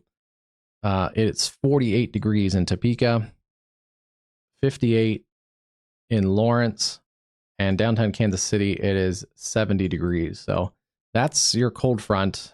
These storms are basically right along this cold front. So anything back here, if you get some more storms, is going to be elevated storms, low severe chance. That's why they're trimming counties off the watches here. And that's why these probably aren't as strong as the models predicted. These may be getting undercut by the cold front somewhat. Yeah, and that's not that far away. That's...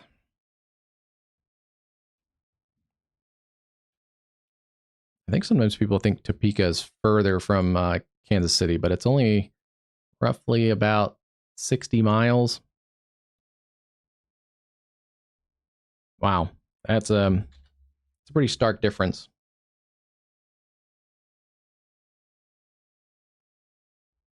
Kansas City high tomorrow, about 50 to 55. Sunday 60. Kind of a cool period for Kansas City to close out the weekend.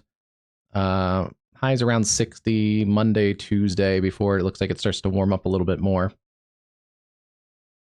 But yeah, Kansas City, it's going to cool down quite a bit the next couple days. So if you like more of that early spring weather, that's some people are going to like that. The kind of not cold but not hot.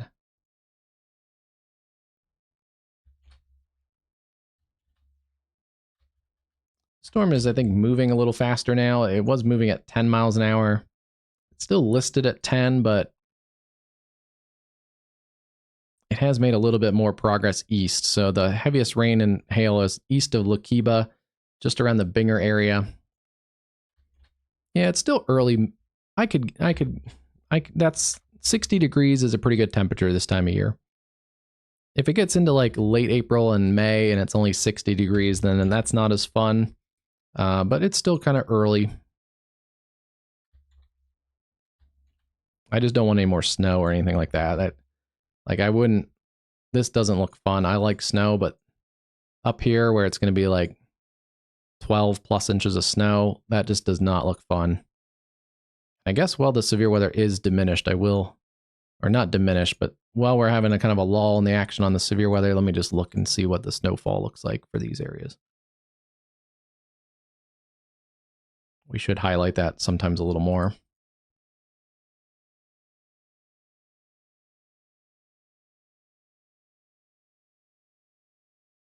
So this goes out the next couple days. Most of the snowfall is going to fall within the next 24 hours or so. So yeah, pretty much 24 hours snowfall totals still showing about 12 to 13 inches in the Fargo area, basically that east central parts of North Dakota, and then up into parts of Minnesota around Bemidji, Detroit Lakes.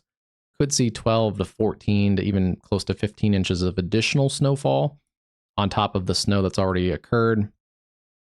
And then it doesn't show up great, but the southern edge of this, where there's a pretty tight gradient between the snow and nothing showing up, this is an area here that could get some significant freezing rain, especially across northern Wisconsin, the UP of Michigan, and northern lower Michigan, as well as like this area around Minneapolis, Mankato could get some decent freezing rain in this area too. So really tough travel conditions. I would not want this right now.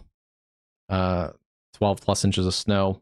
Plus they got, I haven't looked at snowfall totals, but I think they were expected to get about 5 to 8 inches of snow yesterday. So this is new additional snow on top of the 5 to 8 inches that this same area got yesterday.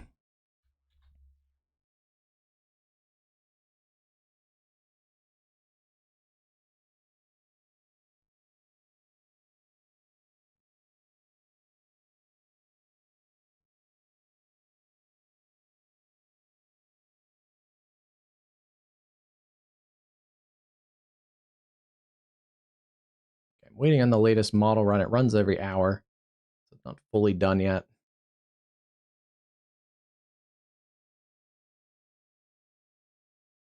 But yeah, we may start to see more of a focus in severe weather across eastern Kansas, southeast Kansas, maybe western Missouri. Then Oklahoma looks like it's going to be maybe a little more favorable for severe weather.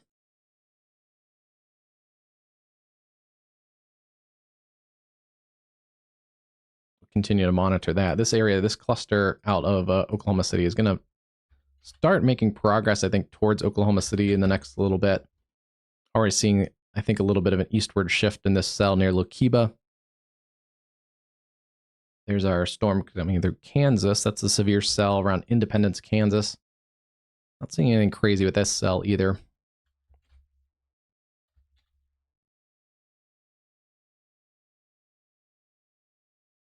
Some of these cells in Kansas, I do think, are being undercut by that cold front, which is a very, very sharp cold front. So that's limited our severe weather today. A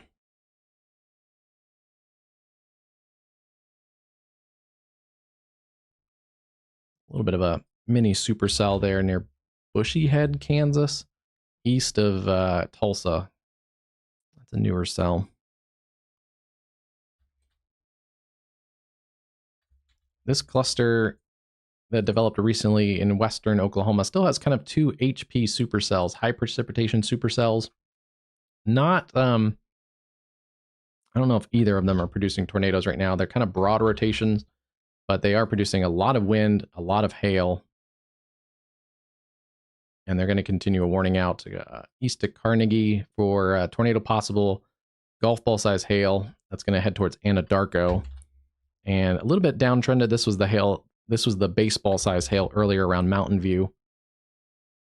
But as they get further east, it's going to be a little more populated areas west and southwest of Oklahoma City. So I'm a little bit concerned there.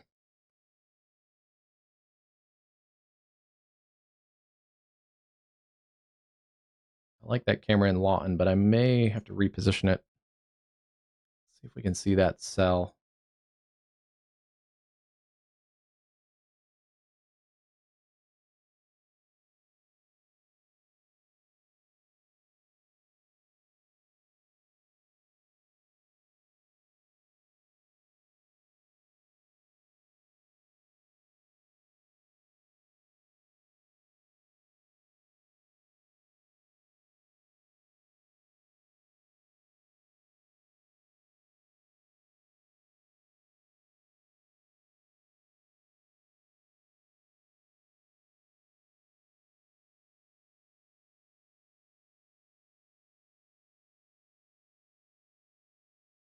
Okay.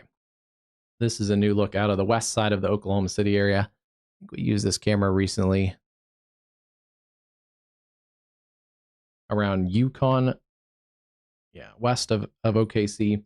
That's looking generally southwest towards the large storm. And as it gets a little closer to dark, this is going to be a light show of a camera. There's tons of light. This is a highly electrical storm out here. Hinton, Lokiba, Binger, west of El Reno. That is a very powerful storm. Large updraft. Let's look at this one. This one may be another one we can look at in the 3D.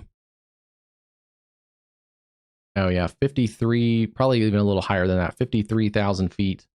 So if you think of like airplanes, most commercial aircraft fly at about 36 to 40,000 feet, and we're 10 to 15,000 feet above that. This is going to look pretty crazy in the vertical. So from our little position, we're just seeing a tiny little bit of that cloud base. It goes way, way, way up. It may try and organize a new area of rotation in this little inflow region. There's a couple little cells out in front of it that may be affecting that a little bit, but here's the little inflow region. This is the RFD surge.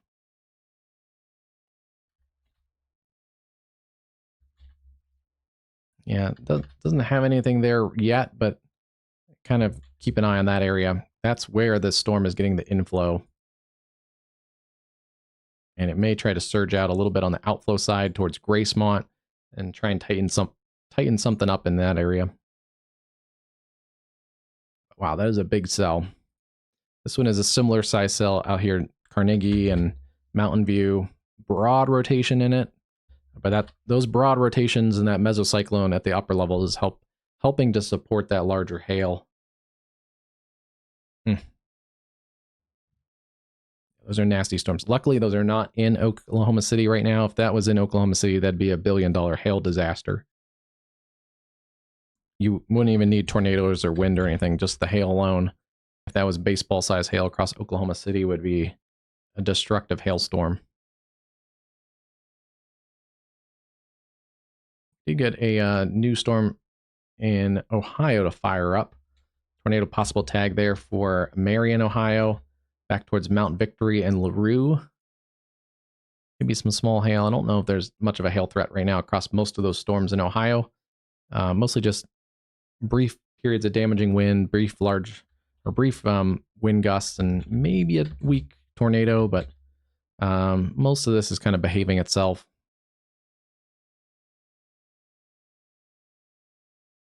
These two storms here have moved into some rapid cooler environments near Gridley and Lexington. Bloomington normal, you guys missed out on that storm, but there's going to be more storms to the west. Some of those are strong, but not severe right now.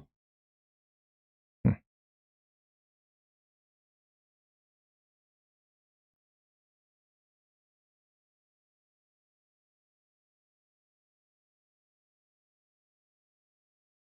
right, I'm going to take the opportunity to grab a quick dinner. We don't have commercials, so it's commercial free technically, but I sometimes do have to take a break and stretch for a minute. Really concerned about these storms. I'm going to keep it on. We'll be right back in like 5 or 10 minutes, and I'll be around here in the studio if anything happens. I just don't like to eat on camera. Even though we can do a lot of professional meteorology from our house nowadays and have access to basically pro radar at home, I can wear like comfy clothes and not a suit and tie all day. I still don't like to eat on camera. That's still something from the broadcast world that I just don't find very great. So yeah. And of course, if I was on camera, that would be I'm not a messy eater, but that would of course be the time that like something happens and I spill the whole plate on myself or something. But so I'm going to be around, and you're just not going to hear my voice for a few minutes. And as soon as I step away, that's when we'll get like 5 tornado warnings. But I feel pretty confident right now. I can step away for a second and grab this bite to eat real quick and then continue on here. And I might actually blow up this camera a little bit. Which one is it? That way you guys can check out the light show that's going to develop out of this storm. All right, yeah, I'll put radar on the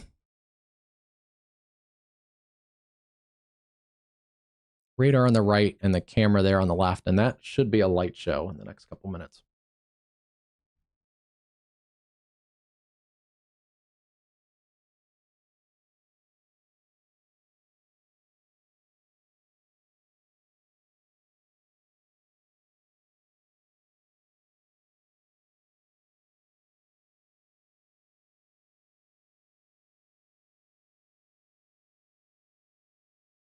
All right, center the radar up. I shrunk the camera just a little bit. That should be good for just like 5 minutes.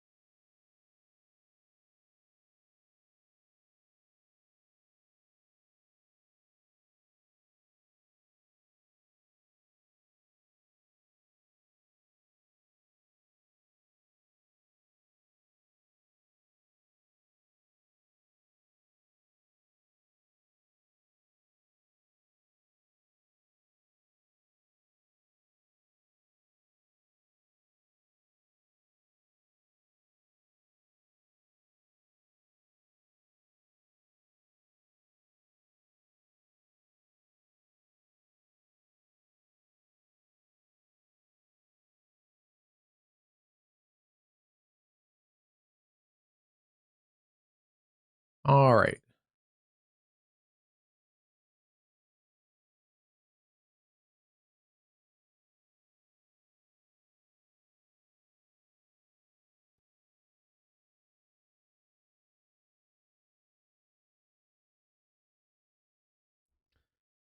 All right, I'm back just in time.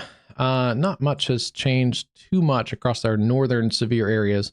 Still have a storm that has a tornado possible tag, but not looking that impressive around Lima, Ohio. A couple stronger storms around Marion, and then into Indiana. We have lost all of our severe warnings across central parts of Illinois. So that's nice to see, except for the flood warnings. There are ongoing flood warnings and actually more flood warnings now. And we can see there are actually some more flood reports. So that's not great there. Again, please turn around, don't drown, especially we're getting into the evening. It's getting dark. Flooding gets even more dangerous at dark. A couple really big things are happening.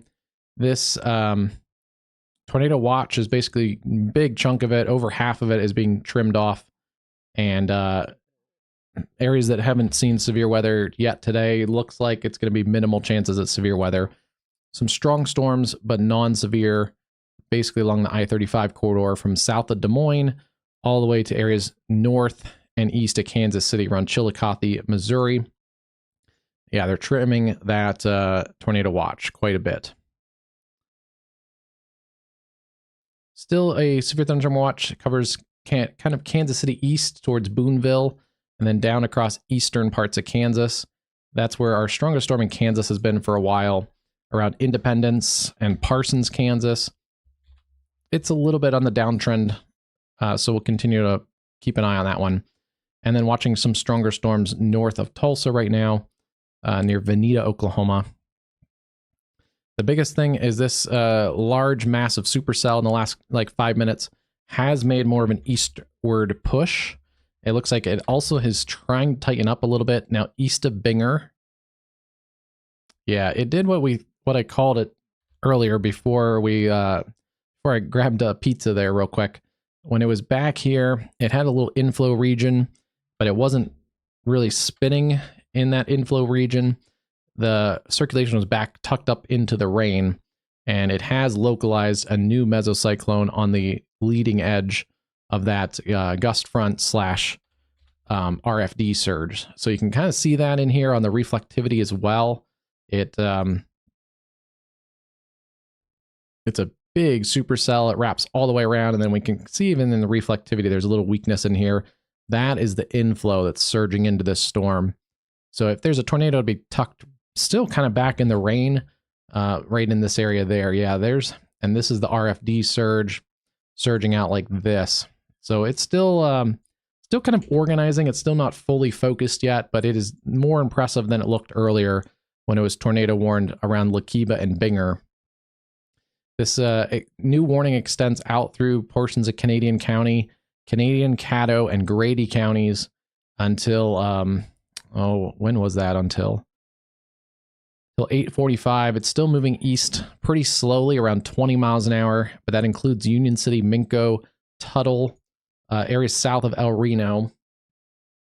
And if you're a lightning fan or just awe-inspired by lightning, it's kind of scary sometimes. Even it's one of the things that I worry about sometimes the most because it's so unpredictable sometimes. But if you're a lightning fan, stick around because this camera perspective is, and we'll probably get a couple more perspectives of this storm with some massive amounts of lightning on it. I will probably relocate this camera a little bit because it's going a little bit more easterly. So I'll pick a camera that is down here. Our camera right now is kind of like right here.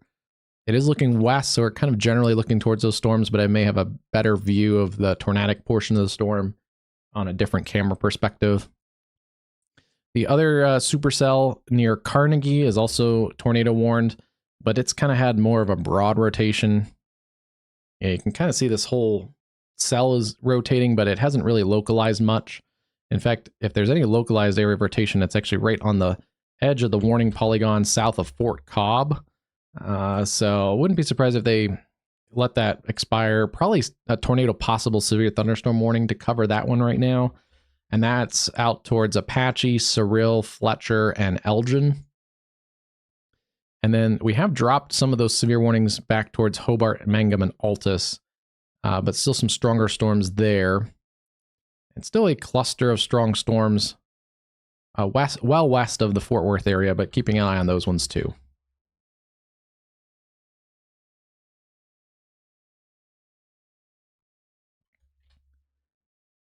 Yeah, this is a beefy storm. We're getting a little better look at it close to the radar site, but seeing 65, there could be some 70-mile-an-hour winds in the RFD surge,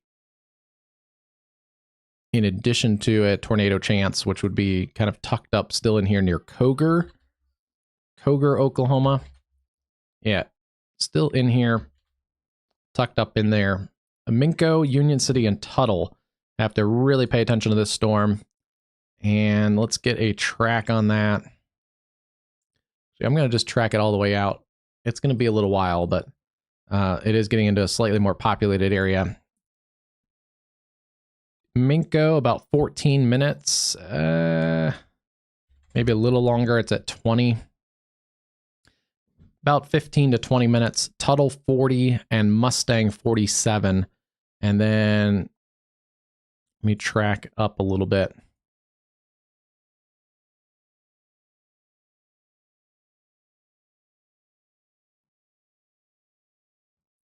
Yeah, that was kind of the tornadic part of the storm would be like this area here.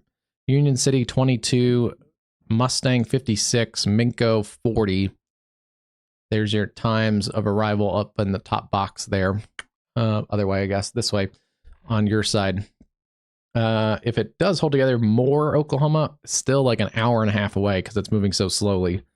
It may start to pick up some forward speed though, so I wouldn't be surprised if some of these timings change. And then areas like Union City north towards El Reno, that area has a little bit of a hail chance. Severe thunderstorm warning there continues, and this is for some hail. They've actually backed down the hail, which is interesting.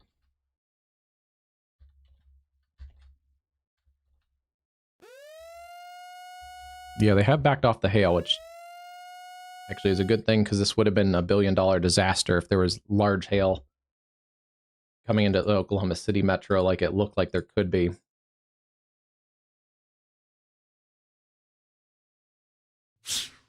right, we'll keep that camera up. I do want to look at a different camera perspective. So we'll look at that here and see. Right now, this is well west of Oklahoma City, but the whole Oklahoma City metro needs to kind of keep an eye on this. Especially along and south of I-40.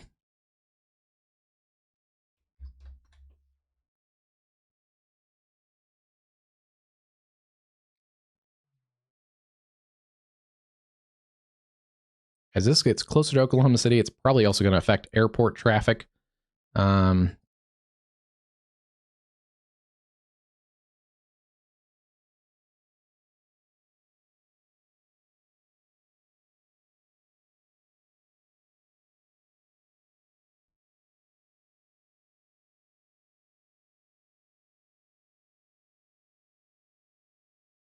Okay.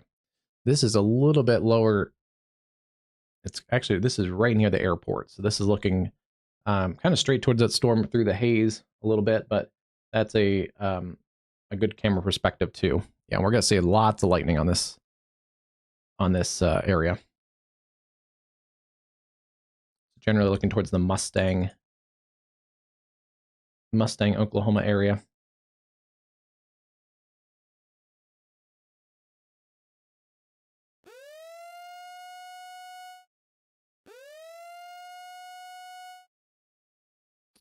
Kind of getting set up for these storms to work into Oklahoma City. So let me actually grab another different traffic camera too, just to get a couple different perspectives of this storm.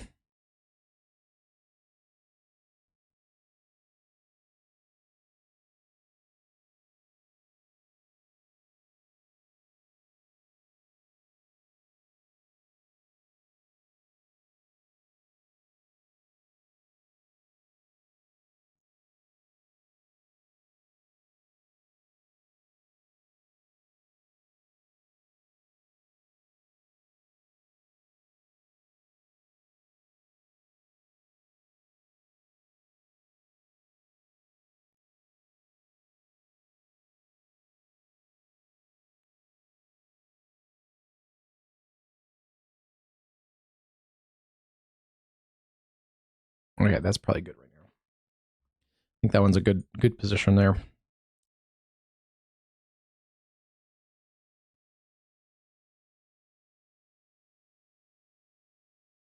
Wow, they are just slicing and dicing these tornado watches. They've chopped off a bunch here.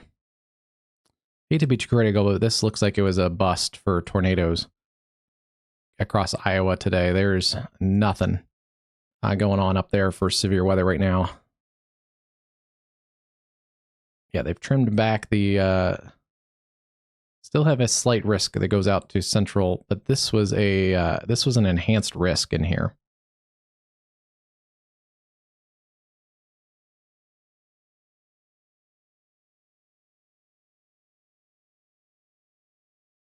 Yeah, like that area about was an enhanced risk.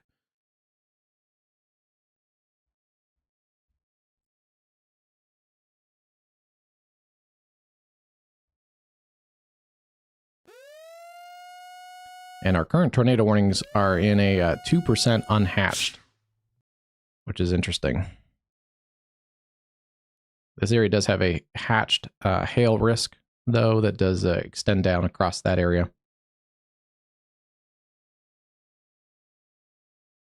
This area is pretty good. This 5% hatched across Bloomington, Galesburg, Peoria, that did verify, I think, pretty good today.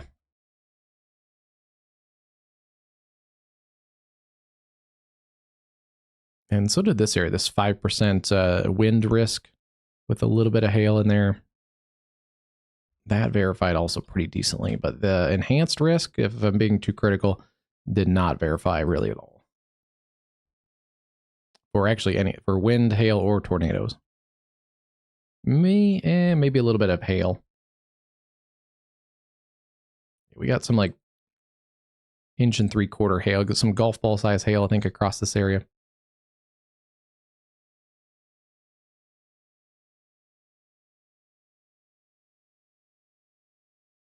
All right, back down.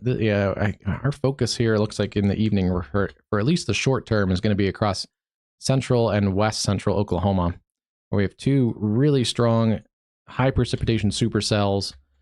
The one coming towards the western side of the Oklahoma City metro is the more concerning of the two right now, with some very, very damaging winds, potentially over 70 miles an hour. Yeah, we're seeing it pretty good in here too. It's still wrapping up into this big mesocyclone. Probably not on the ground right now, but it's a beefy mesocyclone coming towards Minco. This is going to be some severe winds, even if you're outside of that tornadic path. Minco, Tuttle. If you're down in here, you want to take safety precautions for sure, like a tornado.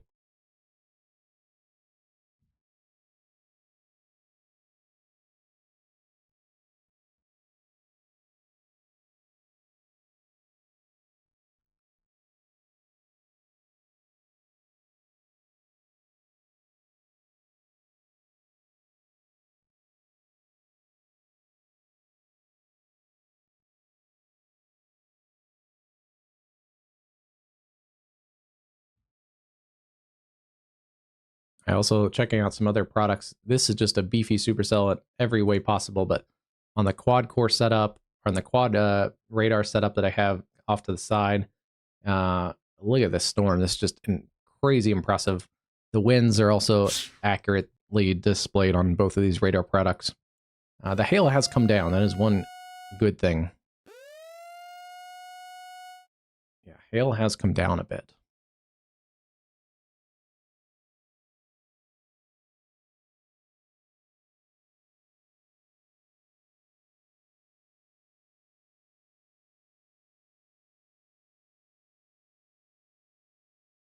Starting to see more lightning into the Oklahoma City area too. Yeah, you're going to start getting rain and hail well before the tornadic part of this storm, which would be back up in here. And very concerned about Minco, Tuttle, that area getting a really severe RFD surge. They've also extended out the other cell severe thunderstorm warning for Anadarko, Chickasha, Ninnekah, Cyril, Apache, and Alec, north of Rush Springs. This one slightly less potent right now, but it has similar features. They're just not quite as strong. There's your RD surge. There's a little weak rotation in here approaching Anadarko. And that one maybe have some small hail too, but nothing like it was. That one has calmed down a little bit. Seeing a strong storm just below severe limits near Newcastle and Graham in north central Texas. We'll keep an eye on that one. That could get a severe warning in the short term as well. So everything else in Texas is behaving.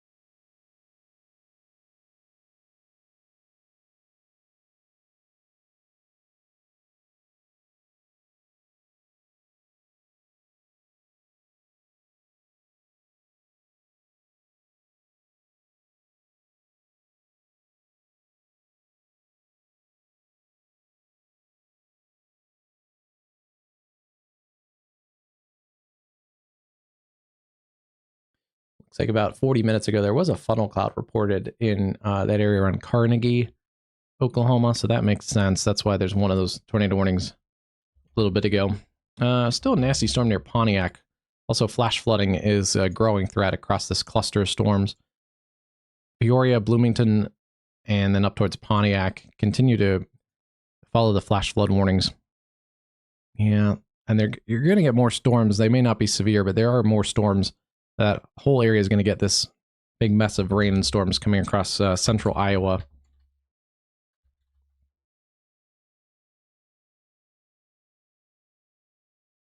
Kansas City, that severe threat's winding down for you guys. Severe threat still ongoing. Little chance of severe weather across parts of southeast Kansas, but the storms that you may get across Kansas City area the rest of the night are going to be elevated storms behind the cold front, so that should limit the severe activity. And the cells that are kind of over Kansas City and just along the Missouri border are weakening pretty quickly. Some of these are uptrending across northeast parts of Oklahoma, so keeping an eye on those cells north of Tulsa. But yeah, for right now, we're going to be concentrated in on these cells pretty much the rest of the next couple minutes.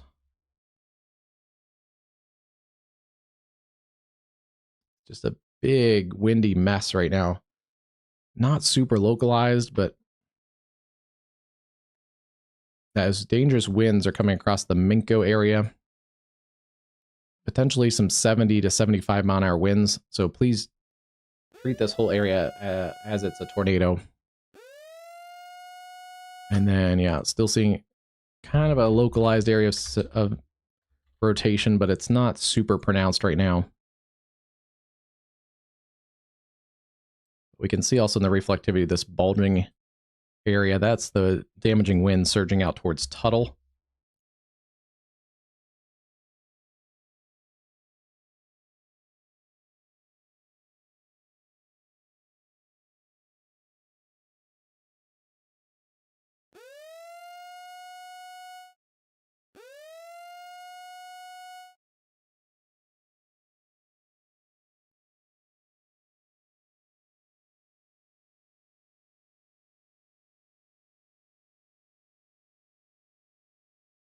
Four miles west of Minco, moving east at 20. That's the newest update on the tornado warning.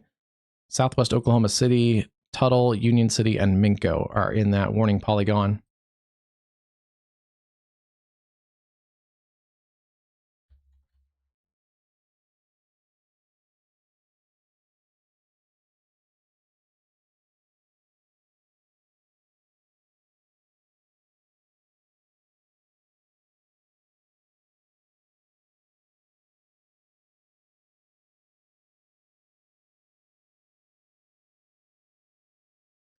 This is Highway 1, sorry, 37 that comes from Minko to Tuttle. You would definitely want to be in your safe place there on Highway 37. And then 152 comes across from the Mustang area. If you're anywhere in that area, that's pretty much the core of this storm. From Union City over to areas just on the west side of Mustang, and then Minko down to Tuttle, and extending out kind of towards the east sides of Tuttle along Highway 37. And then Minko right now, that's Highway 81 that goes south and north from El Reno down through Union City and Minko. Would not recommend traveling 81 right now. That is some really dangerous weather blasting through with a potential tornado in here. Pretty close to the radar site. We would likely see if there's anything significant going on in here, but the tornado would be kind of tucked up in this rain between Union City and Minko. Yeah, big surge of winds. It's a really dangerous supercell.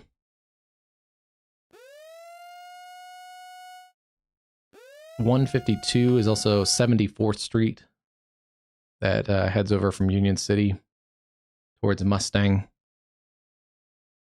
And then 37 is also 32nd Street from Tuttle East.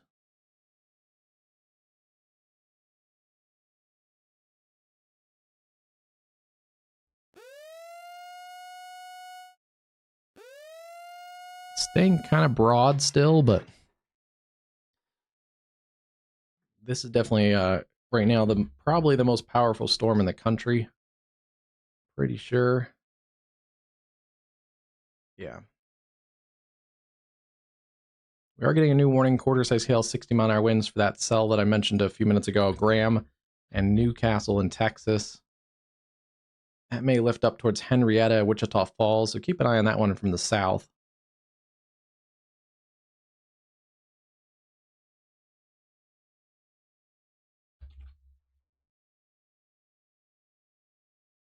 Okay, there's a pretty decent perspective there. That's Oklahoma City off to the right of your screen. And here's this supercell here.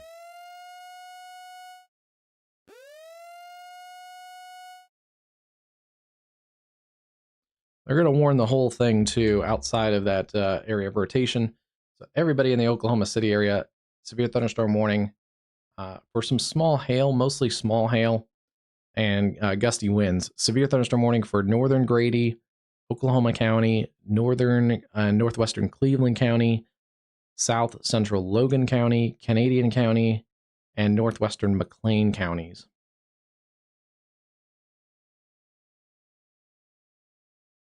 That's a big warning polygon. That's a lot of people in this warning polygon.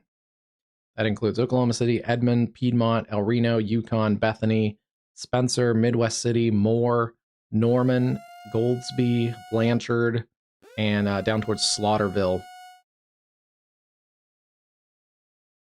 So everybody in there, you kind of want to tuck in a little bit. Just be ready to take higher level safety precautions if need be. The hail has come down a little bit on this cell. I like how they're doing this. They didn't just put a tornado warning across the whole city that won't see a tornado. They put a larger severe thunderstorm warning that covers the entire cell. And then within that, they got the warning for the more compact area of damaging wind and tornado threat.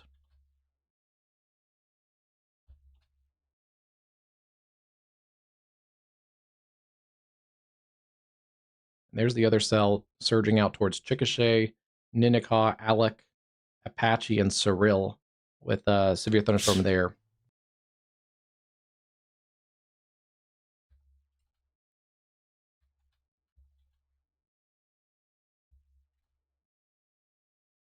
There's a tornado. It's going to be up in this little area here. It's tucked up in the rain a little bit, so it's going to be very hard to see. Basically along the Canadian River at Union City.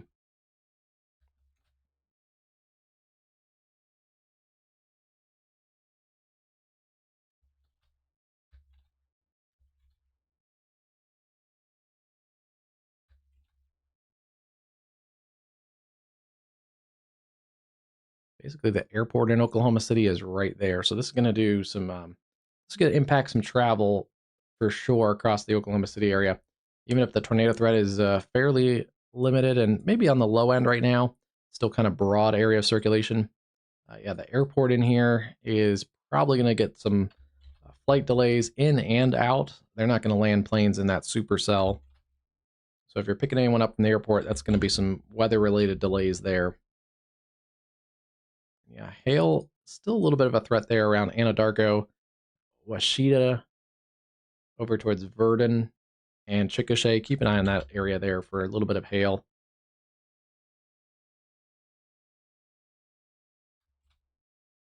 But the wind threat is the main issue there from Apache and Cyril up to Anadarko.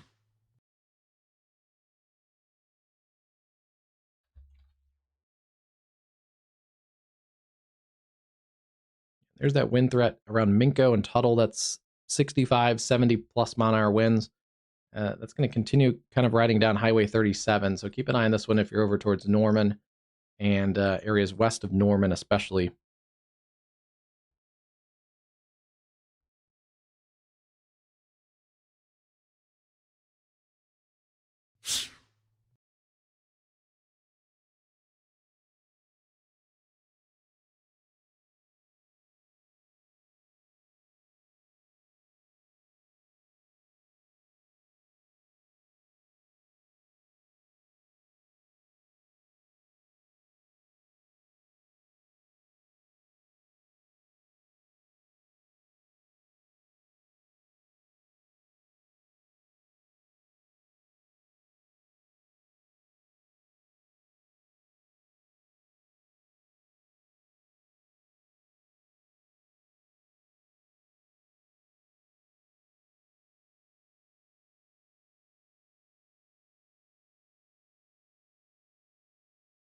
Hey, Cruz, how's it going tonight?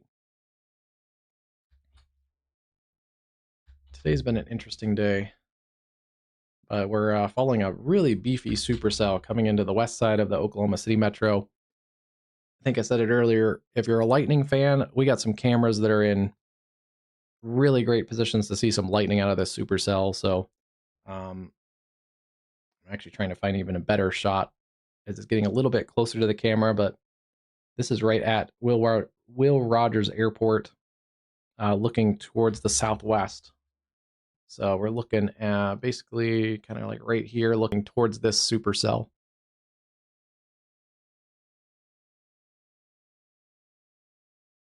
Nice. You're down in Alabama. I think storms have kind of relaxed there along the south. You should be good to go. It's like a quiet night across the south. There were some stronger storms across southern Georgia earlier. Those are winding down.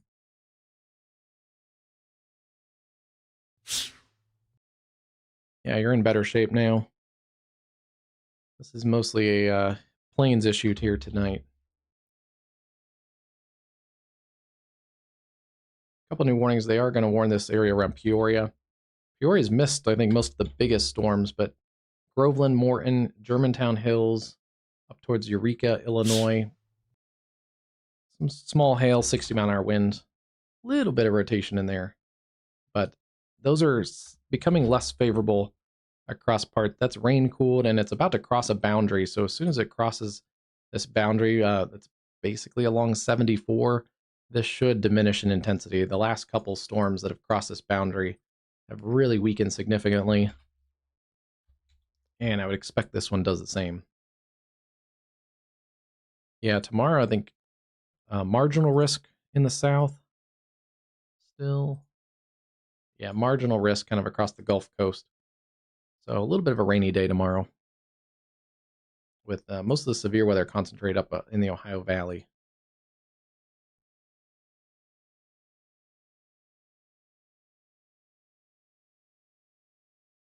There's another one of these random cells in Ohio that's also had a little bit of rotation, but also some larger hail in there. A couple areas still could get some isolated severe weather across parts of Ohio tonight. They are going to warn this cell near Nowata. It's a fairly small cell, but that has been on an uptrend recently north of the Tulsa area. Keep an eye on that one. But back down here, this is the two very large kind of HP supercells. One isn't quite as organized as the other one, the one near Anadarko. Hail and damaging winds are the main threat here. And then kind of an all hazards threat here across Union City, Minko, Tuttle. There's the more localized area right in there.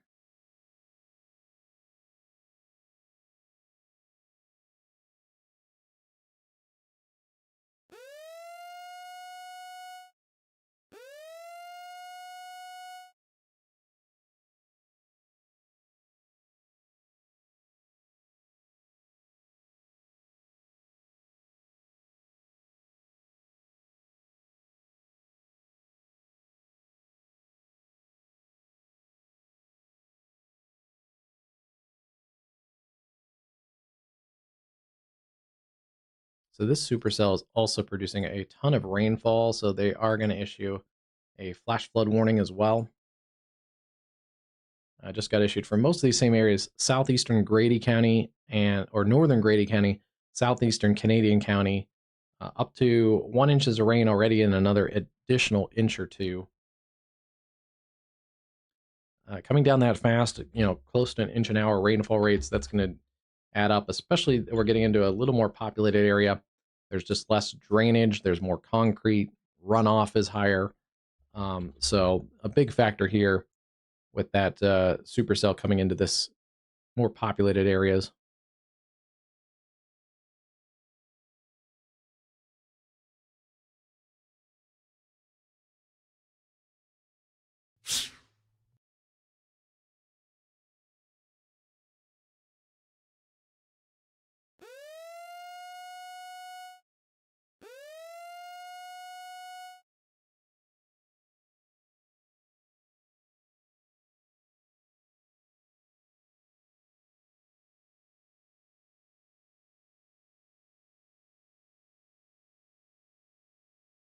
Here's I-35 at 235, I think it is.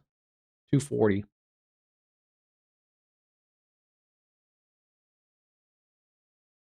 we go. It's also looking towards the southwest. That should keep us kind of ahead of the highest amount of lightning in the supercell itself. There's a little area that's starting to localize a little bit. That's an intriguing little... Keep an eye on this area. Union City and eastbound along 74th Street between Union City and Mustang. There's Mustang, there's Union City.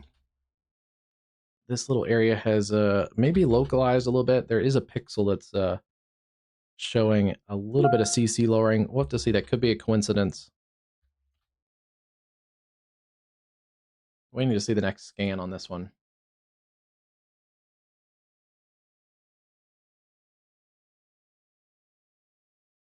Oh, nice. Thanks.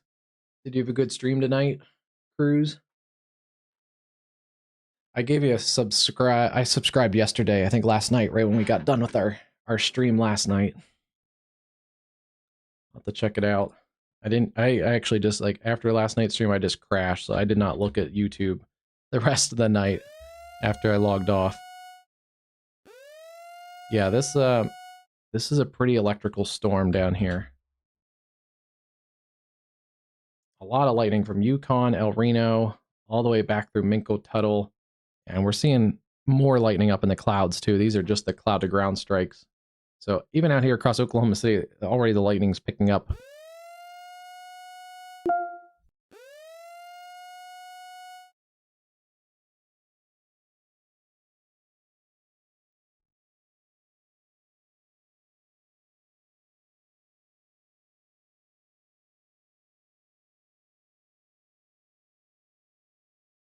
Still radar indicated. This is going to be hard to see because this is tucked up in the rain.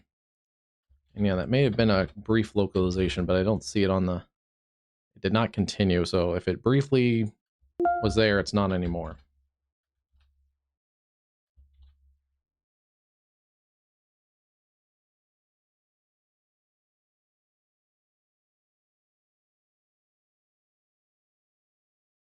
This may be getting interfered with a little bit. We're seeing another kind of cell merger out in front of this. That's probably going to interfere with this little circulation in here. At least briefly. This could be a problem later as it gets out on the east side of Oklahoma City. If it can kind of ingest these couple cells that are in here, it may have a chance to clear out that inflow region a little bit more. Take a look at the cameras. A lot of lightning on those. I think our first camera might be getting into more of the rain right now. Oh, there's a good cloud to ground strike just on the other side of the airport. Click that over to this camera just in time. That was a good shot.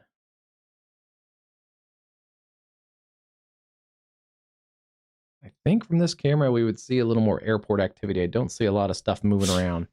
So the airport may be in a ground stop, if I had to guess.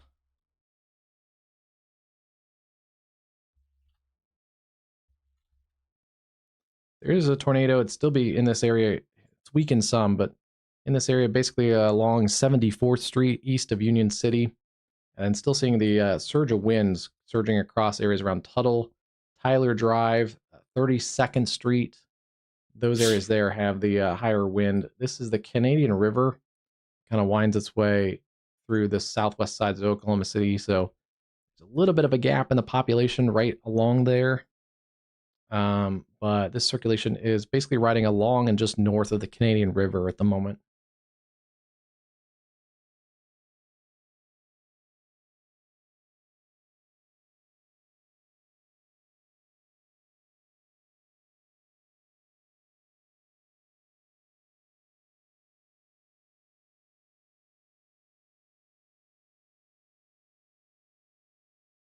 It looks like it tracked just south of Union City.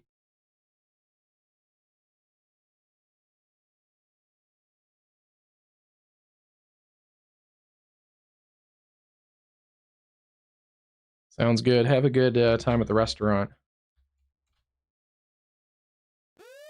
Yeah, there's nothing for you guys right now either. So just have a good time at the restaurant. You're not in any severe threat right now, so should be okay. Still watching this cell too. Hailstorm approaching areas around Chickasha with some damaging wind between Anadarko and Chickasha, the largest hail in that area. And we'll see what they do here. I don't know if they're going to extend this tornado warning because it's still very broad. And it's about out of the warning polygon. So they may just let this continue with a severe thunderstorm warning for now across the Oklahoma City metro. It does have a tornado possible tag on it. So they may be just letting the tornado warning expire. Tornado possible tag for Grady, Oklahoma, northwestern Cleveland, south central Logan, Canadian, and McLean counties. Moving east at 30, so it has picked up speed. 60-mile-an-hour winds, nickel-sized hail.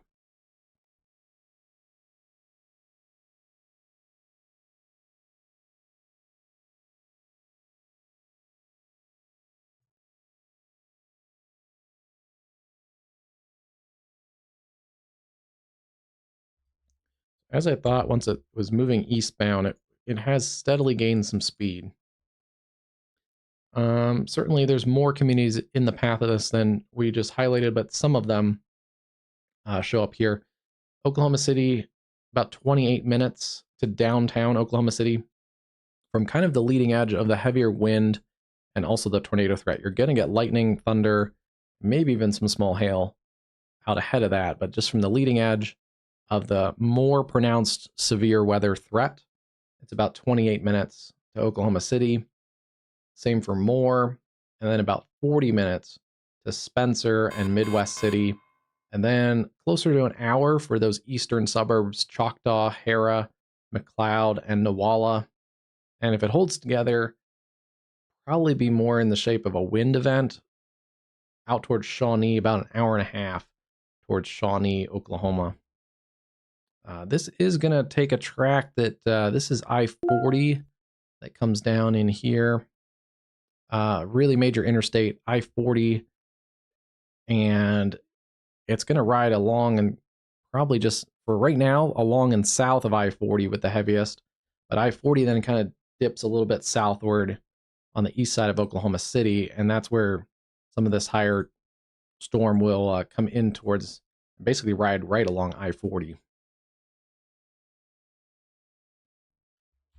That's not good at all. That's this is a big storm coming into a big populated area. Still watching this storm near Archer City, Olney, Newcastle, Texas. Looks like it's gonna get replaced with a special weather statement, so it may have backed down in intensity a little bit. And then also watching these cells around Veneta and Nowata, Oklahoma, northeast Oklahoma there. Storms have really backed off in intensity across parts of eastern Kansas. Some stronger storm there. Wouldn't be surprised if that gets a warning between Erie and Girard, Kansas, near Walnut. A little bit of a wind event right there. Kansas City clearing out across Kansas City. Here's your cold front. You can see it on the Lee Summit radar right here. So anything behind this is all elevated storms, no really severe threat. Still a little minimal severe threat out ahead of this where the warm sector is. And that would make sense then why some of these storms have not gone severe and really been able to upscale. They've all been undercut by that cold front. And we've pretty much lost our severe threat across northern parts of Missouri as well as Iowa. There are a couple areas that are sheared, but it's a little too cool and stable. Otherwise, we might have had more of a severe threat across this area, south of Des Moines. And then we have a severe thunderstorm, but also a flash flooding unfolding across central Illinois, DeWitt, Pontiac, El Paso, Chenoa, Gridley, Hudson, basically between Bloomington and Peoria. Nasty flash flooding. We're seeing those reports come in here. Street flooding by emergency management. County Road 2000 is underwater. 4 to 6 inches of water, and that's enough to do some damage to cars, to start to undercut roadways. That's a decent problem there. Many streets underwater in Pekin, Missouri, and Tazewell County. And yeah, this area is going to only, I think, increase in flood reports the next couple hours.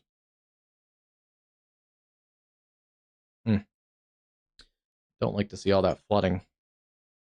Still a stronger storm also near New Philadelphia, Ohio. One of our stronger storms in the Eastern time zone right now.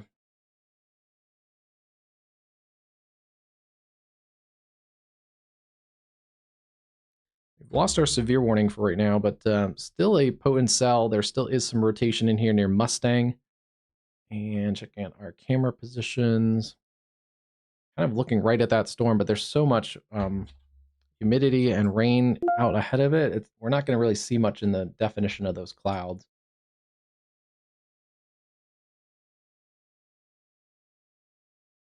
This is at I-35 and 240. Looking off to the southwest as well.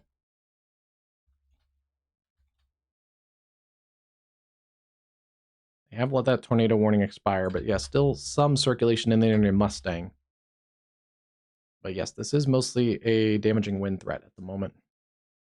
Same for this storm near Chickasha and Ninnekah. See the bowing feature there. You can see these bowing features still really pronounced on both of these cells. More Norman, still a damaging wind threat, especially, even if the tornado threat has died down a little bit. And then same here at Chickasha, over to Ninnekah, Alec, and even Lindsay. Since we are without a tornado warning, let me look at this cell a little closer too. Grady, Caddo counties, moving east also at 30. That helps me.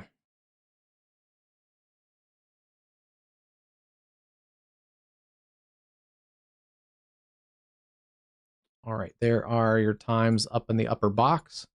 Chickasha, about 10 minutes or so. Ninnekah, same thing, about 10 to 13 minutes. Alec, 30. Lindsay, 53. And then over towards the I-35 corridor, Purcell and Maysville, about 75 minutes. So that is, that's a nasty cell there too. On the south side of the Oklahoma City Metro.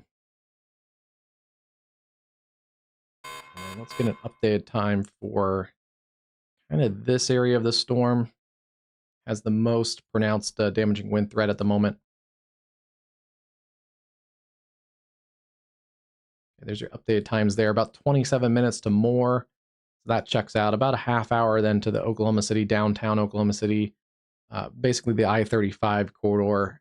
Norman, about 35 minutes. Pink, okay, that's way over here. If it holds together, continued at that 30-mile-an-hour speed. Pink and Shawnee and Tecumseh, all about hour and a half. Let me zoom in a little bit. We can get some tighter communities in here. Little Axe, about an hour.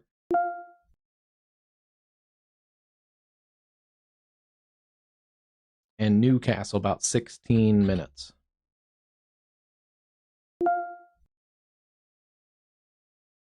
Really nasty storm coming into the Oklahoma City metro. Still broad rotation. We'll keep an eye on that. Make sure it doesn't localize again. It's not right now. It's kind of behaving itself. I don't see anything on correlation coefficient.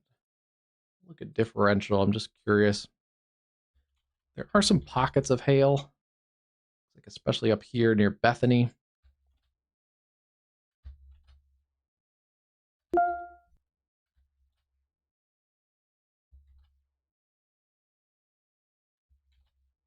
But yeah, the hail has come down. A lot of the hail that was warned earlier in areas like Mountain View, Carnegie, out towards Hinton and Lokiba. We're not seeing those baseball-sized hail reports anymore, so that's a good sign. Hey, Cruz, hope the food's good. What kind of restaurant is it?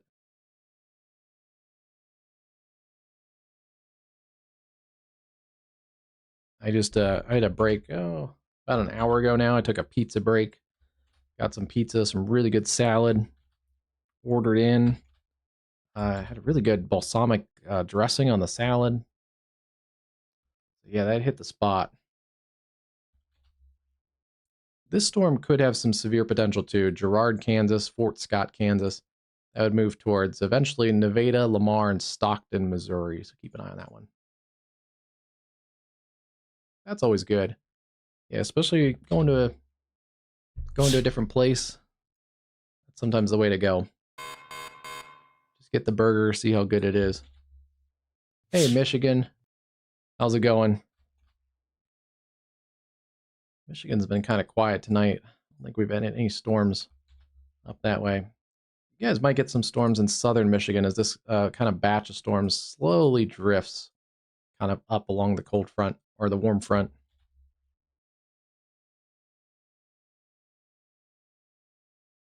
And maybe more like this batch of storms may make its way into southern Michigan.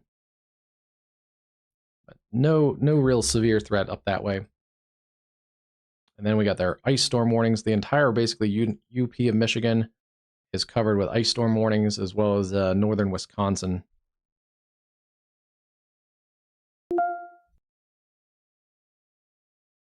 Oh, nice! Wow, that's a far.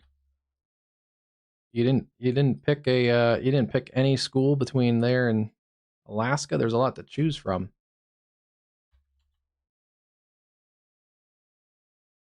What time is it in Alaska? Like earlier? Is it like late afternoon there? Early evening?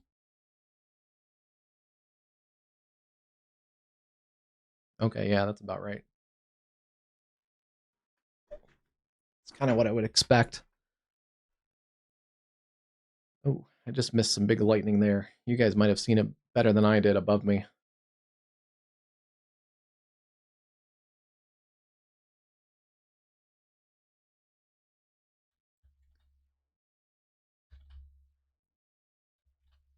Still watching this area circulation. It's remnant circulation of that tornado warning earlier is basically east sides of Mustang, right around 89th Street and 74th Street.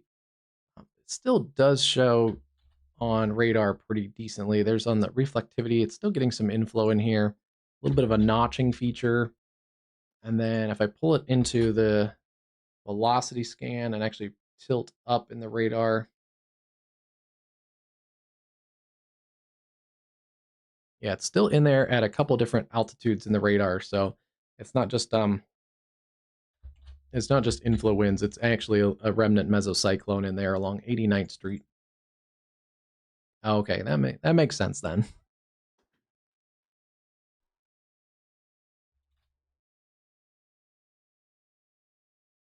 And then here's the big burst of wind coming through Bridge Creek, Newcastle up next.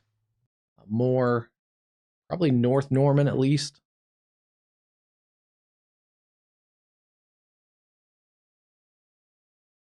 And we're pretty close to the radar site, so we're getting some decent readings. Still probably in that 50 to 60 mile an hour range for some of those downburst winds and outflow winds on that leading edge of the gust front, and also the kind of RFD surge, although it's more turning into a gust front.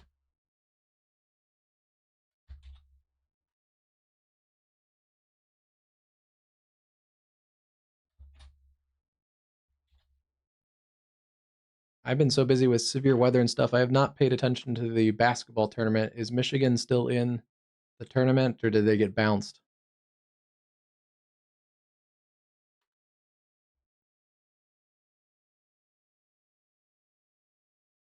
Let's see. This camera is at...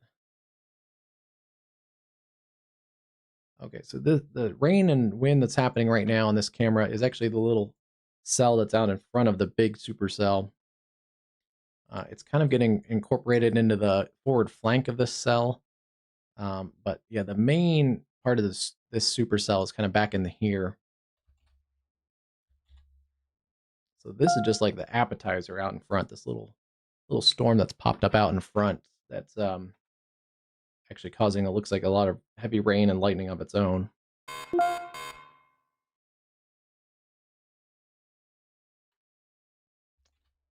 Down towards Chickasha, this cell is still bringing some damaging wind threat, but the hail is backed off.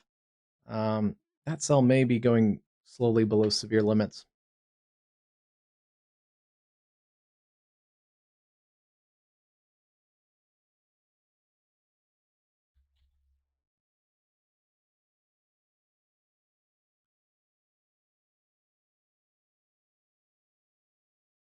Still seeing a little hail in this storm near New Philadelphia, Ohio. A little bit of rotation in there too. Bakersfield, Wolf, and Glasgow, Ohio. Keep an eye on that cell. That could produce a quick little spin up. These cells are still staying below severe limits, but heavy rain across this area, Bloomington, Peoria, and up towards Strader and Pontiac, Illinois.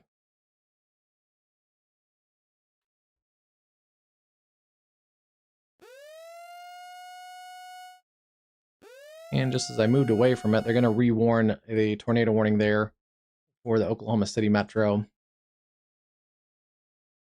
think that's a good call. There's a lot of wind in here, so there's the wind threat, but there's also still the localized area of rotation that we were just looking at just a couple minutes ago. Southwest Oklahoma City, southwestern Cleveland, or northwestern Cleveland, and southeastern Canadian counties, northwestern McLean counties. This has been on a, I think, kind of retightening trend. Yeah, right in here. I don't see anything on the ground, but right in there, that is a strengthening mesocyclone. We're starting to see kind of another push of some outflow winds of the storm, and that will try and tighten up that inflow notch. Yeah, good call by the National Weather Service. It's a good call. Let me see here. Where are we? We have camera 35. Might reposition our cameras a little bit then.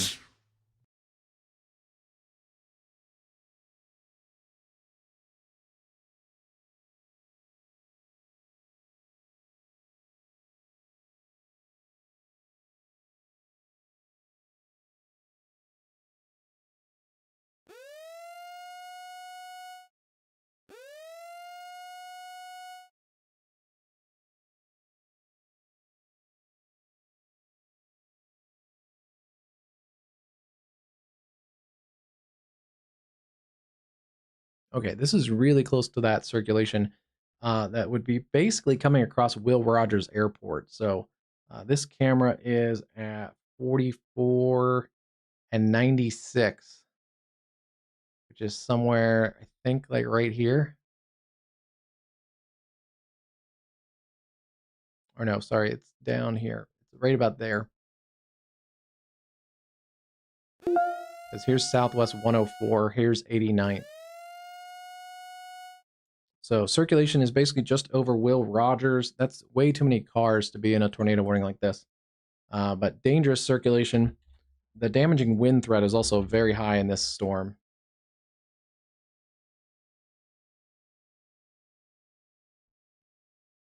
So this tornado warning still covers Oklahoma City, Spencer, Midwest City, Dell City, Mustang, Moore, North Norman. Basically, circulation is going to ride along the Southwest Expressway and the Southeast Expressway, which is 240. And this is 44. This is 35. So a highly populated area, southwest sides of Oklahoma City.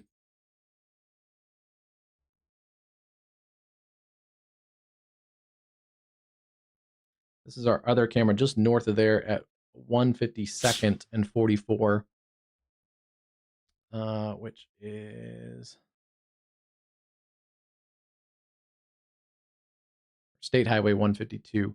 That is also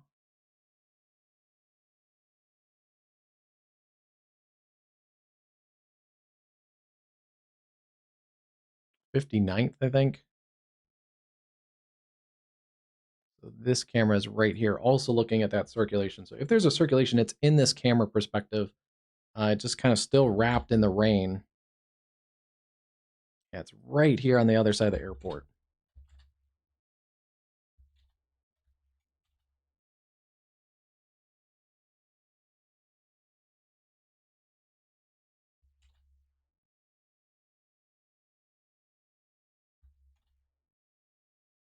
Very, very strong winds, damaging winds coming south sides of Wilbur Rogers right now.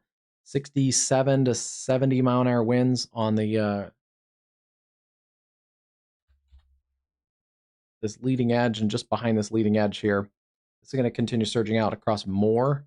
So more, you're still in that tornado warning, but you're also going to get this wider damaging wind threat. And yeah, circulation is just in here, basically over Will Rogers right now.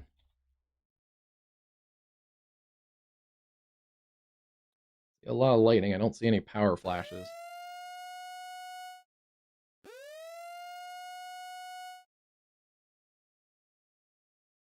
Same for this camera perspective. This is on 44 looking north.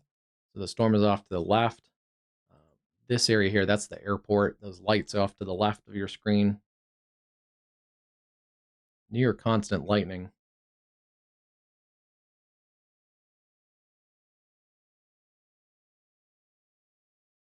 And then this is looking towards the circulation. So if there's circulation in here, I don't see it right now, but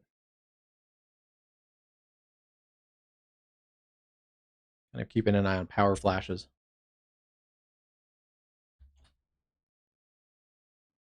And you may get some power flashes even from the damaging winds along here too. There are some serious winds in this storm. It's lifting up right over the Will Rogers terminal.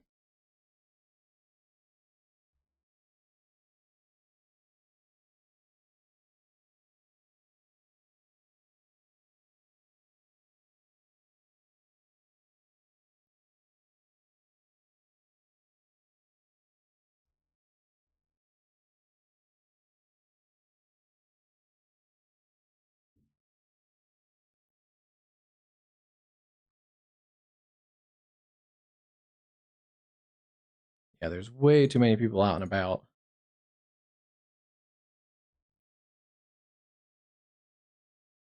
Luckily, I don't think it's on the ground, just based on what I'm seeing on the radar, but also we haven't seen any power flashes. The lights are still on at the airport. It would be basically right here, kind of under the Oklahoma transportation sign. On this camera perspective, looking towards the north, it'd be kind of right up in there. And then looking this way, it'd basically be in front or on this camera.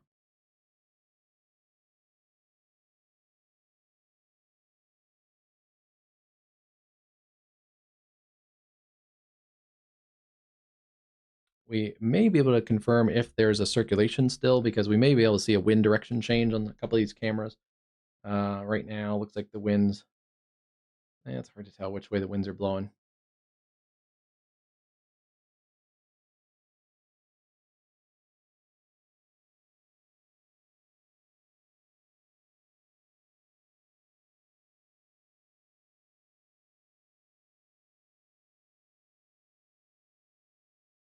Okay, right now we're getting winds basically uh, kind of from right.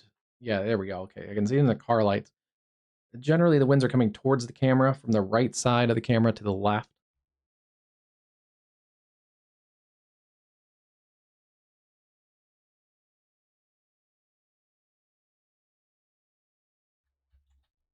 But yeah, if there's a tornado, it's going to be right over Will Rogers.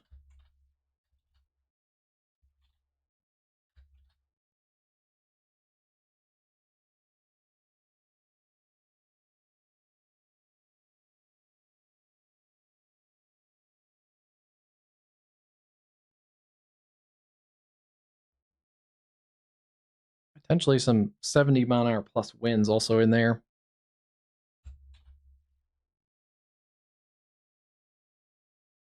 Good news is our cell to the south near Chickasha has become outflow dominant, not a severe threat right now. $half size hail down towards Henrietta. We'll keep an eye on that storm too. Just want to double check, make sure everything else is good. Yeah, we're focused in on Oklahoma City right now, but that's because this is the strongest storm in the country right now in a very populated area. Basically going over this camera right now.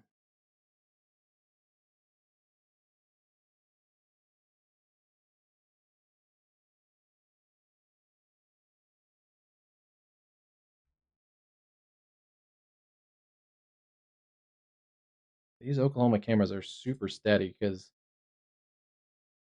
that one may have gotten the burst of wind. Okay, yeah, this is that 70-mile-an-hour wind in here, so we'll see how long these cameras hold out. The one is it wasn't shaking that much. It's likely just not getting a signal out right now. But I'm still seeing winds basically going the same direction. So we have not confirmed a circulation on the ground or anything.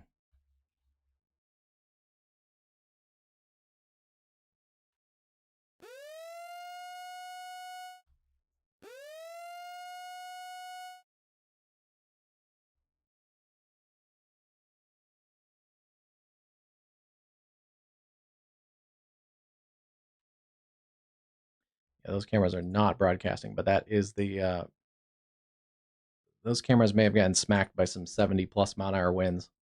The ones that aren't broadcasting right now, let's see, yeah, 75-mile-an-hour winds potentially in there, 82 coming into the southwest sides of Oklahoma City, 77 would be just crossing the airport right now.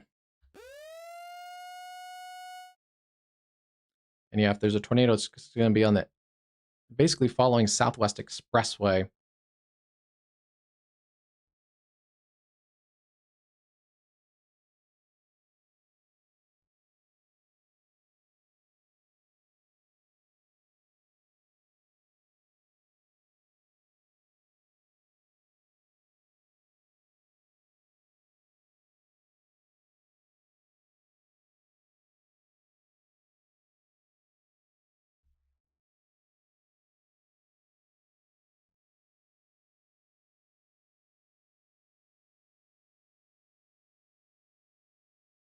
We'll keep on this one for a minute.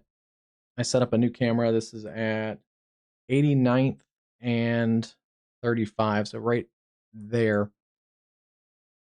That may be in the path of the circulation, but also the strong winds too. Very, very strong winds. South sides of Oklahoma City. If you're anywhere in this tornado warning, you need to take things seriously. Lowest level into your room, away from the doors and windows. Put as many walls between you and the outside as possible. Essentially, with potentially some 70+mile-an-hour winds, this area is getting, like an EF0 to EF1 tornado. Potentially, I'm just kind of like equating it. It's not exactly the same, but something that would be kind of in that damage level, but about 8.5 miles wide of a damage path. So if you have trees around your property, you especially need to take this seriously. Treat that very similar to a tornado.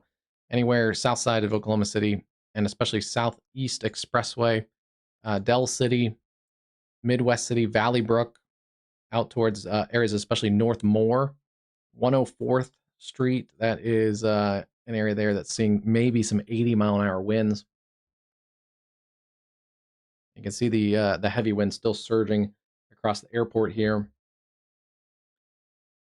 still a ton of traffic out in front of this. This is at I-35 and 89th Street. So this is right about here. It's about to get in on some very, very, very heavy rain and wind. And you can see how heavily populated this area is as well. They're going to warn the whole line segment as well out in front of this. Edmond, the villages up to Shawnee, and down towards Purcell and Norman. So the whole area is getting a new severe thunderstorm warning. Tornado possible, considerable threat for 70-mile-an-hour winds. So they're seeing the same thing that we're seeing here on the radar. Yeah, the lightning is crazy. You don't want to be outside for sure with all the lightning.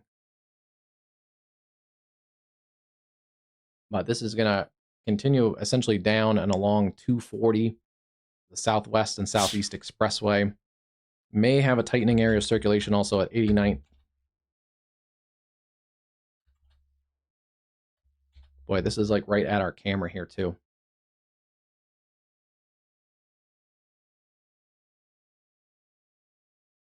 You can see it just got kind of calm. That's right along the leading edge of this. And this is a dangerous situation too, because there's north-south highways in here and there's trucks that are going to get slammed with some 80-mile-an-hour winds from the west.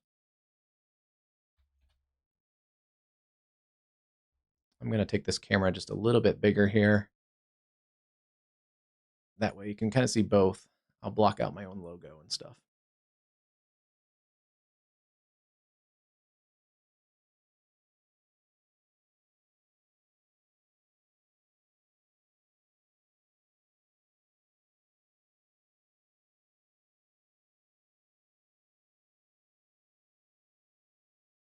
I can see it for the spotter network, but not for the stream with copyright stuff.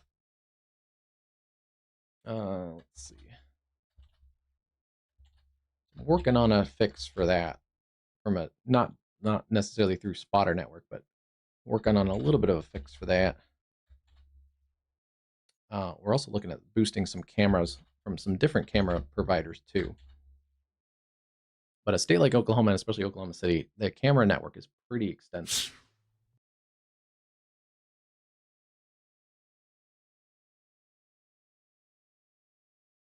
Yeah, here's that heavier rain and wind coming across this camera now too.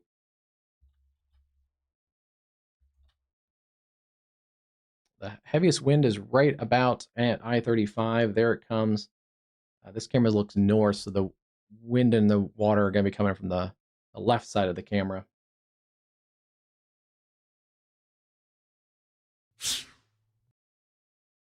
Yeah, that's crossing the interstate right now.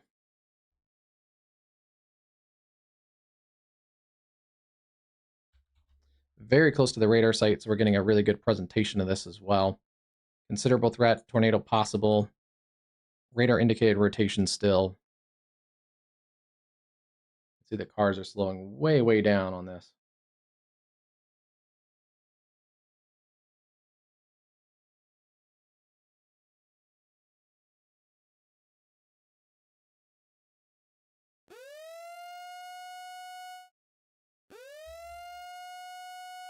So circulation is in here just near Southeast Expressway, the Valley Brook area. Still not seeing a circulation on the ground. And I'm still not seeing a wind direction change on this camera perspective, so some good signs that it's probably not on the ground still. But this is still a very damaging wind threat across the Oklahoma City metro.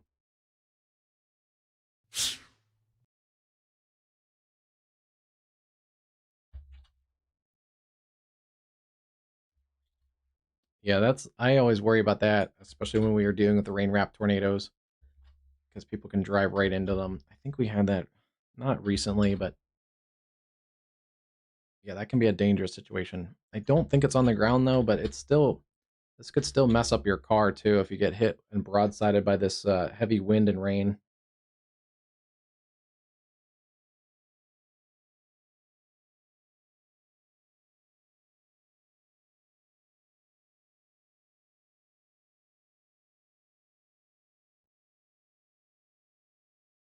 Yeah, and that happened on the northwest Oklahoma tornadoes maybe early March, mid March. Unfortunately, a mom and a daughter were driving out on Highway 60. I don't know where it is right now. Out here near Fairview on Highway 60, and the tornado started like just south of the highway and crossed the path as they were like. I think the news said that they were actually calling their family to tell them to take shelter on the way home. So yeah, that does happen. Traveling at night, especially in a tornado warning, is not an advisable situation. And this is a really not advisable situation for multiple reasons. There's some very heavy wind in here. Yeah, there it goes on the camera. That's some significant wind. Potentially in that hurricane force kind of range.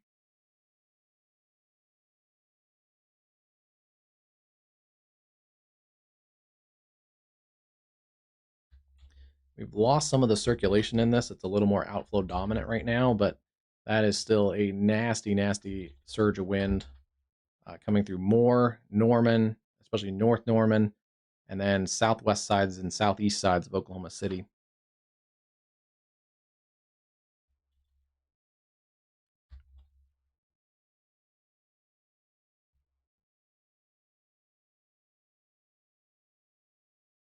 And it's still raining and windy at the airport.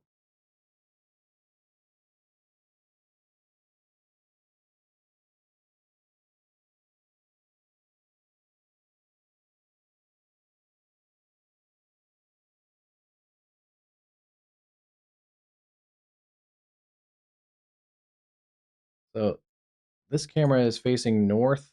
On the other camera facing south, I don't know what exactly is going on, but it does look like traffic is completely stopped. Why there's not much traffic on the northbound lanes.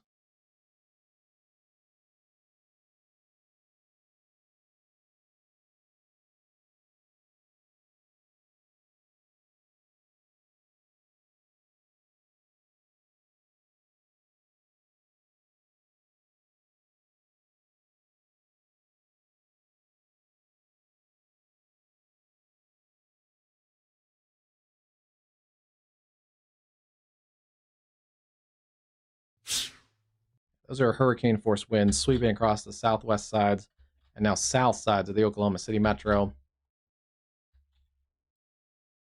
Tornado still possible. If it is, it's riding along 74th Street, right near the Oklahoma Heart Health Hospital, the South Campus, kind of riding between Moore and Norman. A little bit of a spin up here too. 89th Street and 104th Street. That could be a little localized area of rotation too. Let me reposition. There we go. Right in there, little localized spot. 89th to 104th. This blue color, these are all 70 plus mile an hour winds, and we're really close to the radar site, so we're seeing low level looks at everything. Yeah, that highway is stopped.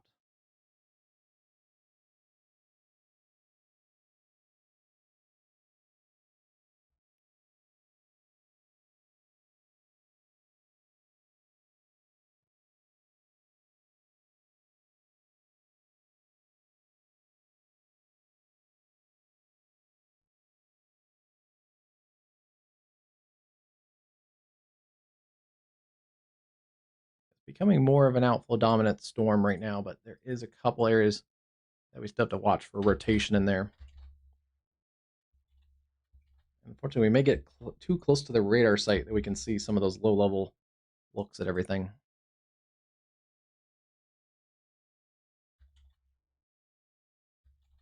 South of there towards Norman, it's mostly a damaging wind threat. And then up across Oklahoma City, it's still a damaging wind threat. Oklahoma City, Spencer, Choctaw, Jones, Hara, all the way up to areas south of Edmond. But yeah, the tornado threat would be right in these two little areas near Dell City and then to the east sides of Moore.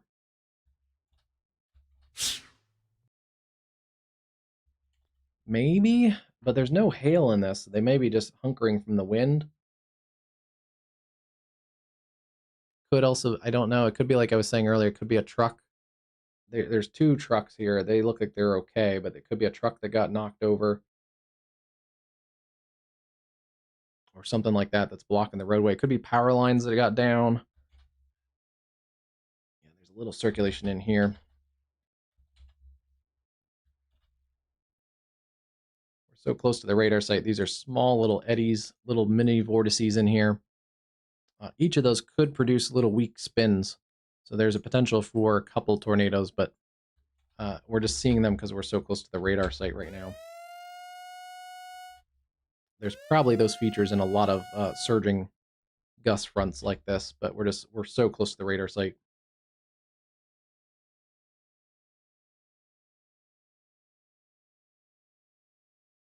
You can kind of see it's still a very highly HP supercell, but you can kind of see this little S shape in here of this HP supercell. That's where it's surging out.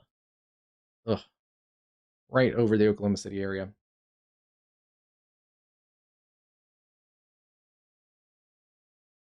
You can still see even past the leading edge, there's still a lot of wind in here.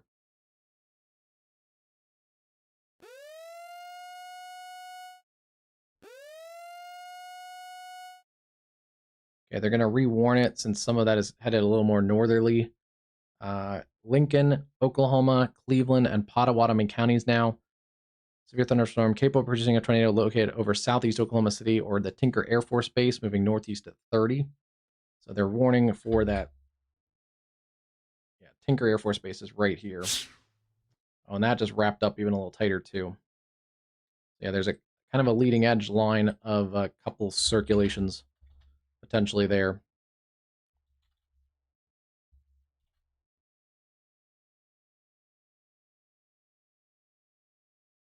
I think traffic might be moving again.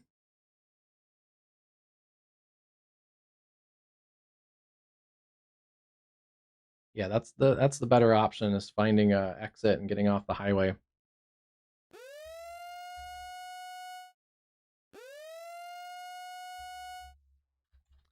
So let's see. They're still warning this at 30, right?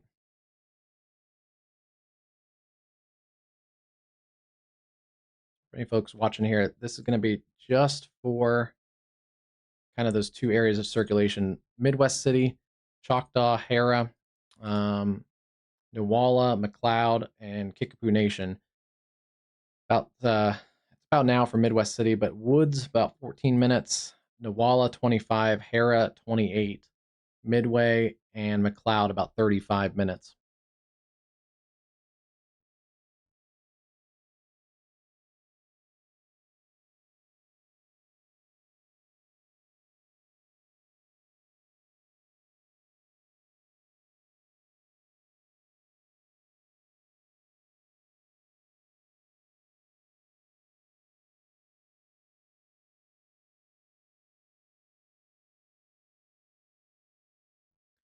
This is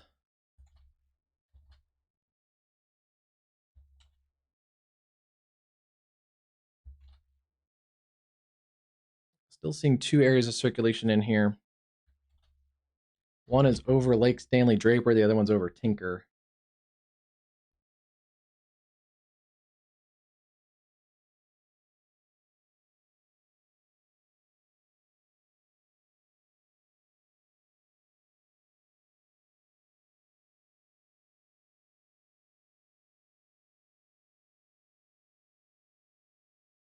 This is just outside of Tinker on 44, so this is really close to that circulation too.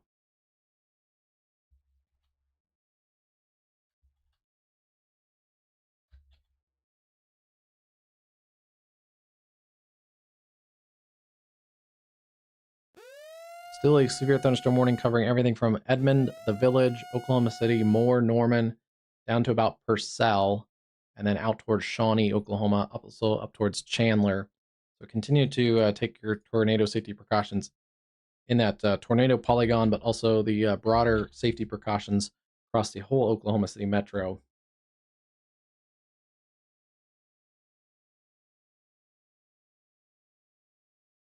This is right at Tinker, so if it was on the ground, it'd be probably right in front of this camera. over this camera.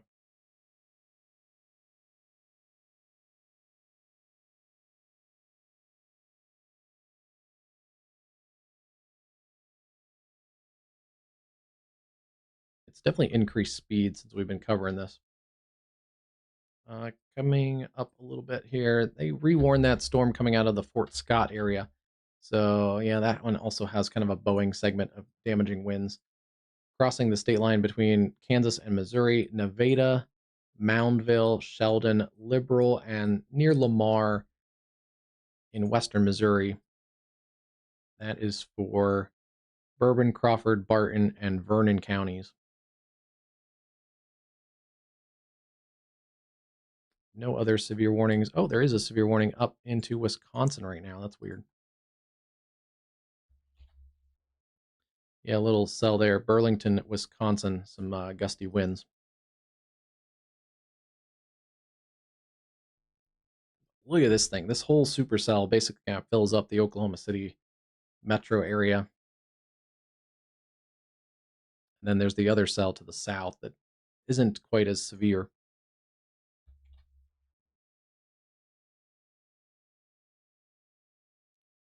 Watching two areas of circulation really close to the radar site. One is on the east side of Lake Stanley Draper. The other one is basically right at our camera, just on the northeast side of the Tinker Air Force Base. This one we're going to lose a little bit in the cone of silence.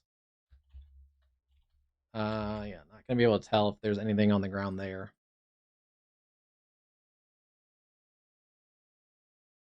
Meanwhile, still back through Moore, Norman, Southwest Oklahoma City, there's still a lot of wind and rain. So continue to stay, take safety precautions. If you're in your safe place, just stay there for a few more minutes. Let this work away from you. The heaviest winds are on Southeast Expressway now, approaching the areas where 240 and 40 intersect. And then the areas of circulation are just crossing 40 right about now, just on the east side of Tinker.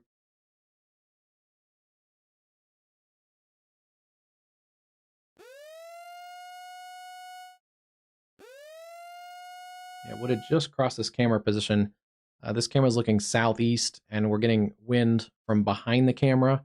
So it's blowing towards the southeast. That would be on the back side of this area of circulation, which looks like it's weakened a little bit, but still in here.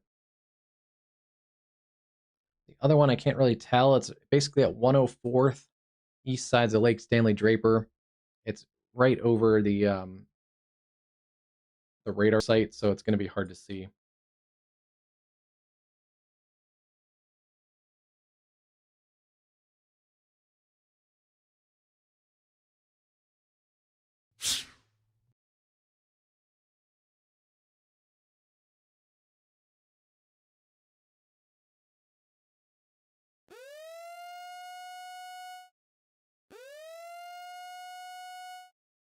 Okay, this is at 240 and 40, where those intersect. It's basically right here. So we're kind of between the two circulations. The one in the cone of silence near the radar. We're about to get slammed with also those 70-mile-an-hour winds. Let's see which direction this is looking. This is a little better situation because the trucks aren't traveling perpendicular. They're traveling parallel with the wind, but this could still be an issue for travel across the highways here.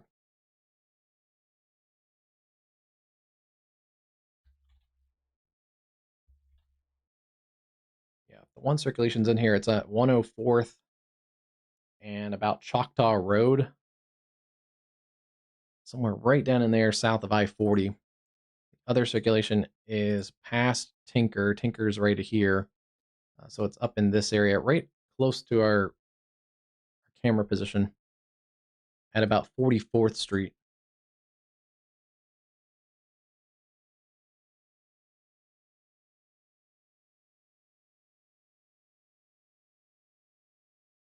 And it looks like it's gotten so stormy that our camera has switched into night mode. Or this area may have lost power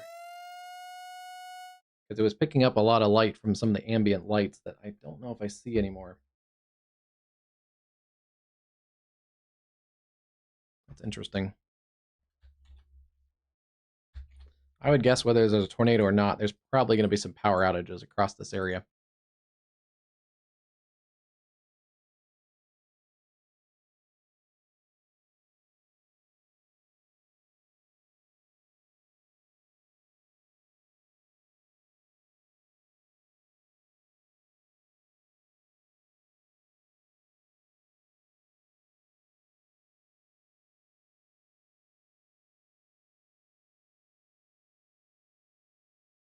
Not much being reported yet.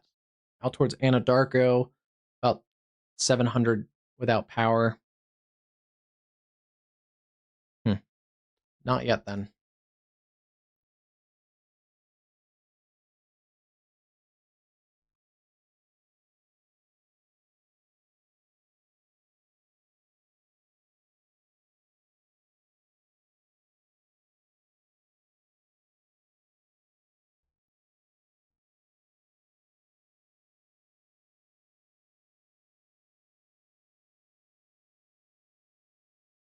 Yeah, the airport and major facility hospitals and stuff will too. Just but the people, we should be able to see the actually, and even if it was on backup power, it would still report it to the system. So it would still count as a power outage for like the reporting system. We'll see what this circulation looks like. It's still kind of in this cone of silence around the radar site, but it should be lifting up towards New Walla in the next couple minutes.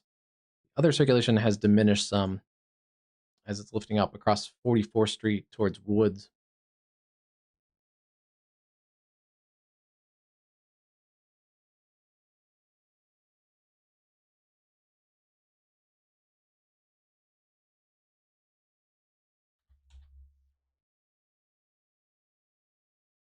This whole area is being warned as a considerable threat to through Norman, Blanchard, Slaughterville, Goldsby, and Noble as well.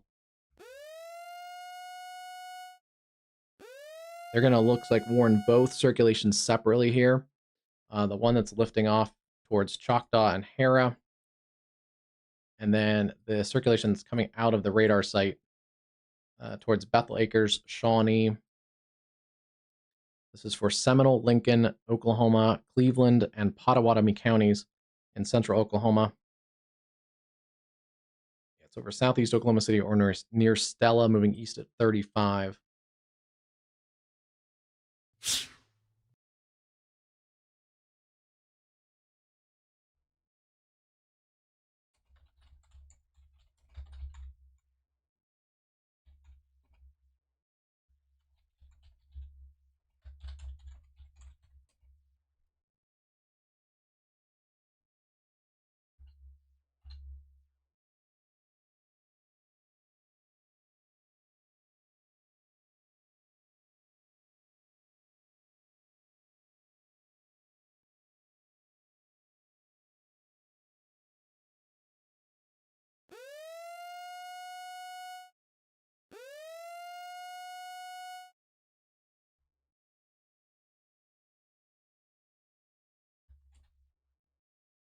Okay, yeah, there's a better look at this as it's getting out over the radar site. Area circulation would be still in here. There it was. May have weakened just a little bit, but it's in here near Stella. You can see a little bit of that circulation. Yeah, right in here. Still a little too close to the radar for a really good look at correlation coefficient. Checking for meteorological targets and non-meteorological ones. Other circulation may have weakened coming towards Choctaw. This leading edge one I'll take out here towards Shawnee. And it's moving at 35 miles an hour. This does incrementally increase speed across the Oklahoma City metro. So New Walla, about 10 minutes or so. And then Bethel Acres, 24 minutes. Shawnee and Tecumseh, 34.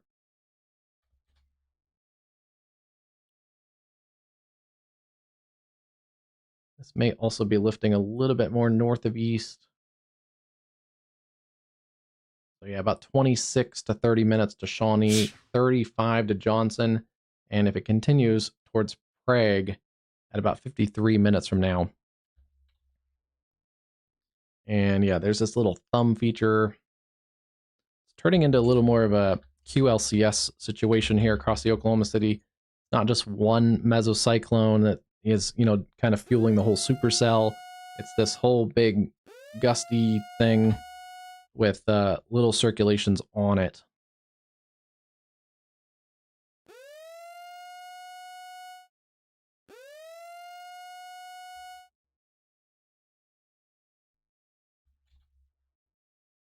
They have also increased some storms across southern Kansas, Columbus, Pittsburgh, Frontenac, into Missouri, Carl Junction, to about Lamar. A couple areas there. Wind threat in the areas there, southeast Kansas, western Missouri. But yeah, this is our main show right now for, look at that. Look at that camera.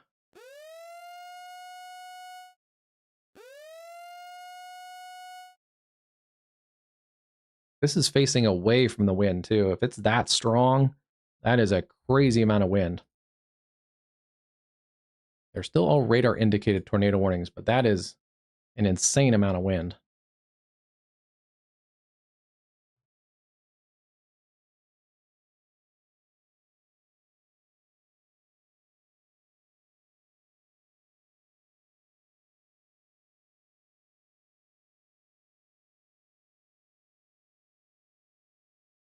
You can still see there's some cars still traveling on I-40 here.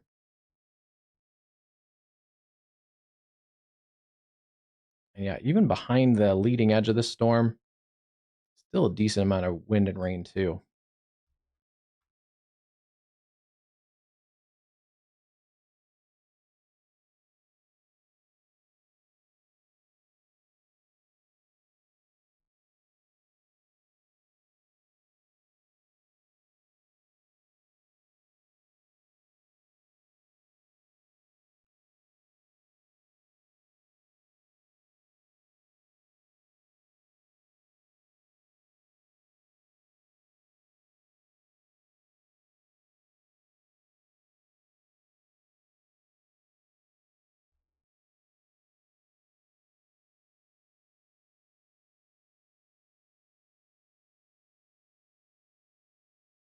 Still not too bad out ahead of this, but that's a big difference between out ahead of the storm and in it. It's just a car wash. All right, let's yeah, there's the circulation here near New Walla. That's one of those circulations. The other, probably the tightest one so far right there. Two circulations right here.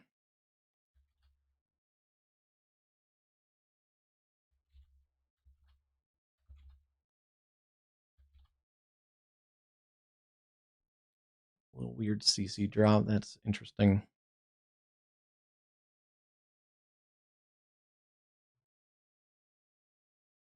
Waiting on another CC drop, but there may be something right in here. Still kind of a little close to the radar site to fully confirm, but there's something right here. And that is a pretty tight area of circulation. So we're going to see, I'm going to see if this jumps up ahead. If it kind of stays in this same corridor, then that's just a junk reading that just happens to be co-located with one of those areas of circulation near Sierra Lane. So yeah, I'm waiting on another radar scan, and we'll see if that is something on the ground or if that's just a glitch in the radar. Other area that's kind of three areas here. One along Lake Road approaching Shawnee Reservoir. That's the area that's come out of the Stella area. And then these are the two that have essentially come out of the Tinker region. They're riding along 44 or 40 just to the north of 40.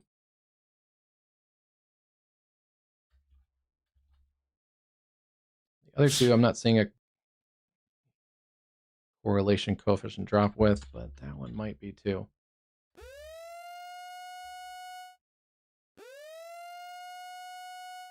Those are both interesting CC drops. That may have just moved from Sierra Lane. That could be something right there at 59th Street.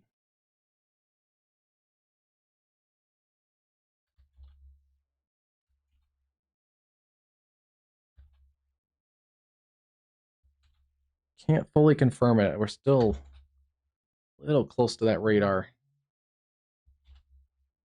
but there could be something right there. Yeah, that is crazy wind.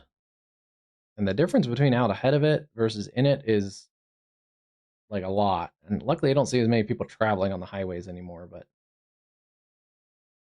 it's fairly calm. It's very humid, it looks like, out ahead of this storm. But you can see a ton of lightning.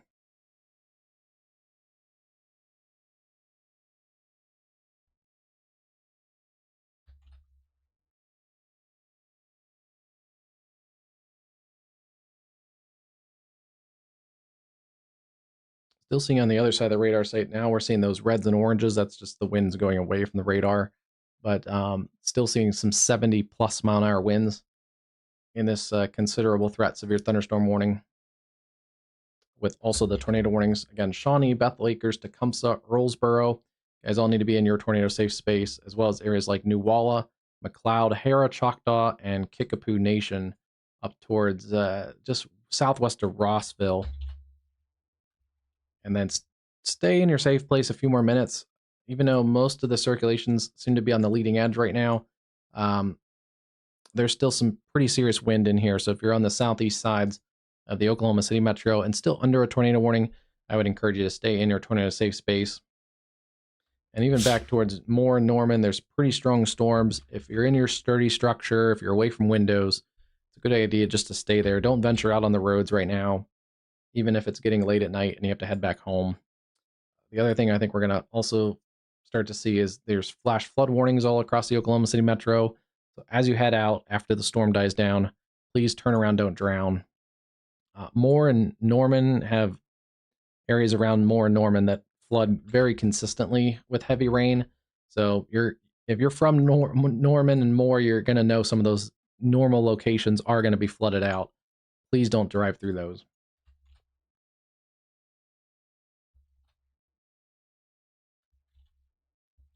It may have just been a radar glitch. There still is possibly something here at New Walla.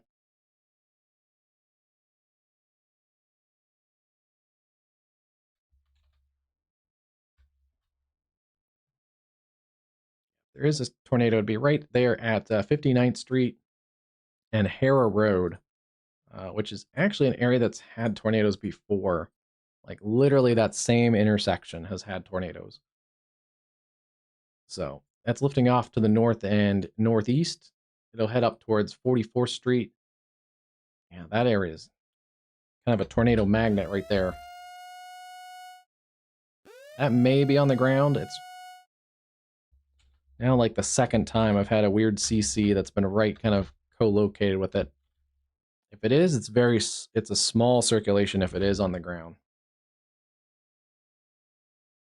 And it may not be fully, it may be intermittently on the ground. Right there on New Walla. So this is coming up towards McLeod as the next location there. McLeod.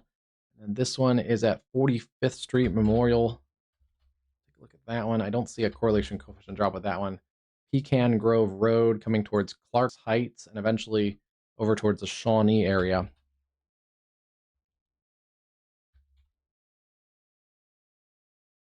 And then this is the big burst of wind. Even if you don't have a tornadic circulation, you're going to get a huge burst of wind. Bethel Acres, Tecumseh, Shawnee, Earlsboro, Brooksville, passing through pink at the moment.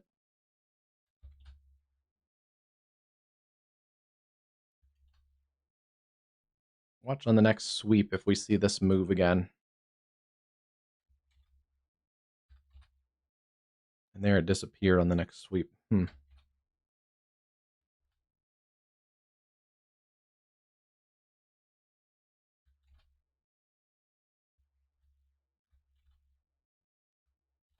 Yeah, it may just be a glitch, just still kind of being close to the radar.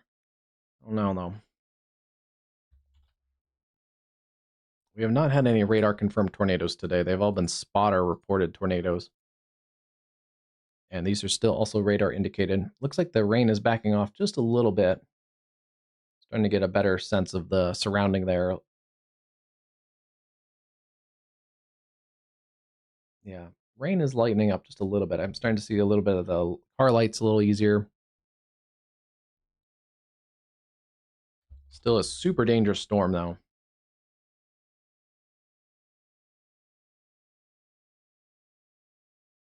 They've also warned the considerable threat, severe thunderstorm, way out ahead of this to give people as much warning as possible. So they're going to warn everybody out from Purcell out through Seminole, Wewoka, Holdenville, Shawnee, and points north and east, Prague, basically up to I-44 around Stroud and Chandler. I like how they're doing this. The National Weather Service is not playing around here. They're warning everybody out ahead of time and wider than the tornado threat. And then within that, they're warning a couple of these different circulations. So it looks a little bit chaotic on the radar presentation, but it's actually pretty organized.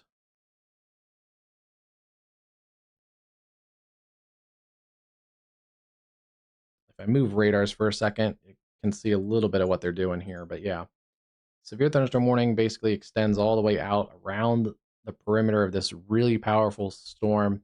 And then within that, there's a couple different circulations, and those ones are being warned. So that's the better way to do it. That's a good way to do it.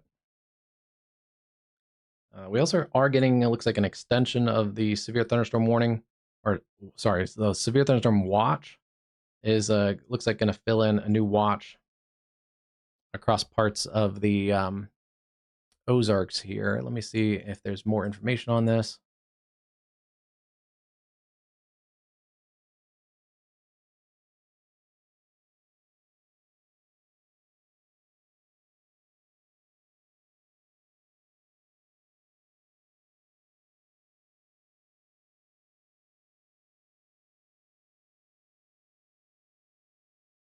Yes, that is a new severe thunderstorm watch. It goes from 9:40. So yeah, they're just issuing it right now. 9:40 in the morning or tonight until 5 a.m. So a long duration, very long duration severe thunderstorm watch. It also covers. Oh, it's gonna Okay, I see what they're doing. It doesn't just go out in front. It actually covers a lot of Oklahoma City again, back through Tulsa. So it covers some of the areas that were under the previous severe thunderstorm watch, but it covers basically all of southern Oklahoma along the Red River, Duncan, and Ada, areas around McAllister, Oklahoma, Okmulgee, Muskogee, Tulsa, Claremont, Veneta, up into northwest Arkansas, Bentonville, Fayetteville, and Fort Smith. Also includes Springfield, Joplin, Branson, Neosho, up through Nevada, and then Bolivar, Lebanon, and Waynesville. Again, that goes until 5 a.m. Central Time.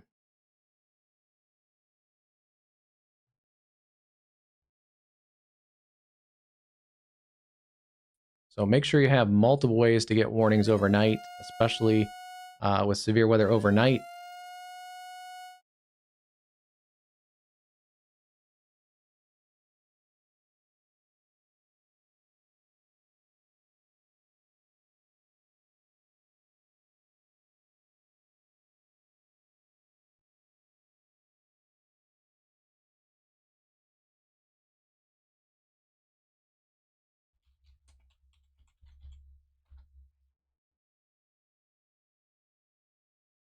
All right, we've lost. Oh, we did not.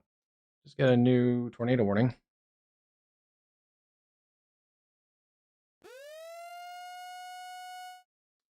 10:46 Eastern Time. Severe thunderstorm capable of producing a tornado located over Marion, Ohio, moving east at 20. Well, compared to our other tornado warning, it does not look as impressive.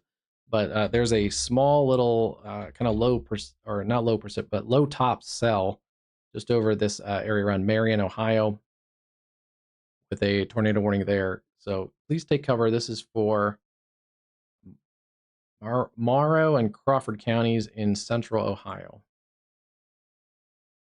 Yeah, those weather radios will wake you up. They're a great thing. They should probably be built into more houses and things. Emergency management goes back and forth. Obviously, it adds cost, but I think they should be part of every house, kind of like a fire alarm or fire extinguisher.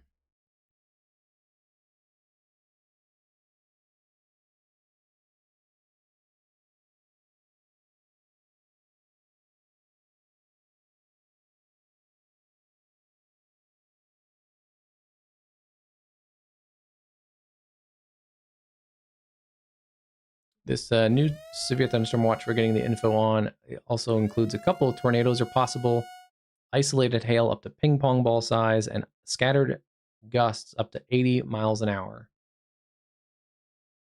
It's a pretty high end severe thunderstorm watch.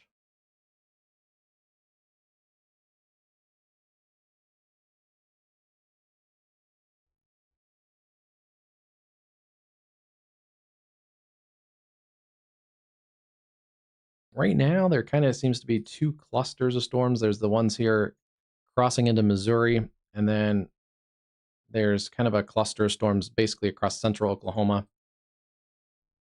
Starting to see what some of the models indicated earlier. There's starting to be some backfilling across Lawton and even across Altus.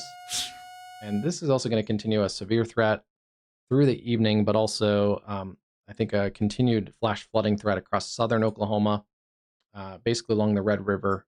So overnight, we're going to see, I think, a few more flood reports as well.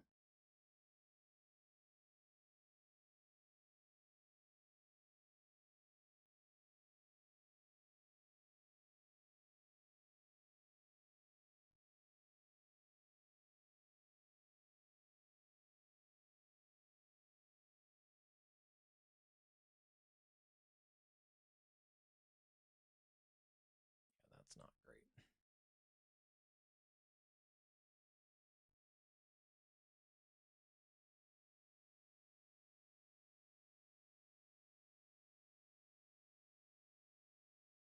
Here's a look at some of the latest model data. Highlights similar to what I was saying. It picks out those supercells coming out of southwest Oklahoma pretty good. Puts them through basically the Oklahoma City area and continues them off to the east. They are going to start to be more of a wind threat with some embedded circulations. It still wants to break out better development across Kansas, or not Kansas, but um, basically northern Oklahoma and then into Missouri. So we'll see if it does, but it does want to break out continued storms by about 1 or 2 a.m. across Springfield and across the northwest Arkansas.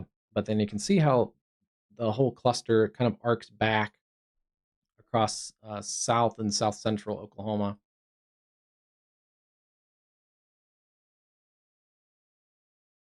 So it could still be raining, especially like South Norman and the southern suburbs of Oklahoma City at like still like 4 a.m. It still could be raining with some embedded, thunderstorms across some of those areas. So yeah, the flood threat I think is a higher flood threat across southern Oklahoma. Because at least like over here, these storms are going to move. They're going to advance east across the I-70 corridor and up 44 towards St. Louis by morning. Should start to weaken a little bit by morning, but still could have some thunderstorms ongoing by morning across Dallas. And then we have to start kind of watching by afternoon. They may get kind of reinvigorated across the south. That's why there's a marginal risk for tomorrow across the south. And then we'll also have to start watching this whole complex may get reinvigorated later across parts of Ohio and the Ohio Valley into the later afternoon tomorrow as well. But yeah, I'm concerned about that because some areas of Oklahoma that are raining right now could still be raining at 6 a.m. and even some parts even later. Tinker Air Force Base just reported an 80-mile-an-hour wind. Not just, but a few minutes ago. It's a delayed report. But that would have been when those storms came through the Tinker Air Force Base area.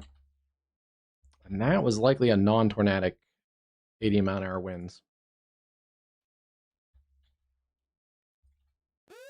And a lot of that area in Oklahoma has clay soils. It doesn't run off, or it doesn't soak in very good, especially if it's already saturated. So yeah, there's all kinds of complex issues there. Tornadic circulation is basically east of McLeod now. Still doesn't look like it's on the ground, but you can see the leading edge of this. This is still a really windy storm. You can see there is some CC drop just out ahead of this line. That is likely kicking up some dust and debris just on the leading edge of this storm. Little areas like that, little kinks in the circulations, those could produce some quick spin ups. Haven't seen any yet though. Still radar indicated. A couple of these other storms are also a little feisty near Altus and Snyder, Oklahoma. You may start to see some severe warnings pick up along the Red River too. And then another considerable threat storm around Henrietta. It's on the weakening phase around Ryan, Oklahoma, right on the Red River. And take a look at this cluster of storms. Mostly just wind threats right now. Nevada down to Pittsburgh, Kansas, Columbus, Kansas, and Carl Junction. And then let's go and check our other tornado warning in Ohio right now. Around Marion, Ohio, still seeing some circulation in there.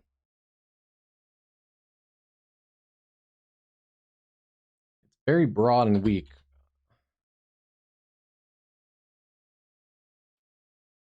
Okay, that's why. It wouldn't be something that I would pick out normally on radar as a tornadic storm, but it was a weather spotter reported a funnel cloud, which at night is a little bit of a sketchier look. Also, this does not appear to have a lot of lightning with it. The storm down in Oklahoma, you can still pick out funnel clouds if you're out ahead of it because there's a ton of lightning to illuminate the sky, but with only a couple flashes of lightning, that can be hard to pick out. You can have things that kind of finger down and look like a funnel cloud that they may not be rotating. And they are going to rewarn that as a tornado possible severe thunderstorm warning. So continue to stay in your safe place there if you're in the Marion, Ohio area, but it does appear to be a lower threat than what we had down here for a while around Oklahoma City. That's what I'm thinking. It says train spotter, but even train spotters can make mistakes. It's just not in a super favorable environment right now. That would make me scream tornado. And it doesn't look impressive on radar, but it could be. It could be a low top cell, but I don't know, it just doesn't look great. Come on.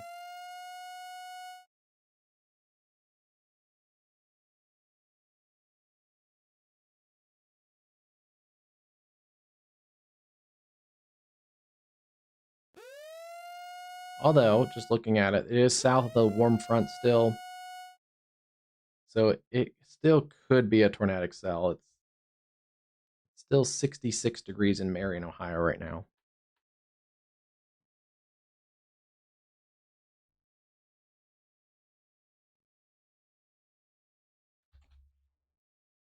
Look at this wind. This is consistently produced 70 plus mile an hour winds across the Oklahoma City metro. I think we saw some of that across affecting the highways across the Oklahoma City metro. And it still is raining and windy now on the east side of Oklahoma City, with Tinker Air Force Base recording an 80 mile an hour wind gust. Probably see some damage reports come in, at least some trees down and things like that. In fact, let me just reload. I'm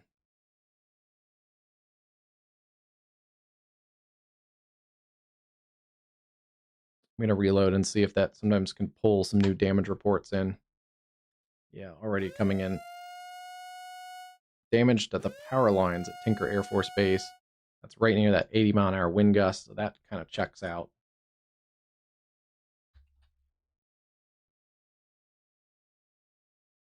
Not seeing as much in the way of circulations. There still is an area here near McLeod, but it's mostly a outflow driven situation here with a big surge and gust front coming through Shawnee to Tecumseh, and then out towards Seminole, Bowlegs, Maud, Wewoka, and Holdenville. And yeah, we should probably see more damage reports come in. I would guess there's going to be some trees down, some power lines down. Things are probably going to come in the next couple minutes as people start to kind of get out and assess their properties, since they're starting to get behind the storms. Here's those areas around Carthage. Still some Gusty winds in here, pockets of gusty winds crossing from Kansas into Missouri. And yeah, they've let that warning expire around Marion. I know we're a little further from the radar, but it just doesn't look like a storm that would have a tornado on it.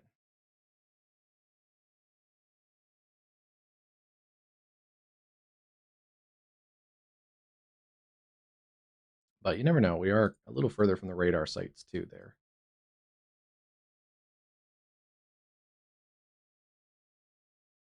Try not to discount too much spotter reports, but they can get a little bit less reliable in the evening, like it is now.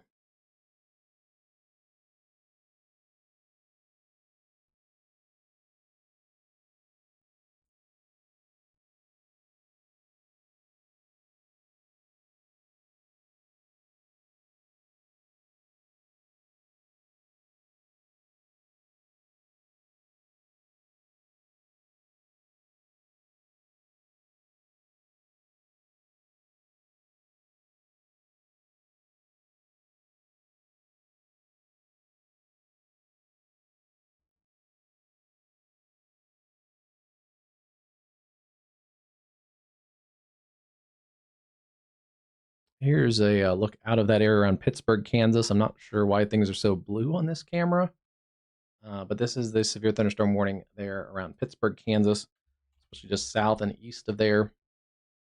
Yeah, I don't know why things are so blue, but it looks like things are starting to calm down across Kansas.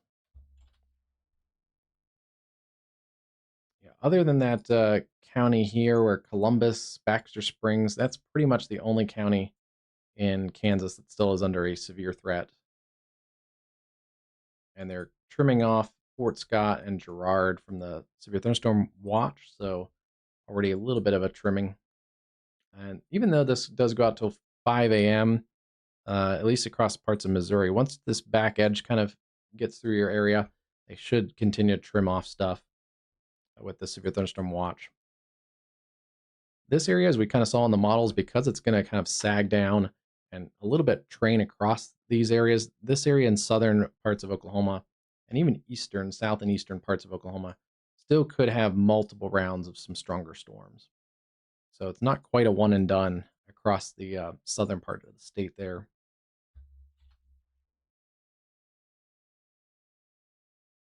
And at 10 o'clock, the other severe thunderstorm watch did expire. So everybody kind of north and west of Oklahoma City, you're good to go. Bartlesville, Pawnee, Perry, and Stillwater. I'll zoom in because I don't know all those areas. Enid, Woodward, Fairview, Watonga, Chickasha, El Reno, Anadarko, Lawton, Altus, and Sayre, up to about Bartlesville, Independence, all those areas clear of the severe threat. And yeah, this is our new severe thunderstorm watch until 5 a.m. That goes for Springfield, Branson, Joplin, Carthage, Neosho, Bentonville, Fayetteville, Claremont, Tulsa, Fort Smith, all the way down to the Red River. Mm-hmm. Mm-hmm. Mm-hmm. Mm-mm.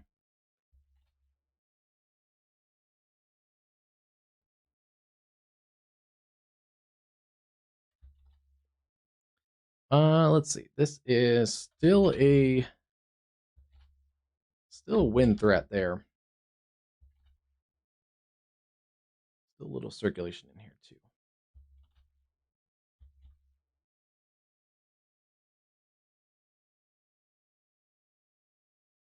Getting a little bit further from the radar, so some of these wind totals will be a little bit accentuated. We're looking up into the cloud as we get a little further from the radar site, but still likely some 60 to 70 mile an hour winds. Some of these in the higher precip areas could be still reaching the ground. But yeah, looking at these little areas here, couple areas of rotation, but not seeing anything as punchy as they did earlier. But here comes some of those reports. Down trees in Cleveland County, that's at Moore.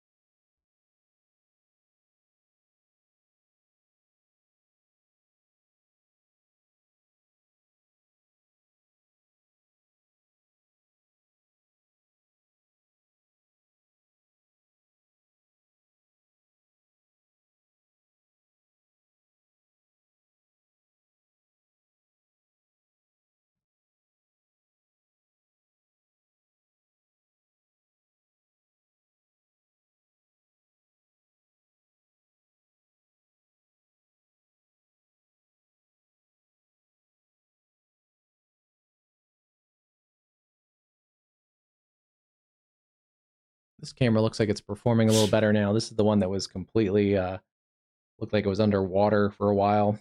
Looks like there's some police activity or something out there in the distance, but there's some pretty good lightning there. This camera's starting to die down a little bit.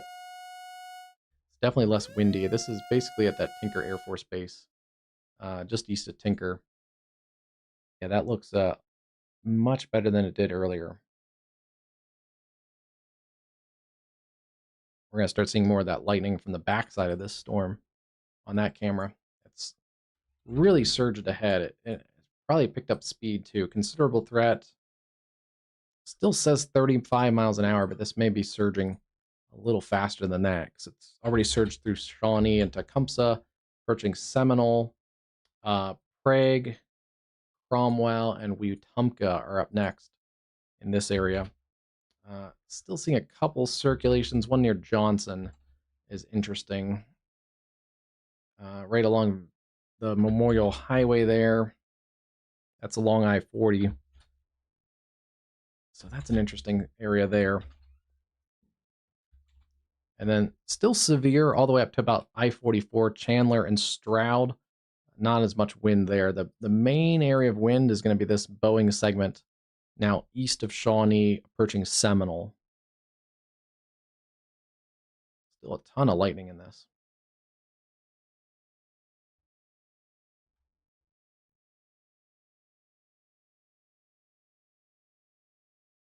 And then there's our other severe warning cell near Pittsburgh, Kansas, crossing into Missouri.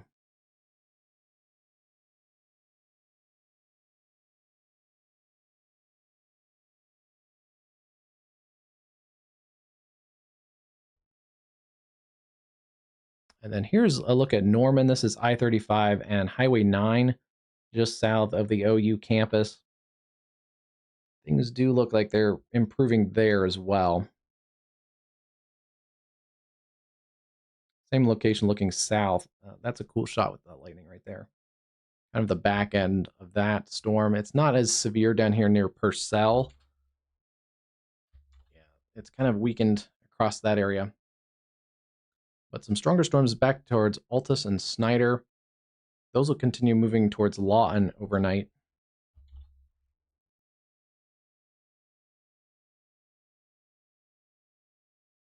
We've lost our other severe warned, or not. It's still severe warned, but we lost our tornado warned cell in Ohio right now.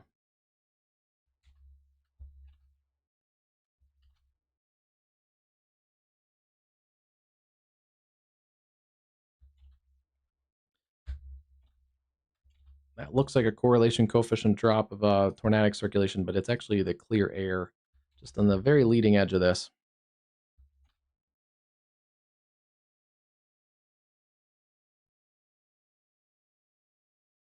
Still some weak rotation, basically a couple spots along that leading edge. We have not been able to confirm any tornadoes via radar today.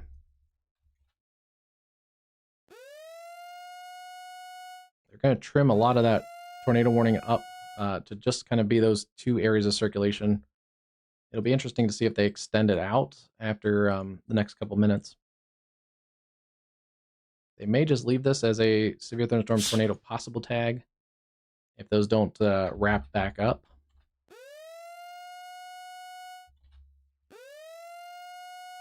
But that is a interesting one. It's here on Garrett's Lake Road, just east of Johnson, near Garden Grove.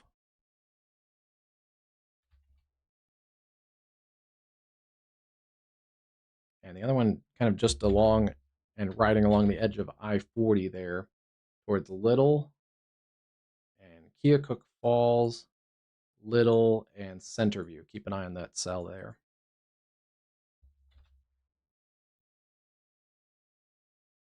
Still is kind of an embedded supercell. It's very outflow dominant on the leading edge. It's kind of, I don't know, it's kind of created its own little system around it, but it is still kind of this little S shape in here. Kind of growing into more of a complex of storms from just one single supercell.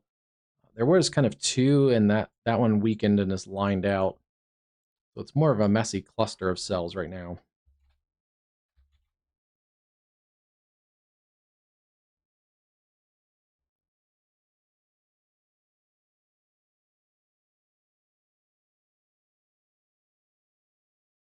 And I believe where the warning goes right now is to the end of the National Weather Service out of Norman's Range.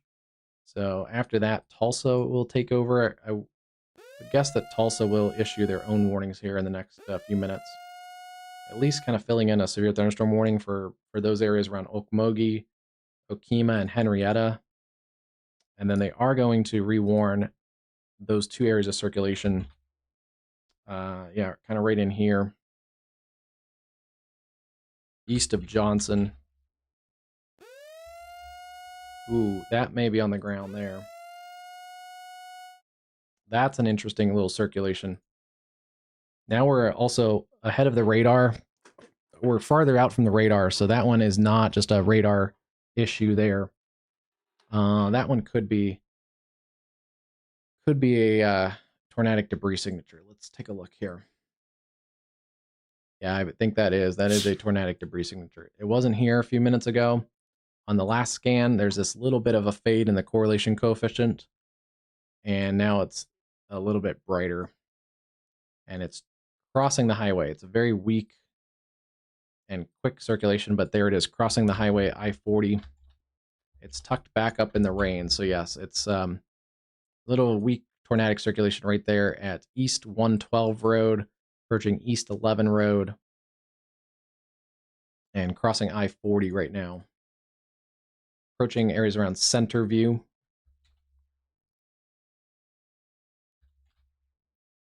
think that's our first radar confirmation of a tornado today.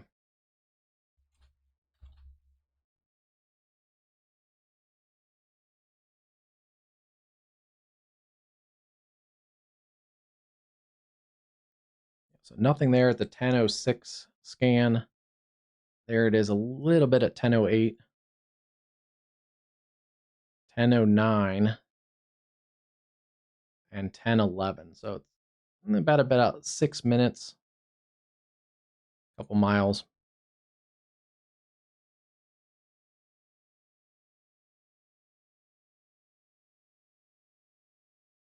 And it's pretty weak. There's not a deep debris signature there, but that does correlate with the area's circulation and with the reflectivity. That is not clear air.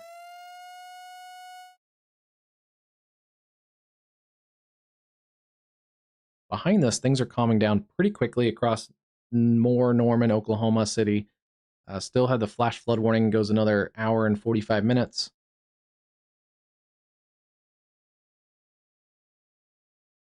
Yeah, mostly flash flooding for the urban area. A couple inches of rain.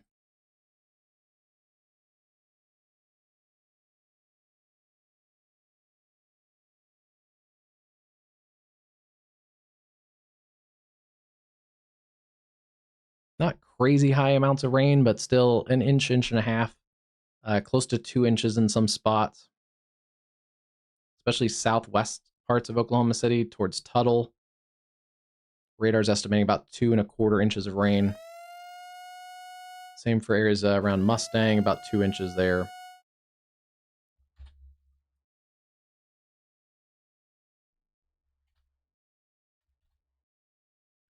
And that looks like it's weakened again. We're going to see not these long track supercellular tornadoes in this setup right now. It's mostly going to be kind of this little area of rotation in here on the leading edge, just kind of maybe intermittently touching down, but yeah. Luckily, it didn't sit over the city. If that would have been slowing down over the city, that would have been a big problem. But there could still be some areas, and like right in there, Chickasha, Norman, Purcell, they get some more rounds of storms. They're going to add up some of those totals. And this whole big cluster is going to put some totals down out ahead of this too. So that flash flood threat may continue through eastern Oklahoma as well.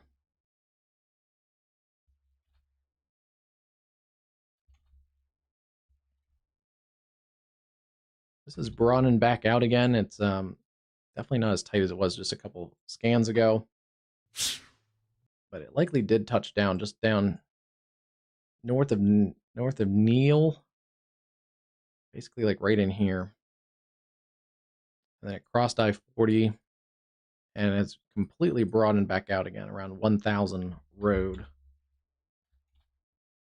That is a dangerous little area of circulation. There's also another one still near Belmont coming up towards Prague.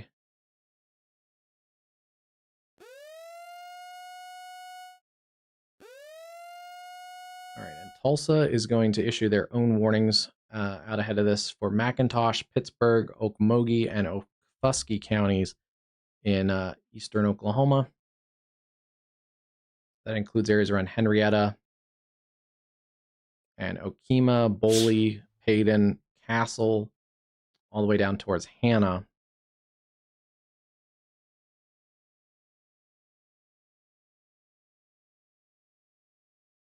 This whole kind of what's left of that supercell, but in here it's kind of lifting off northeast. So also keep an eye on this if you're over here at Muskogee and Okmulgee. But then this whole complex of storms is also lifting generally towards Tulsa. So Tulsa, it's going to get stormy very quickly across the Tulsa area.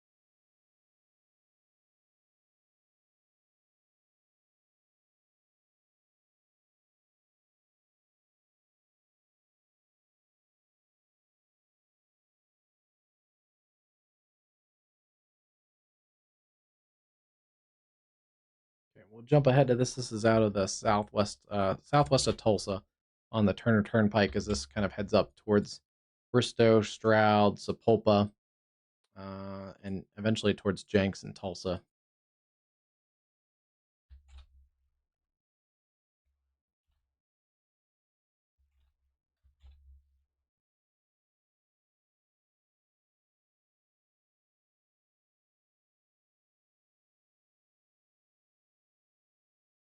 So, let's see.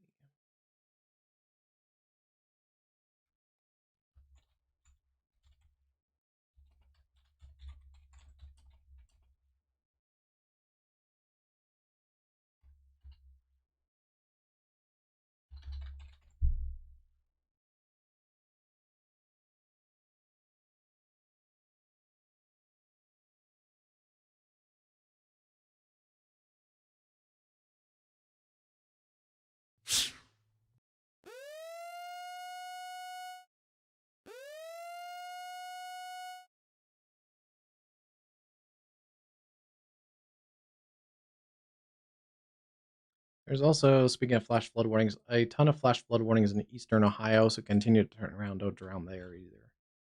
Let's see. I think there's more storms. Yeah, more storms are kind of filtering across this area too. So, and they're kind of training across the same areas. So areas like Mansfield, Worcester, Canton, New Philadelphia, uh, Ulrichsville. There's a flood warning within a flash flood warning. That's interesting. So there's a ton of flood warnings and flash flood warnings across this area. I'm also seeing some new reports. 2 feet of water across Township Road 129. That's really dangerous. 2 feet of water can lift and roll a car. So that'll carry you away and it'll roll the car. And that's really, really dangerous there. Looks like there's a couple spots actually that have 2 feet of water across some of those areas. Flooding on State Highway 95. 3 to 4 inches water on Yankee Street in areas near Fredericktown. So yeah, there's quite a few flooding issues going on across the Ohio Valley tonight too. And things are reducing a little bit across the areas that got heavy rain from Peoria to Bloomington. But there's a ton of flood reports there as well, and some flash flood warnings extend all the way up with that cluster of storms towards the southwest suburbs of Chicago, with more rain that's going to sweep through those areas too.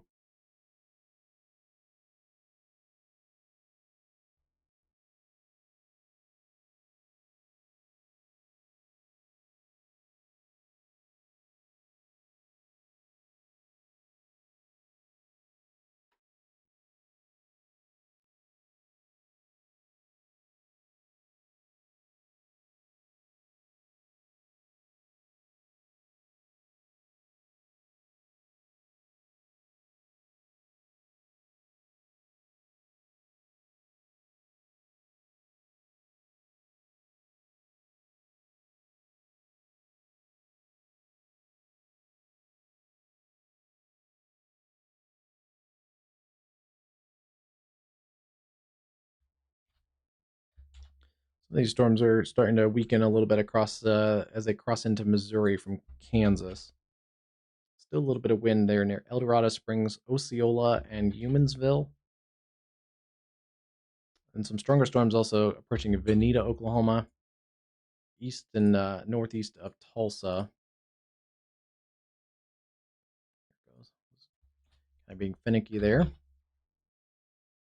And then those storms are starting to come into the Tulsa area, especially on the southwest side of town. Not severe, not in that area of the storm system, but back down towards Prague.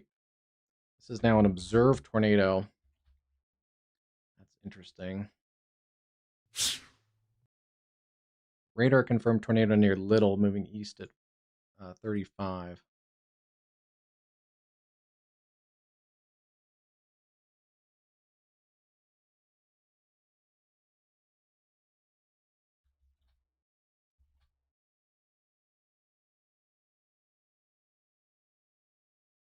I wonder if that's just delayed. Oh, there it is. Right there, near Little. Yeah, gets spun back up again. A very fleeting couple seconds there. So this still could produce intermittent tornadoes within this little cluster of storms. Yeah, it was right there at the county border. It's weakened since, but this area, Keokuk Falls to Centerview, that was the first area that weakened, but then this area picked back up. That's how quickly that can pick back up. You can watch it here start to wrap up just near Little and then right up through Hunter's Lane. And it's now at 190 in Hunter's Lane. Don't think it's still on the ground, but very interesting little brief tornado touchdown there.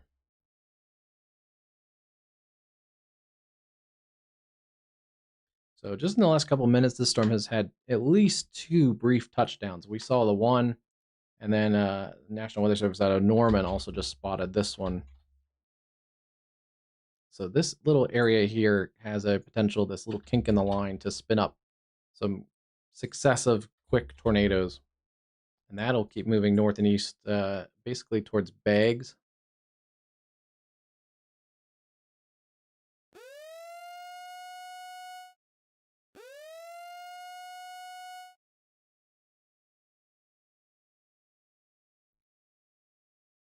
Yeah, so Baggs about an hour away if that stays on the track to about 35 miles an hour. Okmulgee, same thing, about an hour away. Castle, 10 to 15 minutes.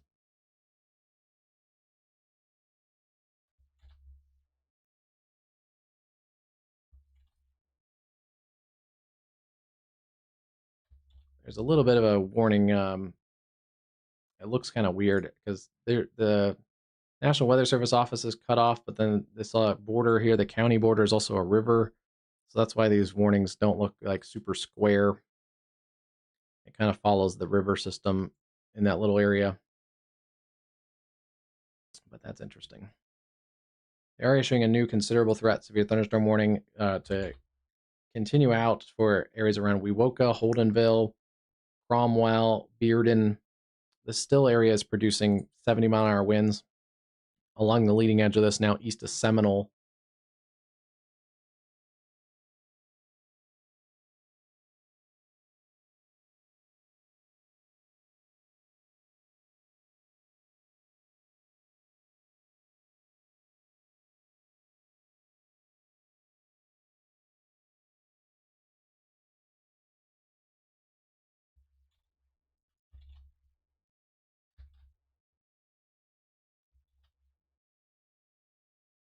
More storms starting to fire off down here. That's interesting. This is our southern Oklahoma radar hole. Let me see if this is just contamination. This part of Oklahoma, southeast Oklahoma, gets actually quite a few tornadoes after dark.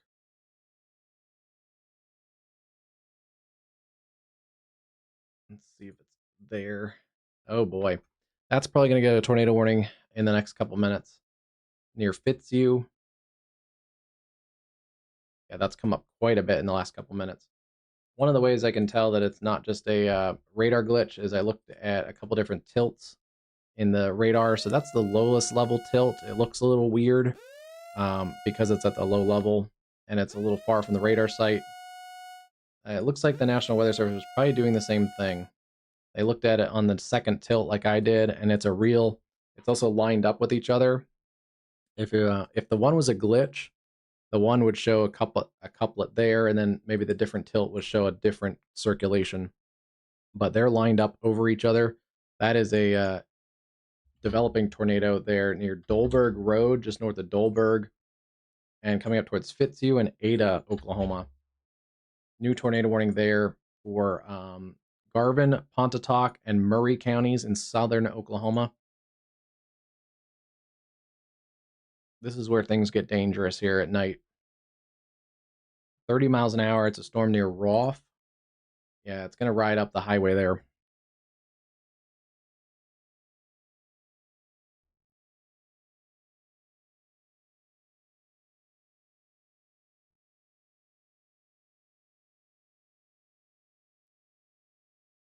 That is Oklahoma Highway 1 from Roth up to Fitzhugh and then into Ada.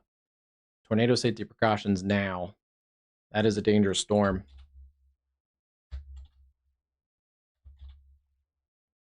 And you're going to get the hail and wind first. That tornadic circulation is tucked behind all that. So that's also a really dangerous thing at night. People think that the storm is done and then the tornado's on the backside of that storm.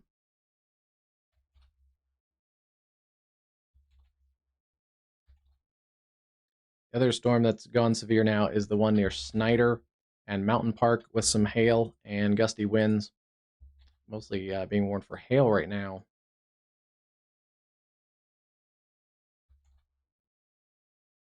So if you're just joining us, we have severe thunderstorms basically from Stroud and Chandler all the way down through Wewoka, approaching Holdenville, and then also down near south of Stratford, approaching Ada, newest tornado warned storm. That is a growing threat down there.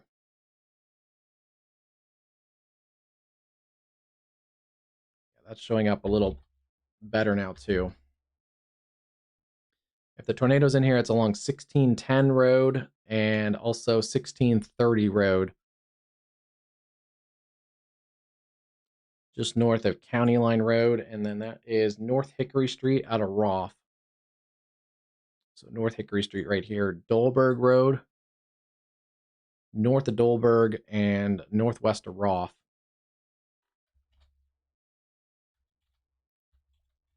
Wouldn't be surprised if we start to see a CC lowering on that one. That looks to be wrapping up fairly tight in a pretty short amount of time. Okay, we've lost our tornado warnings up in that area around Boley and Bearden. Still a couple areas of interesting circulation in there, but that has broadened out somewhat. More of a damaging wind threat. And that'll continue out towards Okima. You guys are next in line. And then Henrietta.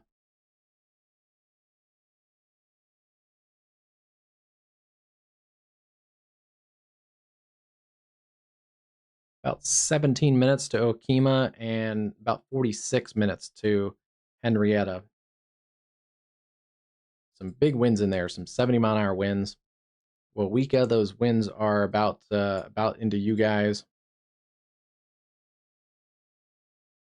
Yeah, 3 minutes or less to Wawika, and then Jaeger, 14 minutes. Same for about Holdenville. Wetumpka, 20 minutes or so, and then Lamar, 35.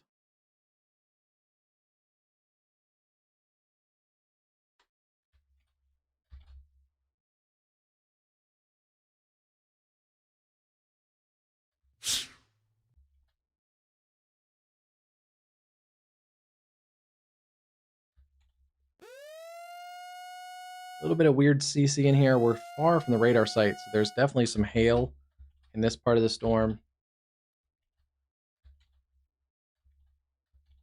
It's hard to say what's going on in this part of the storm. We are far from the radar site, so sometimes the beam can, or the tornado can be lifting debris, but just not to the level of the radar site. I've drawn this like almost every stream. Oops, that one went weird. But if we're looking at a thunderstorm and it's producing a tornado and our radar is over here, our beam kind of goes up and out, and with the curvature of the earth and stuff.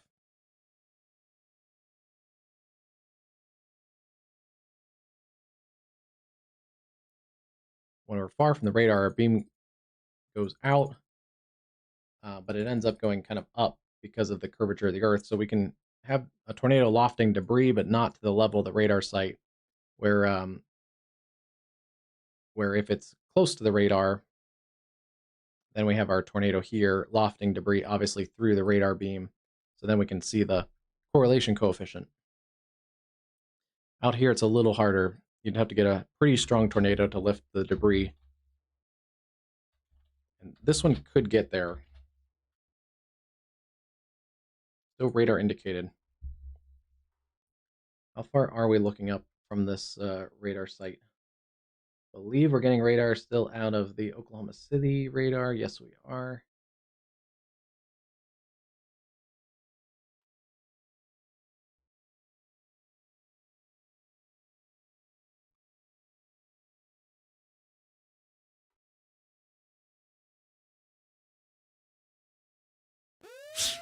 Tornado vortex signature on my other radar products. The storm is organizing very quickly.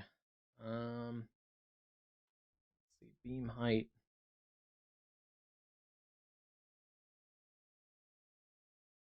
Okay, we're looking up about 4,000 feet.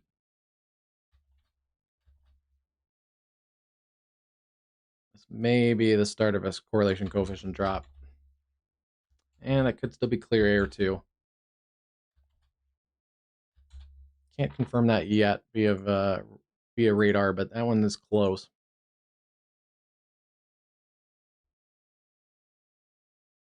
Definitely a supercell. We can see the fanning forward flank. It's an inflow notch in here over Roth, and then the outflow surging back out this way.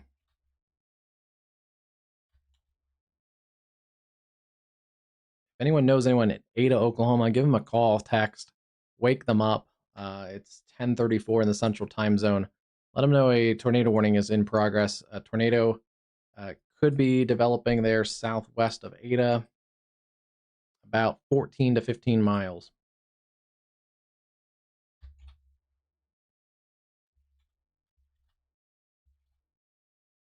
Don't see as much in the way of rotation there in that cell that came out of the Oklahoma City Metro. We've had 80-mile-an-hour winds reported at Tinker Air Force Base. Power lines down, trees down across more. So a swath of probably 70 to 80-mile-an-hour winds, basically across somewhat like this kind of path: Minco, Tuttle, Southwest Oklahoma City, Moore, and areas like the Tinker area.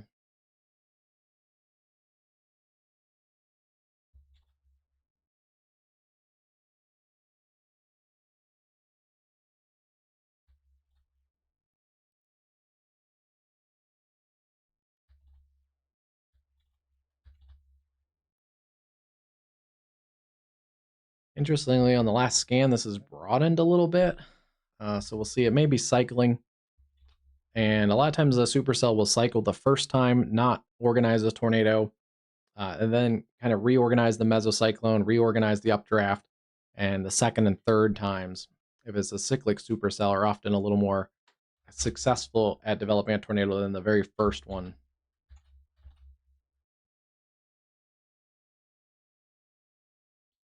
Little bit of a circulation also showing up near Bing in the cell that's kind of going up in Bing, south of Kanawha. That's an interesting cell. It's kind of smushed between a supercell and that line segment that's coming down from the south. So that could do some weird stuff. Maybe some weird cell interactions here. So just keep an eye on this area too, north of Bing.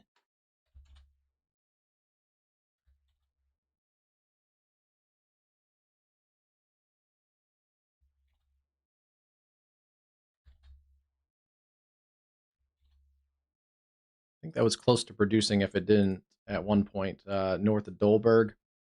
Dolberg down there. Ada is up in the northern part of your screen.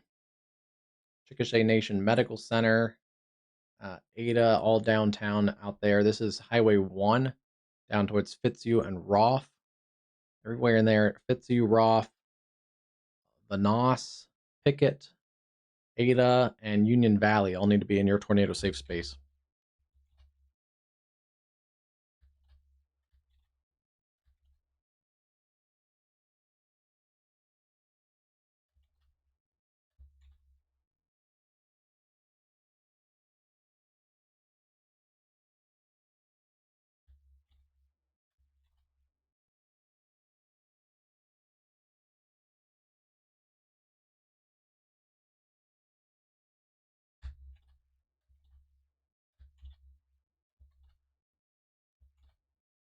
The last scan is possibly trying to tighten up again. It's still a little bit of a contaminated scan.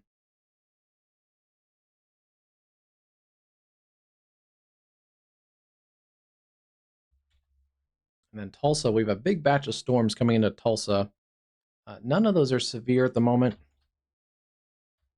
mostly just a gusty winds. Yeah, there's pockets of gusty winds in there. None of these at the moment are severe. A lot of lightning.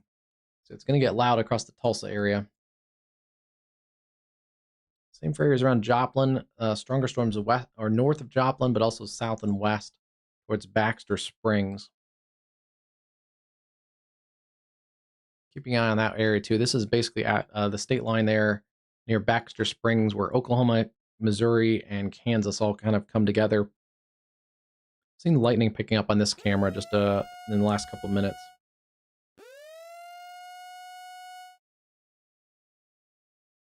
Yeah, there's definitely more lightning than there was a few minutes ago. I think it's that cell on the north side of Joplin. Lightning has come up a little bit in that cell, so continue to watch that. Some storms across Kansas City. Those are non-severe. You're behind the cold front in Kansas City, so it's just going to be a chilly night with some embedded storms.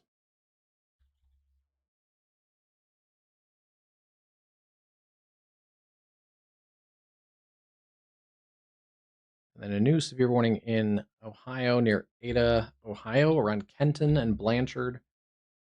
60-mile-an-hour winds, quarter-size hail. Again, that's going to move across that area of flood risk.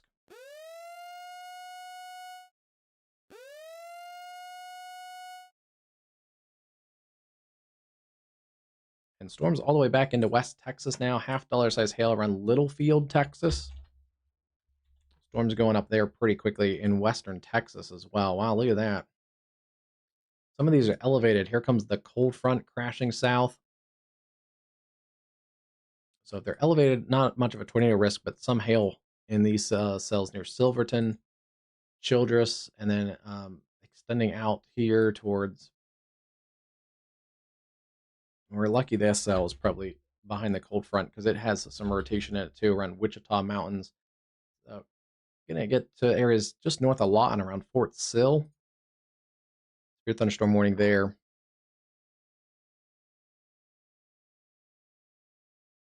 And wow, we've had some more reports come in. 81-mile-an-hour winds at Seminole. 75-mile-an-hour winds at Shawnee in Pottawatomie County. That's by a National Weather Service employee. And we had the 81-mile-an-hour. So down I-40, this thing may have put a track of 80-mile-an-hour winds across I-40. I don't think those are tornado winds, and if there were some tornadoes in here, they were very short and kind of fleeting. So those are likely the swath of 70-plus-mile-an-hour winds.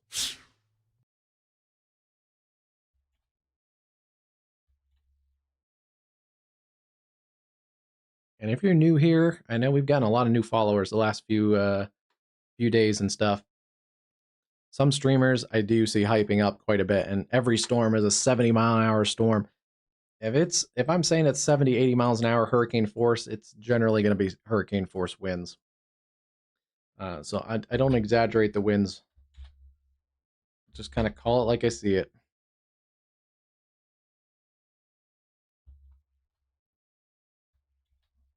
It has weakened some. This still could be producing some 60, 70-mile-an-hour winds out here towards Okemah, down towards Holdenville. It overall, that cluster does seem to be on a slight weakening trend. And same for this area as it kind of lifts up towards Sapulpa and Tulsa. A little less organized up there.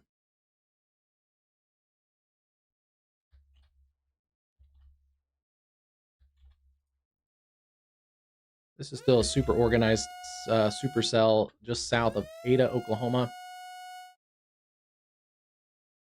Still a radar indicated tornado warning continues for Garvin, Pontotoc, and Murray counties.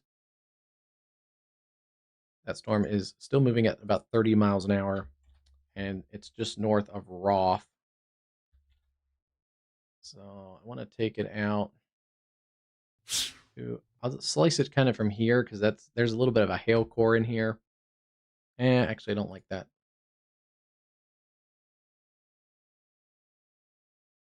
I'll take it out from the mesocyclone, so you may get some hail and wind first.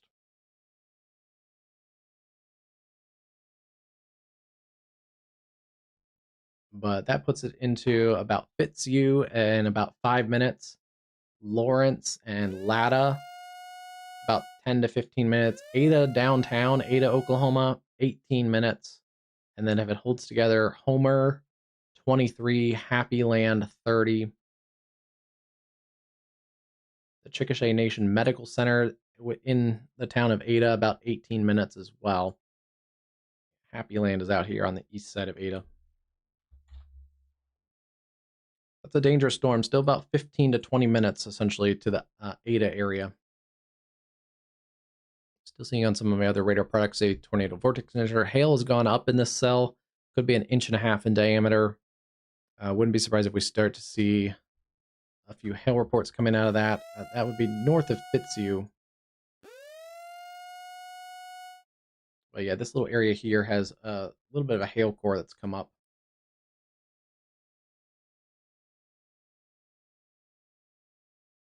Yeah, starting to see it in here. County Road 1570.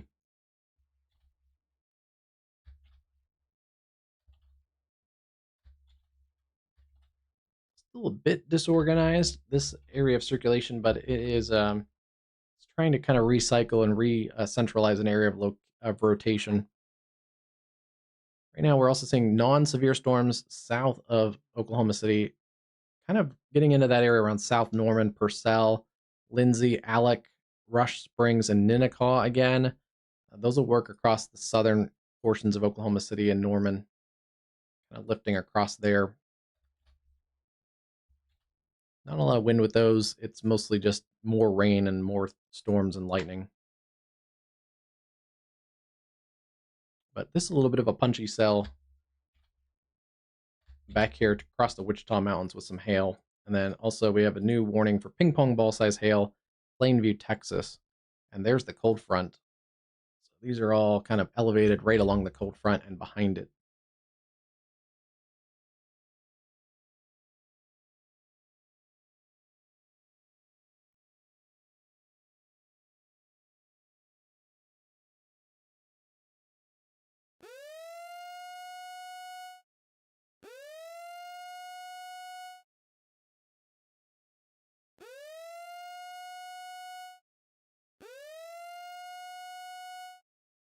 Seeing the rain and wind pick up in the Tulsa area now.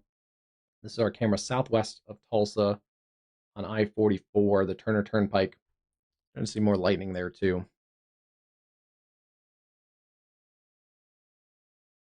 So considerable threat, severe thunderstorms. This has a long history of producing 80-mile-an-hour winds. That's now through Okemah. Yeah, it's a lot calmer, especially where you are up in the Kansas City area. Things are clearing out. A few more storms kind of north and east sides of Kansas City, but those are way behind the cold front, so just showers and storms. It's probably going to be a good sleeping night. Cooler, maybe a rumble of thunder in the distance, and then that's going to start to clear out really quickly here. Still worried about flooding across central Illinois, but storms are still kind of ongoing there southwest of Chicago. Still a flood threat there. And then also this little corridor in central Ohio has still a couple stronger storms, but also some flash flooding ongoing there. Otherwise, yeah, things are calming down. Iowa has some storms, but all in the cold sector of the storm, so not really a severe threat in Iowa anymore. These storms have upscaled a little bit now east of Tulsa, keeping an eye on some of those. Veneta, Baxter Springs, where this camera is located. I've seen more lightning picking up in this camera, so there's some strengthening storms across northeast Oklahoma, though, too. And then our tornado warning storm near Ada. Still rotating pretty good in here, just north of Fitzhugh, along Oklahoma Highway 1, Lotta, out towards County Road 1570.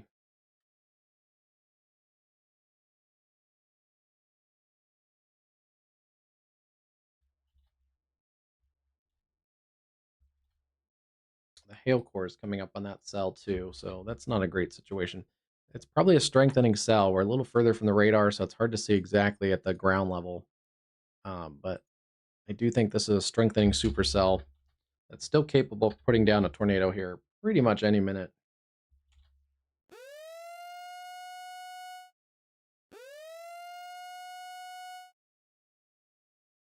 Still lifting off basically east-northeast towards the Ada area.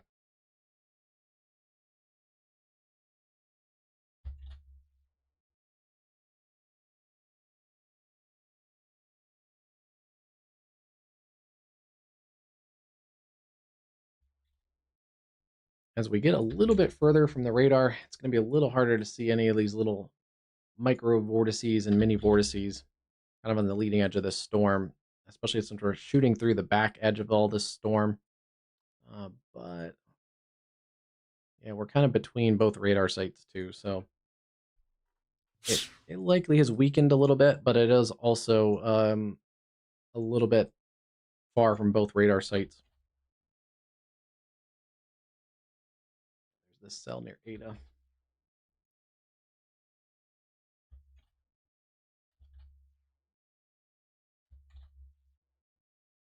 right. While that cell is doing its thing, I'm going to take out my contacts. I should have did that on my dinner break, but I'm going to take out my contacts real quick, and we'll keep tracking these storms in Oklahoma.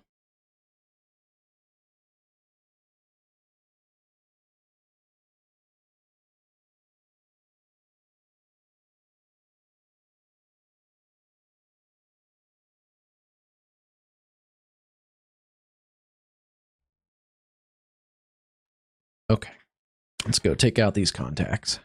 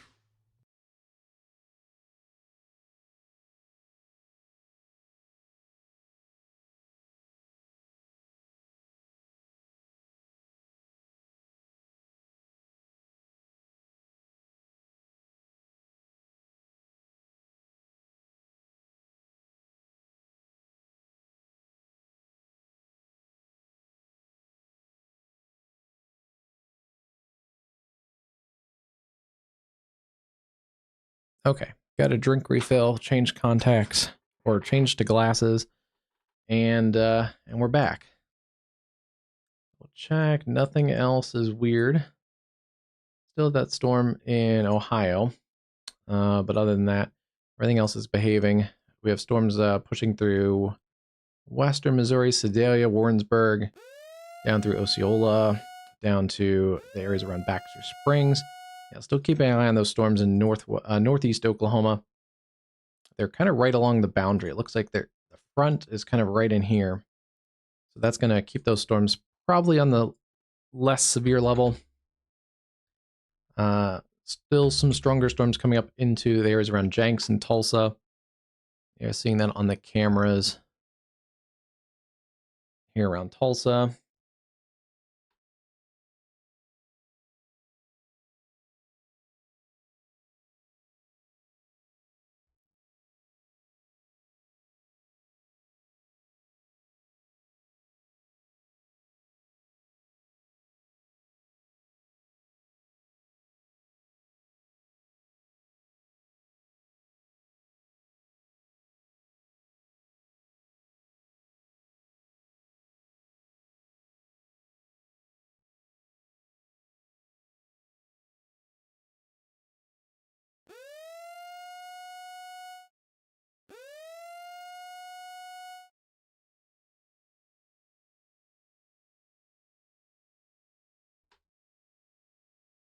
Okay, that's a good perspective. This is Creek Turnpike at Riverside, just in that area on the south side of Tulsa near Jenks. So that keeps that in check there, as we can keep an eye on those storms. And then they've extended that considerable threat warning through areas around Henrietta, now through McAllister, Eufaula, out to Carlton Landing. So this storm is going to keep hauling.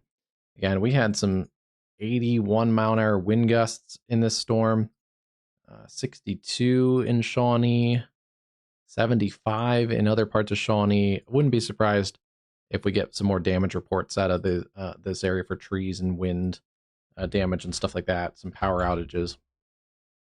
This cell near Ada is continuing to show rotation in and south of Ada. That's where our area of rotation is located, basically crossing the Highway 1 corridor between Fitzhugh and Ada. It's worked a little bit more south. Still, Ada, still need to be in your tornado safe space, lowest level interior room, away from those doors and windows. But it looks like right now the strongest circulation may go south of Ada proper. Kind of an interesting cell. It tightens up a scan or two, and then it kind of weakens. So something isn't quite right with this storm. It's just not getting it all together. I think it's also just because it's generally not as tornadic of an environment down here. If we were in a little favorable wind shear situation higher up in the storm, so it's just kind of, it's struggling. If it was in a favorable environment, we'd have, I think, a big issue down here. That said, it could still be close to producing. It may have intermittently touched down. It's really hard to tell. We're a little further from the radar site. You want to see here on the newest warning, this is for central Pontotoc counties in in east central Oklahoma. It has slowed down a little bit. It's located near Fitzhugh, moving east at 20. So yeah, if you're in the Ada area, you've been in a tornado warning for quite a while.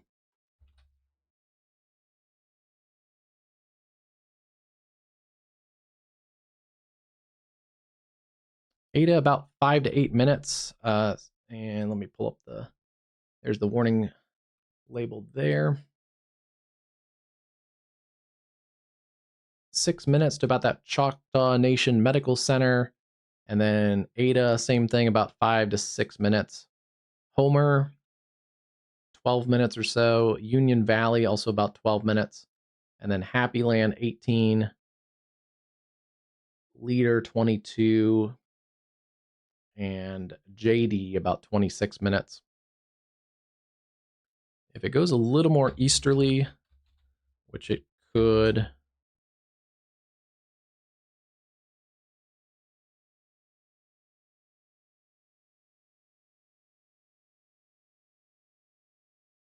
Takes more of that easterly track than Stowall. Also, keep an eye on this cell, about 19 minutes.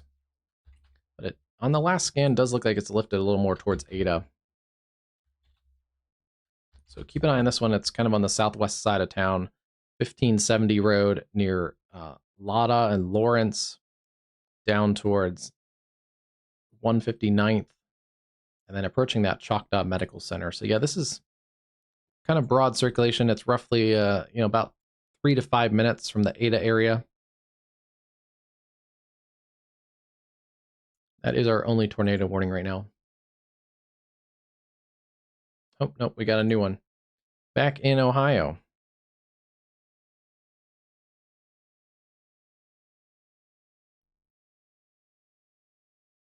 Hot off the presses here. This is midnight Eastern time.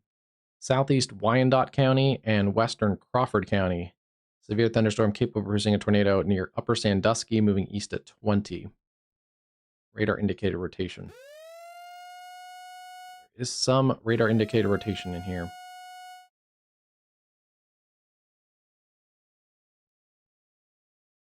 So a couple cells here in east, or I guess central Ohio.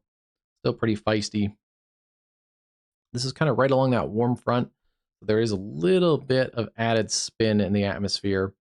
That warm front, I think, rests right about there, which means this is all cooler across Bowling Green, Toledo, Fremont, Norwalk, over towards Cleveland. Little bit of a boundary here, and it's a little warmer with a little bit of extra spin kind of right across those areas.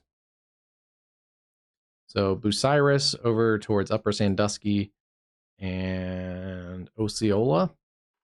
What is that? Marion, Needmore Road. That's about where that cell is.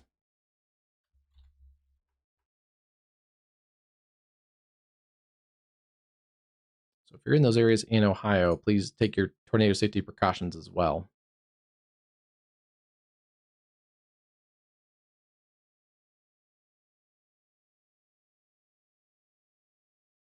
Not quite as the models depicted, but we are seeing a little more of a cohesive line that's kind of developed from Tulsa all the way up to about Marshall, Missouri.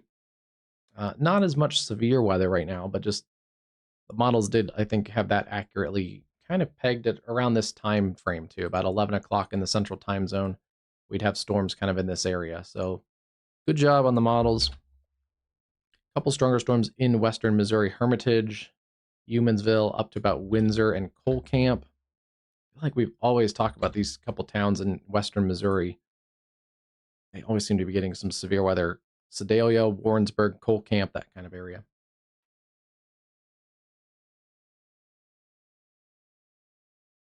And then these storms are right along that boundary. So sub-severe storms across northeast parts of Oklahoma.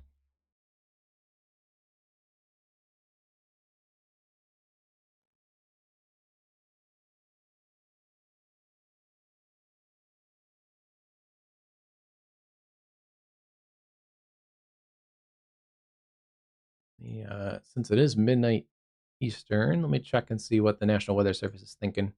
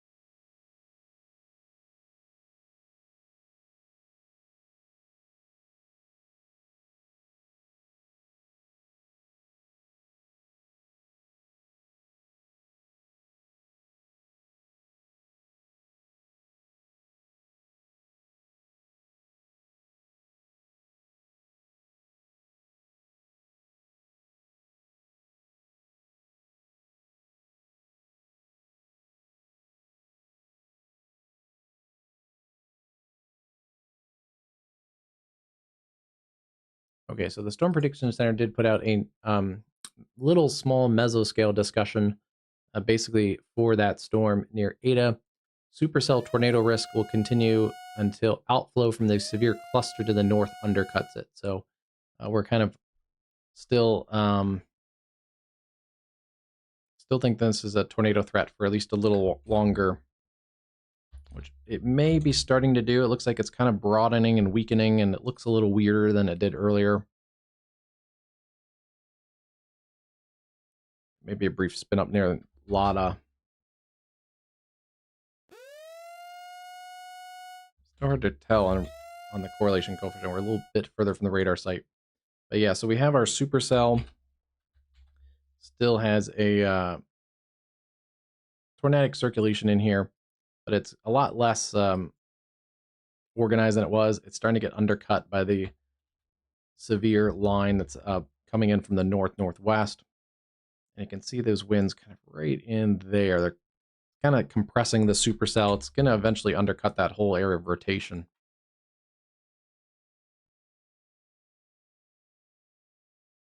So another few more minutes, and this will likely become less tornadic. This is lifting kind of generally to the northeast, while the line segment is kind of pushing down from the northwest. So it's going to run out of room here at some point.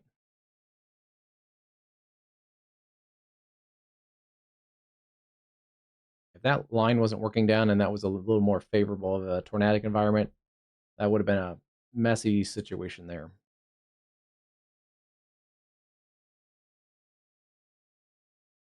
The other mesoscale discussion was for that swath, basically along I-40.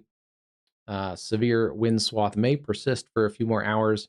Severe gusts in the 60 to 80 mile an hour range are possible, kind of riding along I-40 there.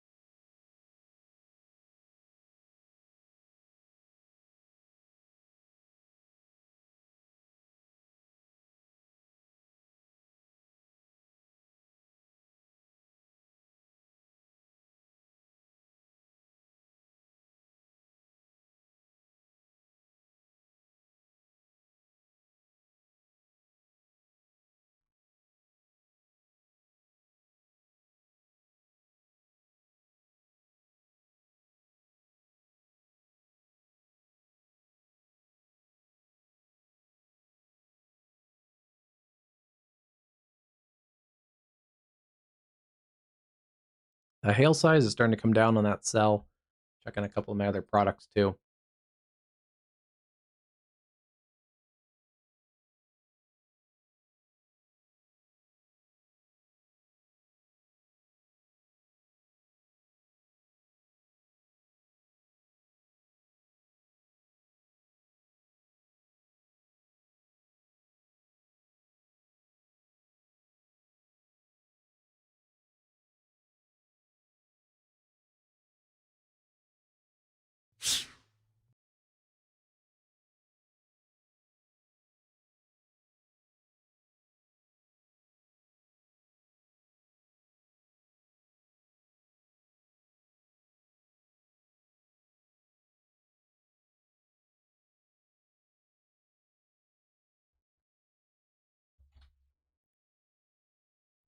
Still rotating in here. It's kind of a little more broad than it did earlier. But basically Ada and points on the southeast side of Ada. Still not seeing a debris signature there. Some pockets of heavier rain and also some marginally severe storms, but we also have flash flood warnings across a lot of these areas. Lawton, Cache, Fort Sill, and Geronimo. We have flash flood warnings from Ninnekah, Alec, just to the areas around Lindsay and Rush Springs. Wouldn't be surprised if that all connects up eventually. Goldsby, Slaughterville, Purcell, pretty heavy thunderstorms ongoing there.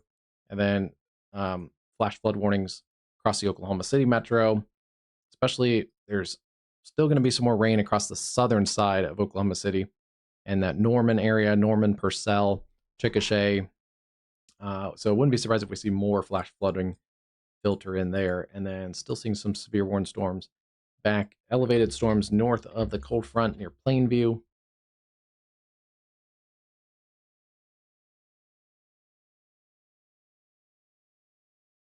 Our other tornado warning storm is all the way up in Ohio. I do want to check in on this cell.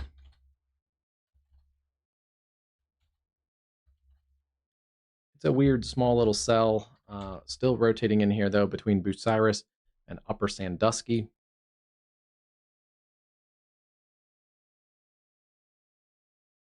Tornado warning continues there for Wyandotte and western Crawford counties.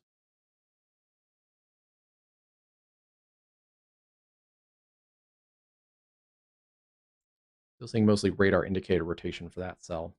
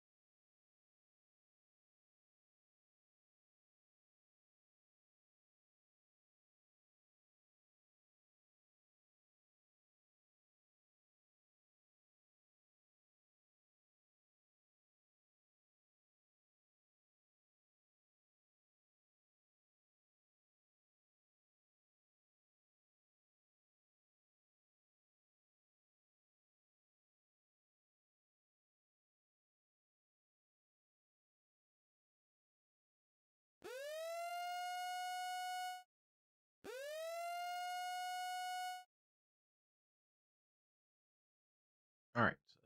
Yeah, continuing on. Just checking a couple other side things to see if I had a better shot of this storm. It's still kind of a ways away from the radar. It's really hard to see exactly what's going on in that cell outside of Upper Sandusky. Back here, we still have a pretty good amount of storms. In fact, they're upscaling a bit over the Tulsa area. So keep an eye, especially south sides of Tulsa. I try and change our view. Since storms have kind of passed that camera.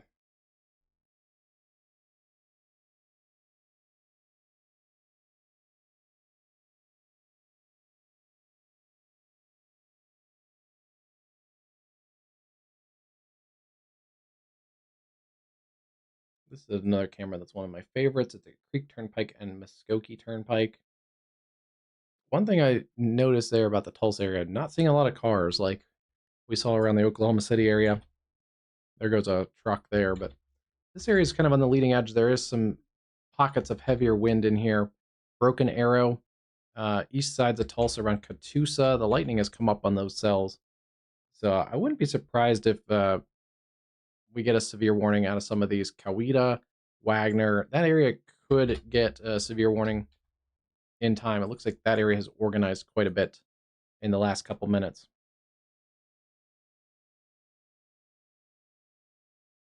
And actually, just looking at the camera again, there is some pretty good blowing wind in there.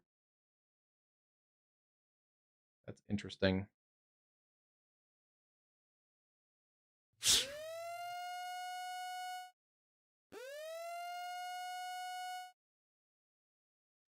South of Tulsa, around Henrietta, Dewar, over to its Eufaula and Carlton Landing, McAllister, Oklahoma. Severe warning storms continue there. Considerable threat for 70-mile-an-hour winds. Good news is here across eastern Oklahoma, the hail has come down quite a bit. We're not seeing those hail signatures like we saw earlier in western Oklahoma. So some good signs there. But yeah, it's coming down pretty good there across the Tulsa area. They're getting a new warning also for that cell around Baxter Springs, which is on our other camera.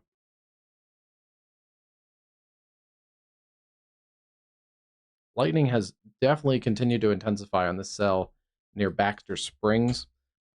And pretty good winds also showing up in this storm.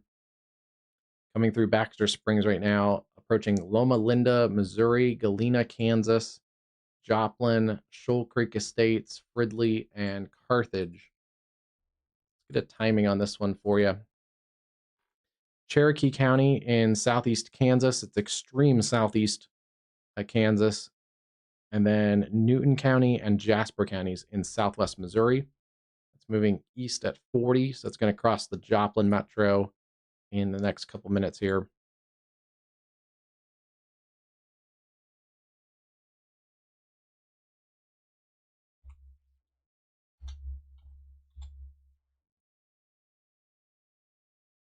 East at 40 brings it into Joplin in about 15 minutes. Webb City, 24. Carthage, about 36 minutes. And down towards Granby, Missouri, also about 35 minutes there. If it turns a little bit more east, didn't get quite all of the towns in here. Neosho, about 20 to 30 minutes. And then also, yeah, Granby, about 30 minutes as well. Is a little bit of rotation also in this cell near Baxter Springs. So that is interesting. Wind's going away from the radar, surging out a little bit towards the radar. We'll keep an eye on that area, especially Baxter Springs up to Joplin and Carthage. That is a storm to keep your eye on. They have issued some special weather statements there east of Veneta down to Seneca. And then still some special weather statements. Still surprised this doesn't have a severe warning across the areas east of Tulsa right now. That area is definitely intensifying.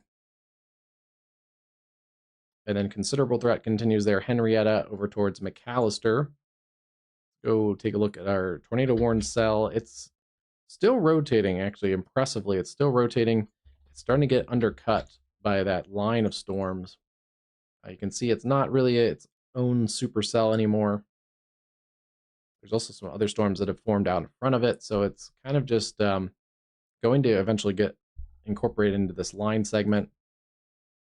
You can see these storms are kind of moving up this way, while the boundary of storms is moving basically kind of this way. That could cause it to flare up just in the short term, as it's basically almost crossing a boundary here. So as it crosses this boundary, I wouldn't be shocked to see it flare up just a few minutes. Could produce a brief tornado before it gets into the rain-cooled air behind the leading edge of that front. Or not so much a front, but basically the outflow of that complex of storms. Although the front is in here somewhere.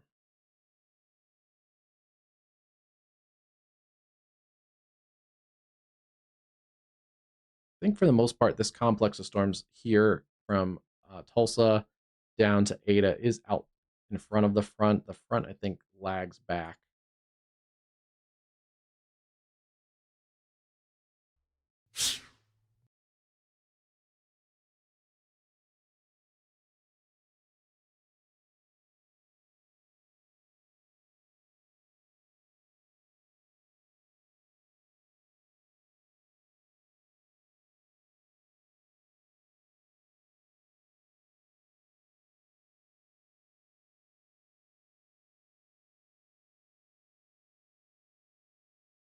Storm Prediction Center put out a new mesoscale discussion for those areas back in the Texas Panhandle. A few instances of hail and wind are possible over the next couple hours.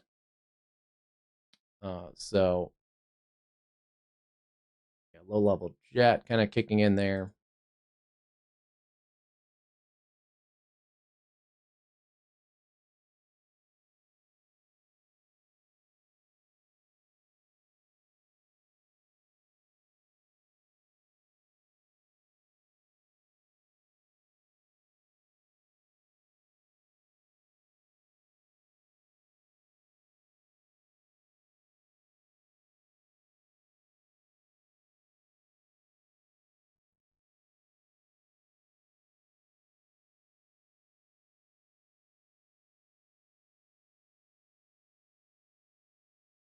think we're going to see some more damage reports come out of that more Oklahoma City area because there's just tons of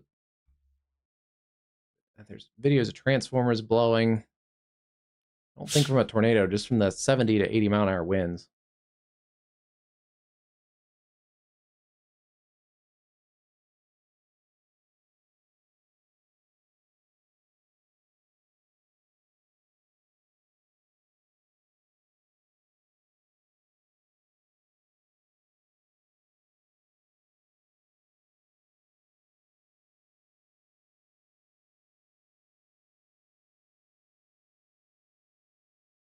Hmm.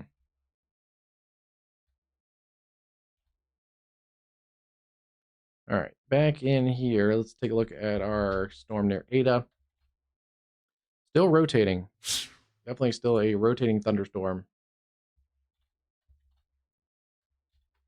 Mesocyclones can spin even though after they're tornadic, though. So this will eventually likely be a remnant mesocyclone. It still has some tornado potential. Now, on the east and southeast sides of Ada, Oklahoma, near Homer and Happy Land, that is Lovejoy Road. And then out along Arlington Street, that eventually turns into the Captain Butler Memorial Highway. This is well south and east of Bing and also south of Francis. But if you're east of Ada, Homer, Happy Land, and Steedman, tornado warning continues there. That's for northeastern Pontotoc counties. The storm is capable of producing a tornado 4 miles east of Ada. So that continues, although it will start to weaken as it gets incorporated into this line segment. And you can see that on the velocity too. You can see this line segment surging out, and it will surge across this, and it may start to be kind of unclued into this storm. It's starting to look like it's pulling a little more northerly, so it may be occluding right now as this storm system kind of undercuts it. Still considerable threat. Eufaula, Carlton Landing, and McAllister.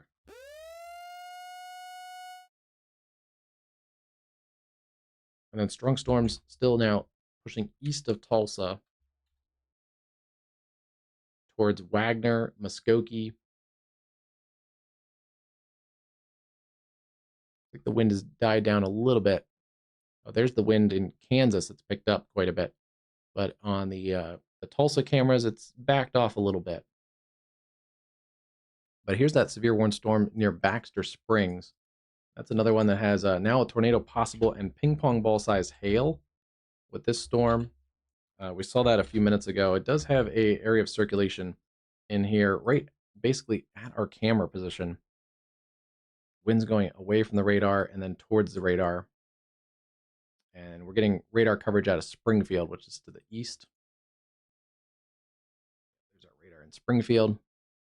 It's also surging out on the southern flank of this, so we're seeing a big push of wind coming through Loma Linda, Shoal Creek, down towards Seneca, Missouri. And there's our ping pong ball-sized hail.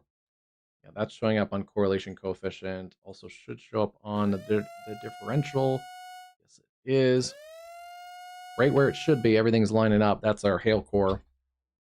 And actually, unfortunately, that may ride right up Joplin. So Joplin, prepare for a damaging hailstorm if you're not already. Be in a sturdy structure away from windows. If you know anyone in the Joplin area, you may want to wake them up and let them know strong storm coming into their area. This is upscaled relatively quickly, too.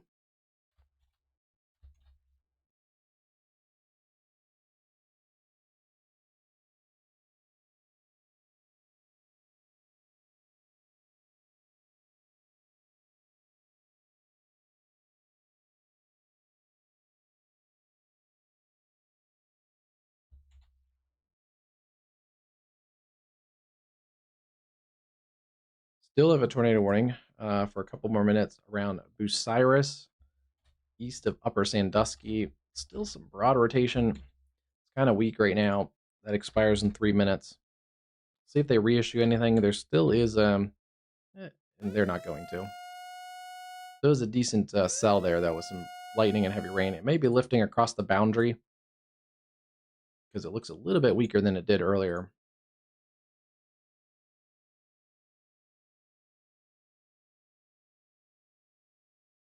There's our frontal boundary. So these are mostly elevated storms right along the boundary there. Plainview, Texas. Some hail and gusty winds. These have organized a little bit across Lawton.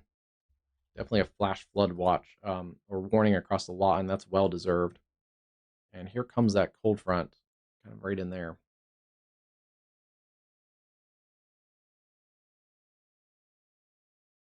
Tornado warning continues there around Ada and points to the east. Ada, you guys have been cleared of that tornado watch and or tornado warning.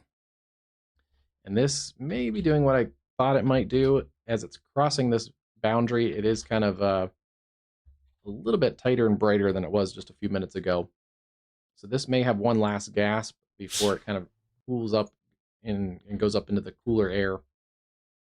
Right in here, that's near Happy Town, right? Happy Land. Could be close to producing a tornado there. Let me look at it a couple different ways. The hail core has definitely come down on that cell. But yeah, if you're in this area near Happy Land, south of Francis, east of Ada, tornado safe place. That's a dangerous storm.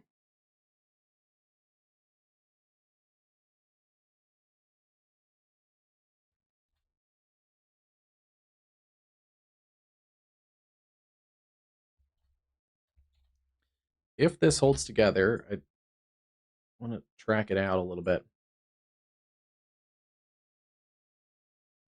May not hold together this long, but if this circulation holds together, it's at about 25 miles an hour. It's slowed down a little bit, but if it holds together, Allen about 23 minutes, Atwood 39, and Calvin 49. Again, a little bit of a big if there if that holds together. Yeah, I'm curious if it will. I don't know if it will, as it kind of crosses and interacts with the other storms in this area. But just keep in mind if you're in those areas, keep an eye on the weather. Make sure you have your NOAA weather radio turned on. It's been one of the more persistent areas of circulation the last, well, yeah, actually, even in the storm system that moved through the Oklahoma City, kind of fleeting circulations. It didn't really hold a one circulation for very long.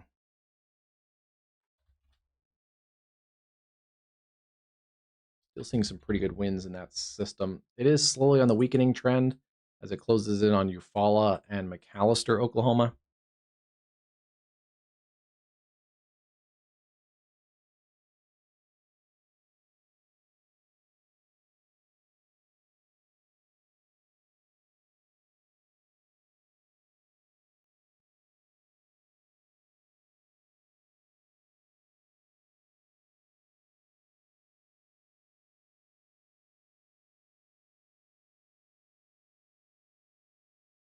I had a camera at McAllister, but I think it's down right now.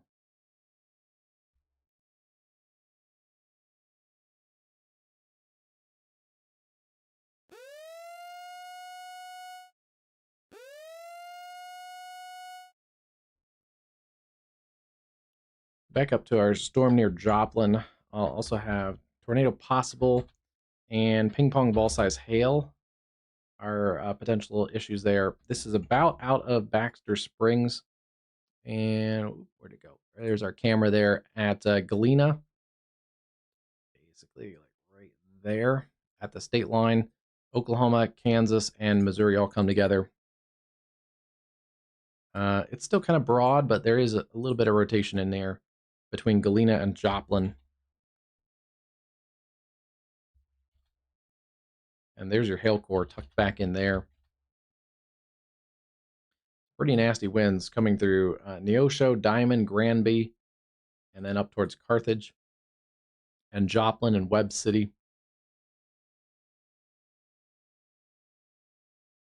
kind of just maintaining itself right now. 40 miles to the east.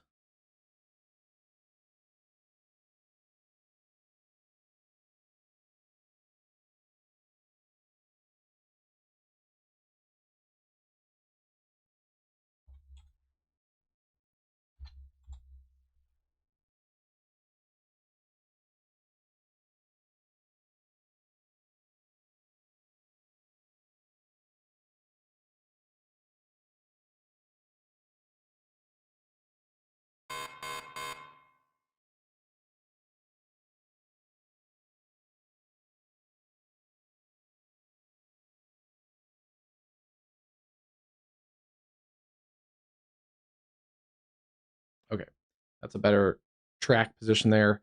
Basically at Joplin right now. It's almost to Neosho. Carthage, about 20 minutes. Alvia, 34. Sarcoxy, about a half hour. And then if it holds together, Mount Vernon, about 53 minutes.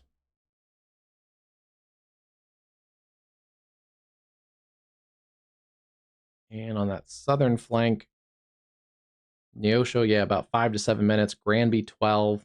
Pierce City, 33. And Monette, Missouri, about 40 minutes. And I just want to make sure I kind of grab everybody in this little swath because it is a pretty dangerous storm. 9 minutes to Webb City, 19 to Carthage, and 33 to Avia. Rotation there on the south side of Joplin. Not seeing an imminent tornadic circulation, but yeah, there's a little bit of the inflow notch right in there. Kind of a weird little cell. Maybe there's a second one right there. That's the strongest of the two. Yeah, on that southern flank, that's the area that's bowing out the most. It's going to come towards Granby, Ritchie, Diamond, Fidelity, I think that is. Still seeing a lot of lightning on that camera in Tulsa. Strong storms just below severe limits in northeast parts of Oklahoma, basically from the state line all the way down through the east sides of Oklahoma or of Tulsa, Broken Arrow, Coweta, Muskogee, Locust Grove. Pretty strong storms. Wouldn't be surprised to get a warning or two out of those. And still seeing the considerable threat. It looks a little bit weaker, but we're also shooting through a lot of weather. So that may kind of impact how this looks. Let me take a look at it from Fort Smith. Yeah, it shows it a little bit better right now because we're not shooting through the weather as much. Yeah, there are still pockets of pretty heavy wind in there. Don't know if I think it has come down a little bit. I don't think we're at the 80-mile-an-hour severe thunderstorms like we had earlier. Kind of surprised this still doesn't have a tornado warning on it, but there is still the rotation east of Ada. They've let, I guess, that tornado warning expire. It has kind of broadened and weakened, but it's still in here. It is on a downtrend, though. Just looking at it, the last couple of radar scans, it is starting to trend down. Although if I'm in the Allen area, I'm kind of keeping an eye on this. Pretty small communities out here. It's getting a little more rugged in terrain out here across the southeast parts of Oklahoma, but there are some communities out here. Steedman, Allen. It's now through Happy Land. And already, even when it was tornado warned Ada, you were already dropped from the tornado warning. So it's north and east of Ada. There's Ada right here. I come around like that. That's a nasty cell. If it does re-strengthen, just keep an eye on it. It's still kind of an embedded supercell in there. Allen, Atwood, Calvin.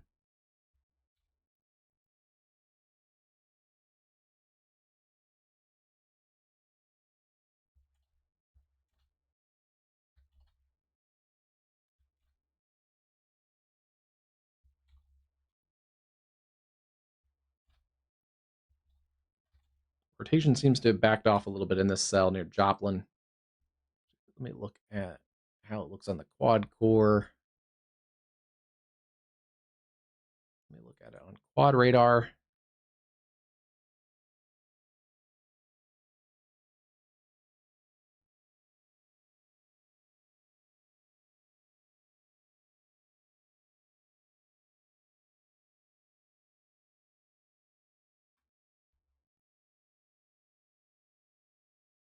Yeah, the hail has come down as well in this storm. It's being warned for ping pong ball size hail, but we're not seeing those hail signatures as high as it was earlier. It's more of a wind threat with some broad rotation still in that.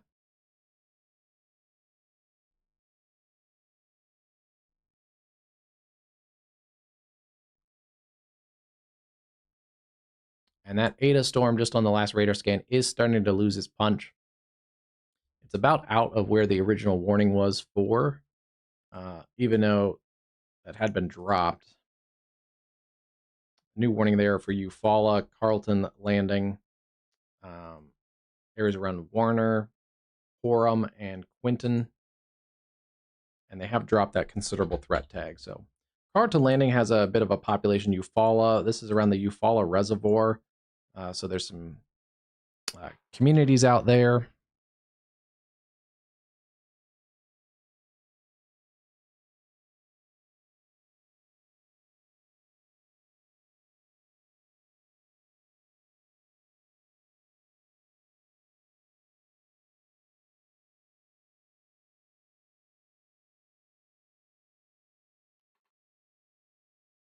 All right, I'm here. I'm just going to kind of eat a little after dinner snack.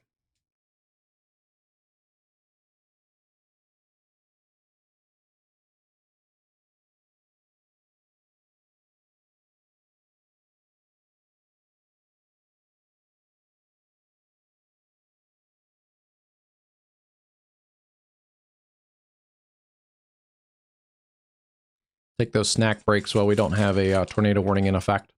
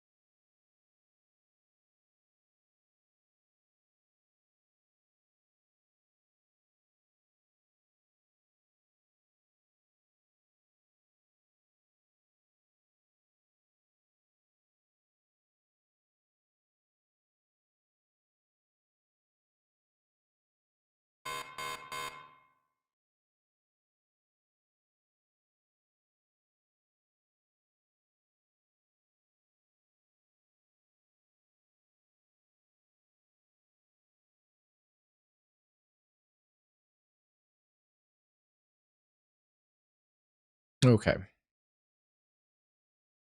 See,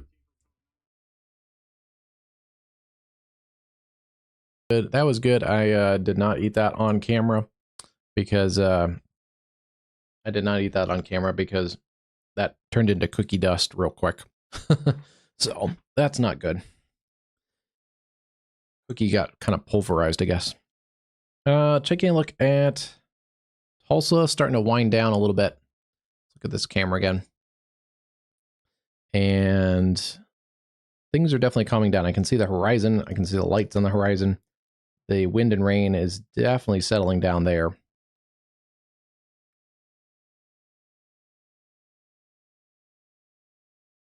taking a look while I was eating that video, or while I was eating that cookie, I was taking a look at some videos from storm chasers and stuff earlier in central Illinois. Some decent, doesn't look super crazy strong, but there were some, they weren't just wispy gust tornadoes. There were some legit tornadoes there, and they were in fairly photogenic positions outside of the, they weren't like HP supercells. So it was in a fairly good spot for a lot of storm chasers to get video and pictures of those tornadoes.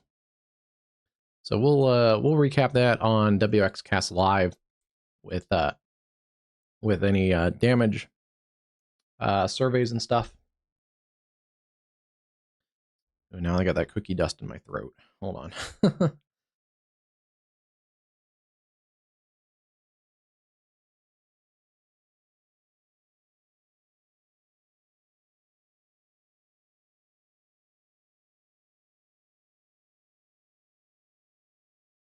Okay, that's better. Still seeing this storm. One of our stronger storms right now is in the Joplin area. It's lost that little punchy area of rotation that came out of the Baxter Springs, Kansas area. It was a little bit tighter. You can see in here, a little bit more reds and greens against each other. I think right here is probably when it tightened up the best. Just on the south sides of Joplin. And then since then, it's kind of come across the Joplin area. It has broadened out significantly. We're also getting closer to the radar site, so we should be getting a better view of this as it slowly works towards that Springfield radar site. This yellow line in here, this highway is I-44. Super well-traveled highway from the OKC and Tulsa areas all the way up to St. Louis. So a heavily traveled area. A lot of truck traffic as well. And this storm is riding right along that. So definitely take that one easy. The highest level wind is right probably south of Joplin in this area near Fidelity, Diamond, down to areas just to the north of Neosho. We're a little far from the radar site, so not the best view of it, but there's probably some 60, 65 mile an hour winds in that little bulge. It is on a bit of a weakening trend. It had ping pong ball size hail. It's down to $half size hail. I don't even know if it has that anymore. It may have a few $half size hail stones, but it doesn't look as threatening hail-wise as it was earlier. Actually, just getting a new hail report in just about 10 minutes ago in Newton County, the fire department, quarter-size hail at the fire department there. So not quite as strong as it was earlier. This is still a pretty strong storm. So, not severe warned, but special weather statement around the Lake of the Cherokees, Grove, Seneca, Southwest City, Missouri, then over into Goodman and Pineville.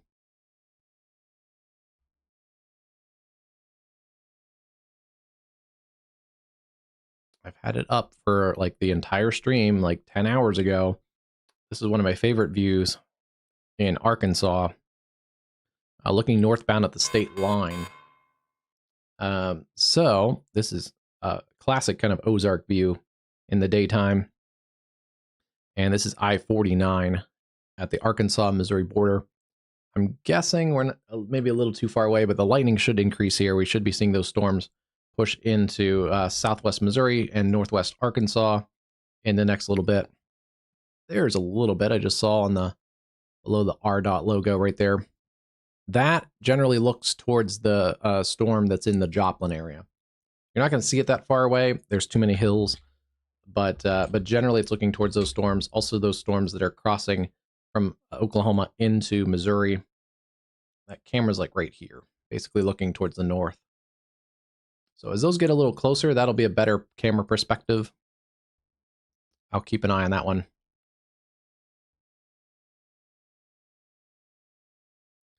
See my quad radar set up there. I still am keeping an eye on that Allen storm, that area of rotation that was coming out of the Ada area, just in case that flares back up. I don't think it is, but just in case it does, it's on my backup system there, just in case.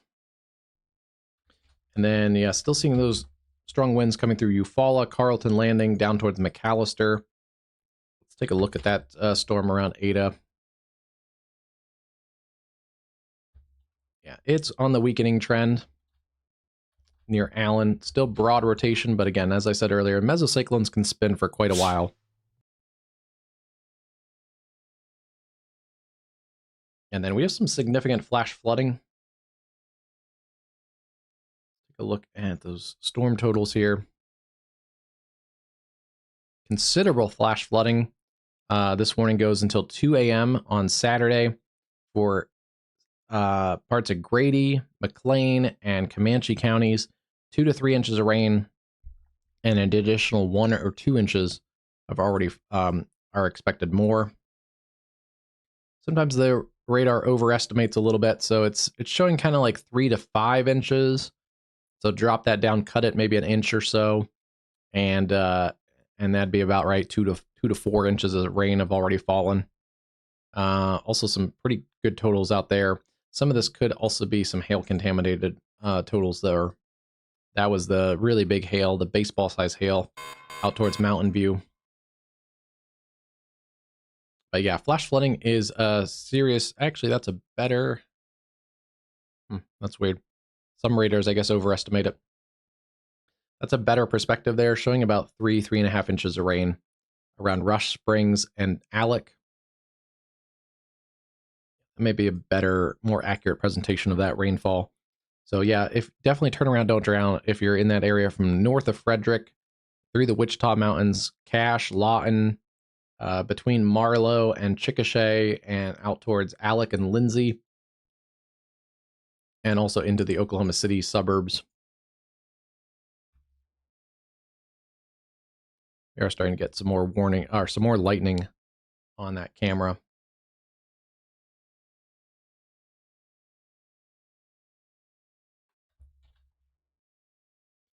They are going to bring it back down to a 60-mile-an-hour storm, some small hail. The hail and wind threat seems to be diminishing on this cell, but still a pretty good burst of wind in here. Diamond, Fidelity, Sarcoxy is up next.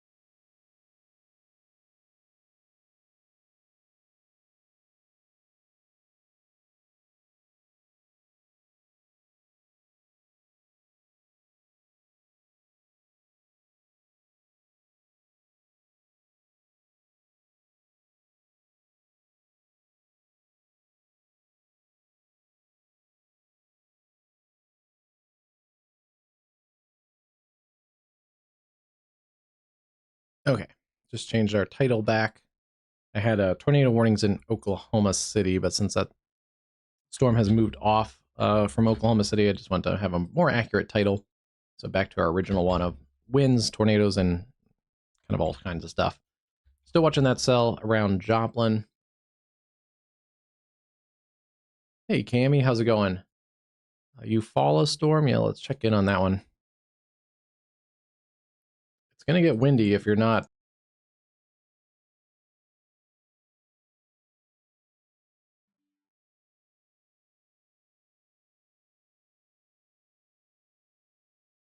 Okay, that was weird. Little little glitch there. That may be doing some background updates.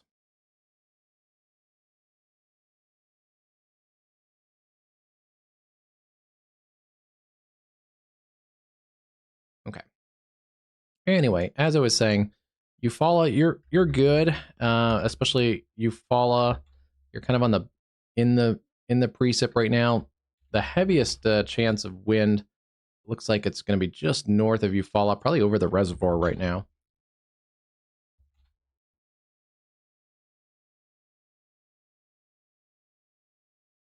It's a couple little blips in here, but it's kind of it keeps kind of promoting its own weather. So you can see as it moves forward, it's promoting some showers and storms developing out in front of it, but it's not like a tornadic circulation right now.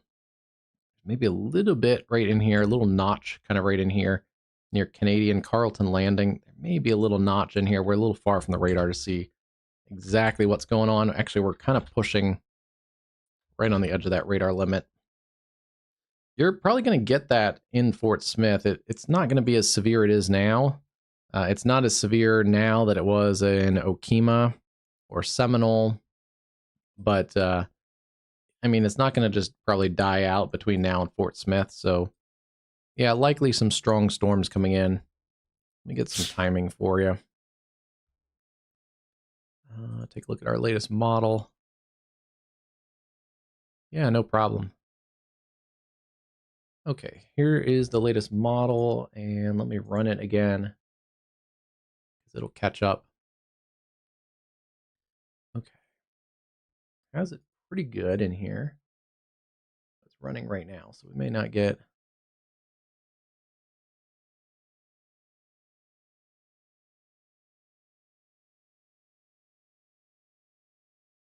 We're at about 12 o'clock. That has it pretty close to the Eufaula area.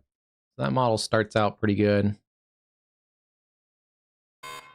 It does continue to generally weaken those storms, but it does push storms in basically in about an hour or so. About 1 o'clock, they're kind of going to be along the state line. And then it may be a fairly stormy night. Again, once that lead batch kind of pushes through, it's not going to be as much of a severe threat, but you're going to maybe get some rounds of storms, especially south of Fort Smith. A good soaking rain, which actually this area needs a little bit.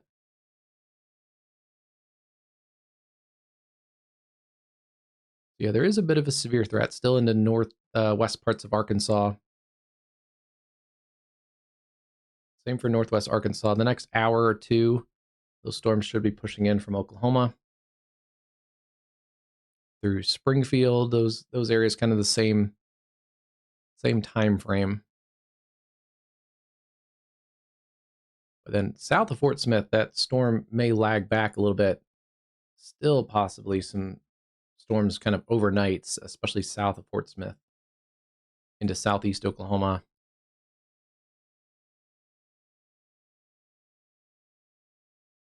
And then all pushes east by tomorrow.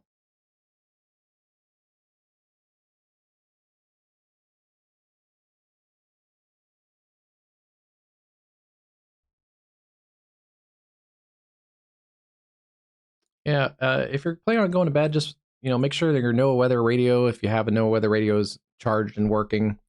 If you have cell phone alerts, turn them on your phone. Make sure you have your weather alerts turned on. But should be starting to be more of a wind threat. We haven't had any tornado warnings in this line segment in a while.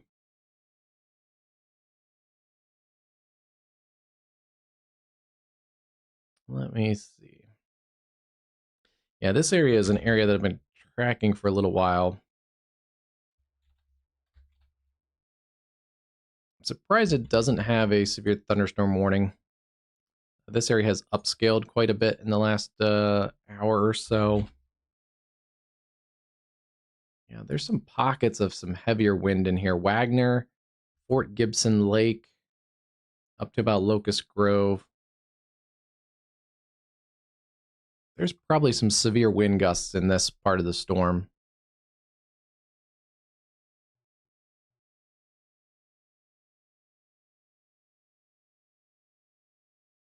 And yeah, nothing tornadic yet around that area around Muskogee, but this is an interesting little feature. Storms are kind of in the red, they're moving towards the south southeast. In the green, they're moving, they're lifting a little more northwards. So there's a little bit of an interaction point. It's not tornadic, but at least yet it could be a little localized spin right there. But yeah, there's storms kind of moving different directions, kind of over the Muskogee area. But more of a wind threat than a tornado threat right now.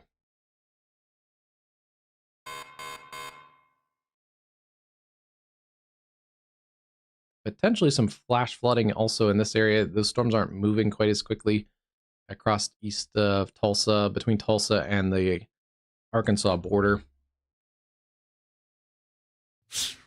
And let's take a look. This cell is on the downtrend, but there still is also some pretty punchy winds in Missouri around Sarcoxie, Missouri, coming over towards Mount Vernon. Still pretty far west of Springfield.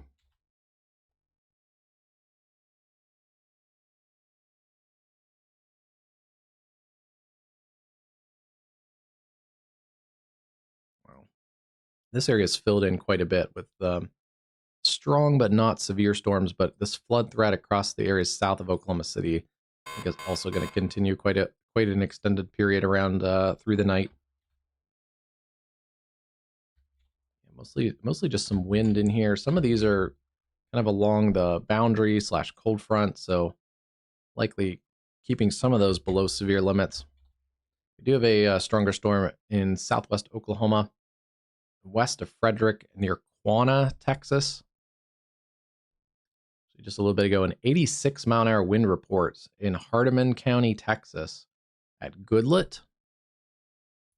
That is a nasty storm.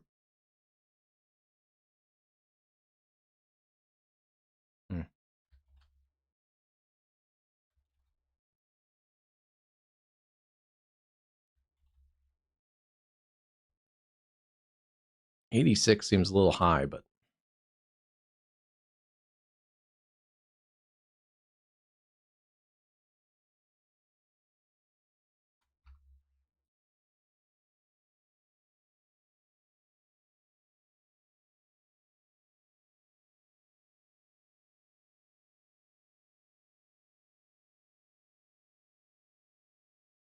it could have been. It was right at the peak of that bow.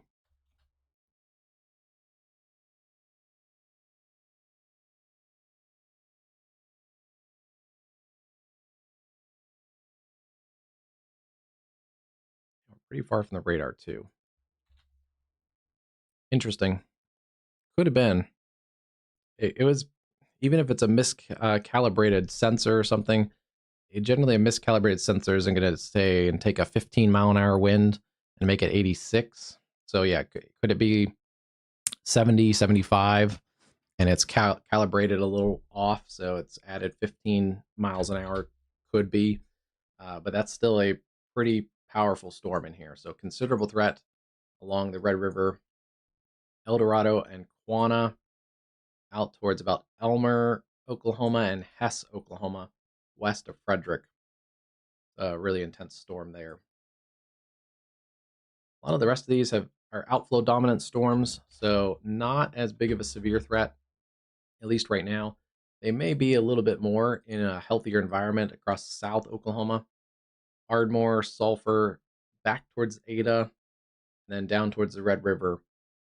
Still a severe threat ongoing there, with a severe thunderstorm watch until 5 a.m.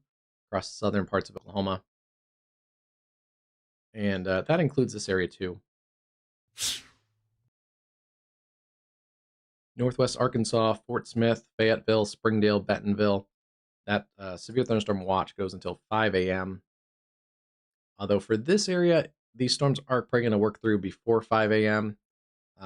But as long as you're out in front of this complex of storms, you do have a chance at some severe weather, which is now kind of all connecting up along the line. The cluster of storms that was in Oklahoma, northern Oklahoma and Kansas is kind of connected up with the cluster that's come out of the Oklahoma City area and basically rode along I-40.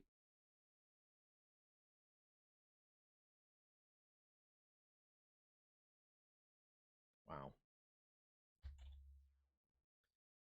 Starting to see some pretty strong storms also push into areas around Goodman, Neosho, Anderson. Gusty winds in there, but and that storm is significantly decreasing in intensity around Sarcoxy, east of Carthage. Yeah, definitely isn't as strong as it was earlier. Earlier was basically a considerable threat with a tornado possible tag and some ping pong to golf ball size hail. Still has a little kind of spin in it, but it's not a tornadic spin anymore. And I just want to make sure these storms have died off a little bit around Ohio. Had a couple random tornado warnings in Ohio this evening, but those seem to be on the downtrend.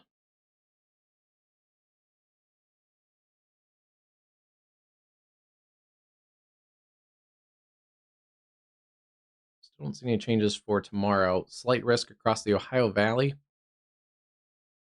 They hatched 2% risk for tornadoes, so not a high coverage area of tornadoes tomorrow expected, but with the conditional intensity guidance, Storm Prediction Center is saying that some of those could be on the stronger side. Although I think the tornado threat should be fairly low tomorrow. But that extends all the way up even into areas like Buffalo, basically along the river in Detroit. And you can kind of connect the dots to this map if you're in Ontario. And southwest Ontario also likely has a low tornado threat tomorrow, especially tomorrow afternoon and evening. That would be Windsor, London, Hamilton, maybe up towards Kitchener and Oakville, Ontario. Wind threat, similar wind threat, but in a little bit wider of a wind threat down through the Ohio Valley, Cincinnati, Louisville, up through Pittsburgh, Buffalo, Rochester. And a wind threat likely extends a little bit up into southern Ontario too, past the GTA. Hail threat is not a big factor tomorrow across the Ohio Valley. And then down south, we have another area. A marginal risk covers basically the Tennessee Valley all the way down along the Gulf Coast. Not much of a tornado chance tomorrow. I wouldn't be surprised if we get a spot that has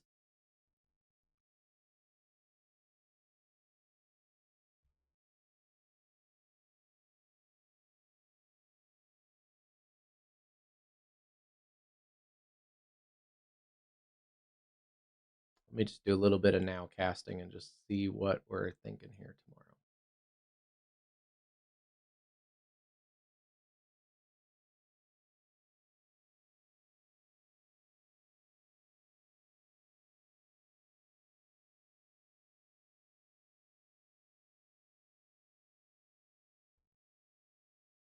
I mean, I haven't totally analyzed this much at all, but this is tomorrow at 4 o'clock. This is supercell parameters.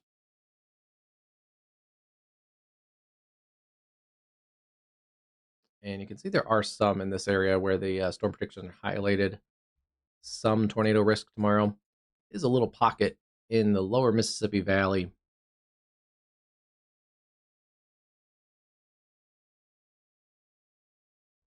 Kind of right in this area here. And maybe a little.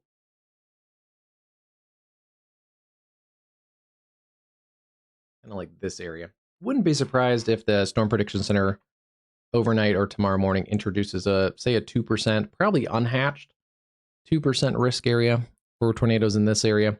It'd still be a marginal risk because there's really not a hail risk and it's a overall low wind risk. But yeah, I wouldn't be surprised or shocked if there's a little bit of a around Monroe, east of there towards Vicksburg, and then Jackson down towards maybe Brookhaven, over towards Alexandria. Tomorrow afternoon, this area I think has to be a little bit suspicious of any cells. There may be a line working through, and then a couple prefrontal or pre-line cells. if that does develop, that could be a little localized area of low-end tornado risk. Good news here, this is downtrending quite a bit across the Eufaula area. Still a little bit of wind in there.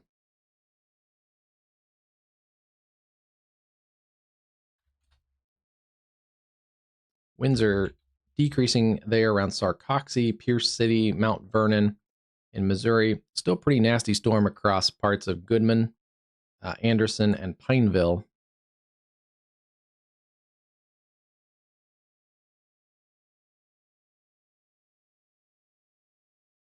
Some lightning on that camera showing up. That's at the Arkansas and Missouri border, looking towards those storms around Pineville. Pretty dark, though, right now on that camera. Oh, there's some good, there's a little bit of a shelf in there that would be coming through Knoll. Yeah, there it is. You can't see it on the radar, but also on the visual inspection. That's why I do like the camera setups, because they allow us to see what's going on radar and kind of visually connect the dots.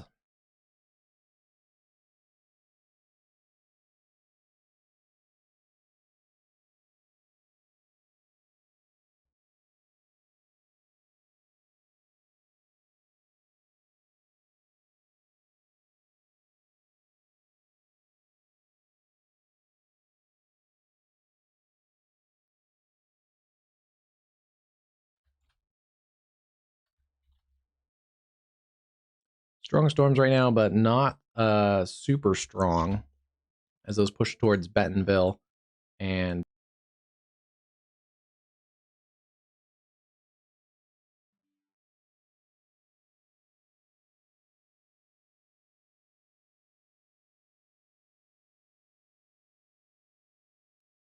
I think things are downtrending, so I think we're going to wrap it up. It's been an interesting day. We've had tornadoes kind of in this area across central Illinois. We've had wind and some embedded tornadoes across Oklahoma City and the I-40 corridor, and some scattered storms across Ohio and Indiana earlier. This is going to be a event that goes all through the night with some isolated severe storms and a lot of rain, a lot of heavy rain, lightning, thunder, but I don't expect a severe outbreak the rest of the night, just some individual areas. If we get any more Boeing features, they could provide some areas there of more concentrated severe weather. There's not a ton right now, but if some of these areas of the line surge out, could get a little feisty at times. And then, yeah, back here along the Red River, there's still some areas along the Red River that haven't really been worked over yet. Considerable threat continues there around the Red River towards Elmer. It's a pretty nasty storm, too. This all, by morning and daylight, should sink down into the Texas. But again, not super expected to be severe. I wouldn't be surprised, though, if they extend some of these severe thunderstorm watches across this area eventually. Let me double check and make sure that what the Storm Prediction Center is saying.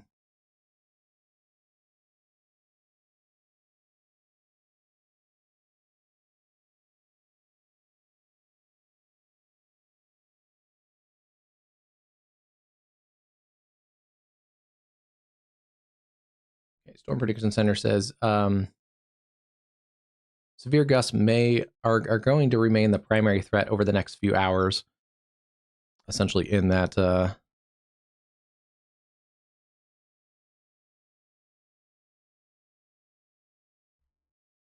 in this area here that they've highlighted, this mesoscale discussion in the gray. The best chance of a severe gust is essentially from the areas east of Ada, around McAllister. Let me highlight that in a different color. East of Ada, around McAllister, up to basically these areas around Fort Smith, and then into this area here. So this is your area that has the highest severe chances over the next couple hours. Winds 55 to 70, and a very low chance of a tornado, and it would likely be a brief or weak tornado and then also a low chance of inch to inch and a quarter size hail, which is about the $half size hail. They also are watching another area that could get a severe thunderstorm watch, but things have maintained themselves enough that it doesn't look like it's going to. But some stronger storms out here, even near Lubbock and Plainview, Texas, and those areas could have a couple isolated severe storms all the way out into western Texas this evening. Right now, our only severe warning is around Pierce City and Sarcoxy, and that is on the downtrend. I don't think it's going to be a warning beyond the time limit. That expires in about 15 minutes. We've lost our warnings to the west of Fort Smith. Those are now special weather statements from McAllister up through east of Eufaula. Eufaula, you guys are clear now. And yes, still some strong storms here. Fort Gibson up to the areas there around Jay. And this may be one of our stronger storms right now. Goodman, Anderson, Pineville, approaching areas north and west of Bentonville. But overall, downtrending storms. We've been on for about 10 hours. I think, yeah, probably about 10 hours. And probably going to go more tomorrow with severe weather towards the Gulf Coast, towards the lower Mississippi Valley, and across the Ohio Valley, especially the upper Ohio Valley. And if you're in southern Ontario, we may be covering some severe storms also in southern Ontario tomorrow. So definitely give us a like and follow. If you're new here, like and subscribe, click that bell icon, get notifications when we go live and post new forecast videos. And also, if you're not in a severe area and you see that we're live, give us a check out, check the title, see where it is. And if you're not interested in watching it, then, throw it over to your friends and family that are in those severe areas, because those help. Sharing, liking, subscribing sends us out this videos to, to hopefully save some lives and educate people on severe weather, and also just provide a calming and educated force. That way you guys know what's going on when the severe storms come knocking your way. And yeah, definitely overnight, a little bit of an overnight severe threat. It is diminishing, but make sure before you go to bed, have your NOAA weather radio turned on. Make sure the phone alerts are turned on your phone. It's pretty easy in the settings app. Every phone is a little bit different, but you can also, check YouTube and YouTube, search for your phone and your phone model and how to change the settings and turn the weather alerts on. But yeah, it's all usually in the settings app. Pretty easy, a couple clicks, and you can make sure the weather alerts are turned on. So thanks everyone for joining us. Thanks to our new followers. And we're going to keep going. It's getting into the peak of severe weather season, so we're going to have quite a bit of live streams, I'm sure, the next month. We're 3 for 3 on days in April. Should calm down a little bit as we get later into the weekend. Sunday looks like a calm day, and early next week, but then these things kind of cycle, so we'll get a couple calm days and then surely be back at it after tomorrow as well. All right, everyone, have a good night.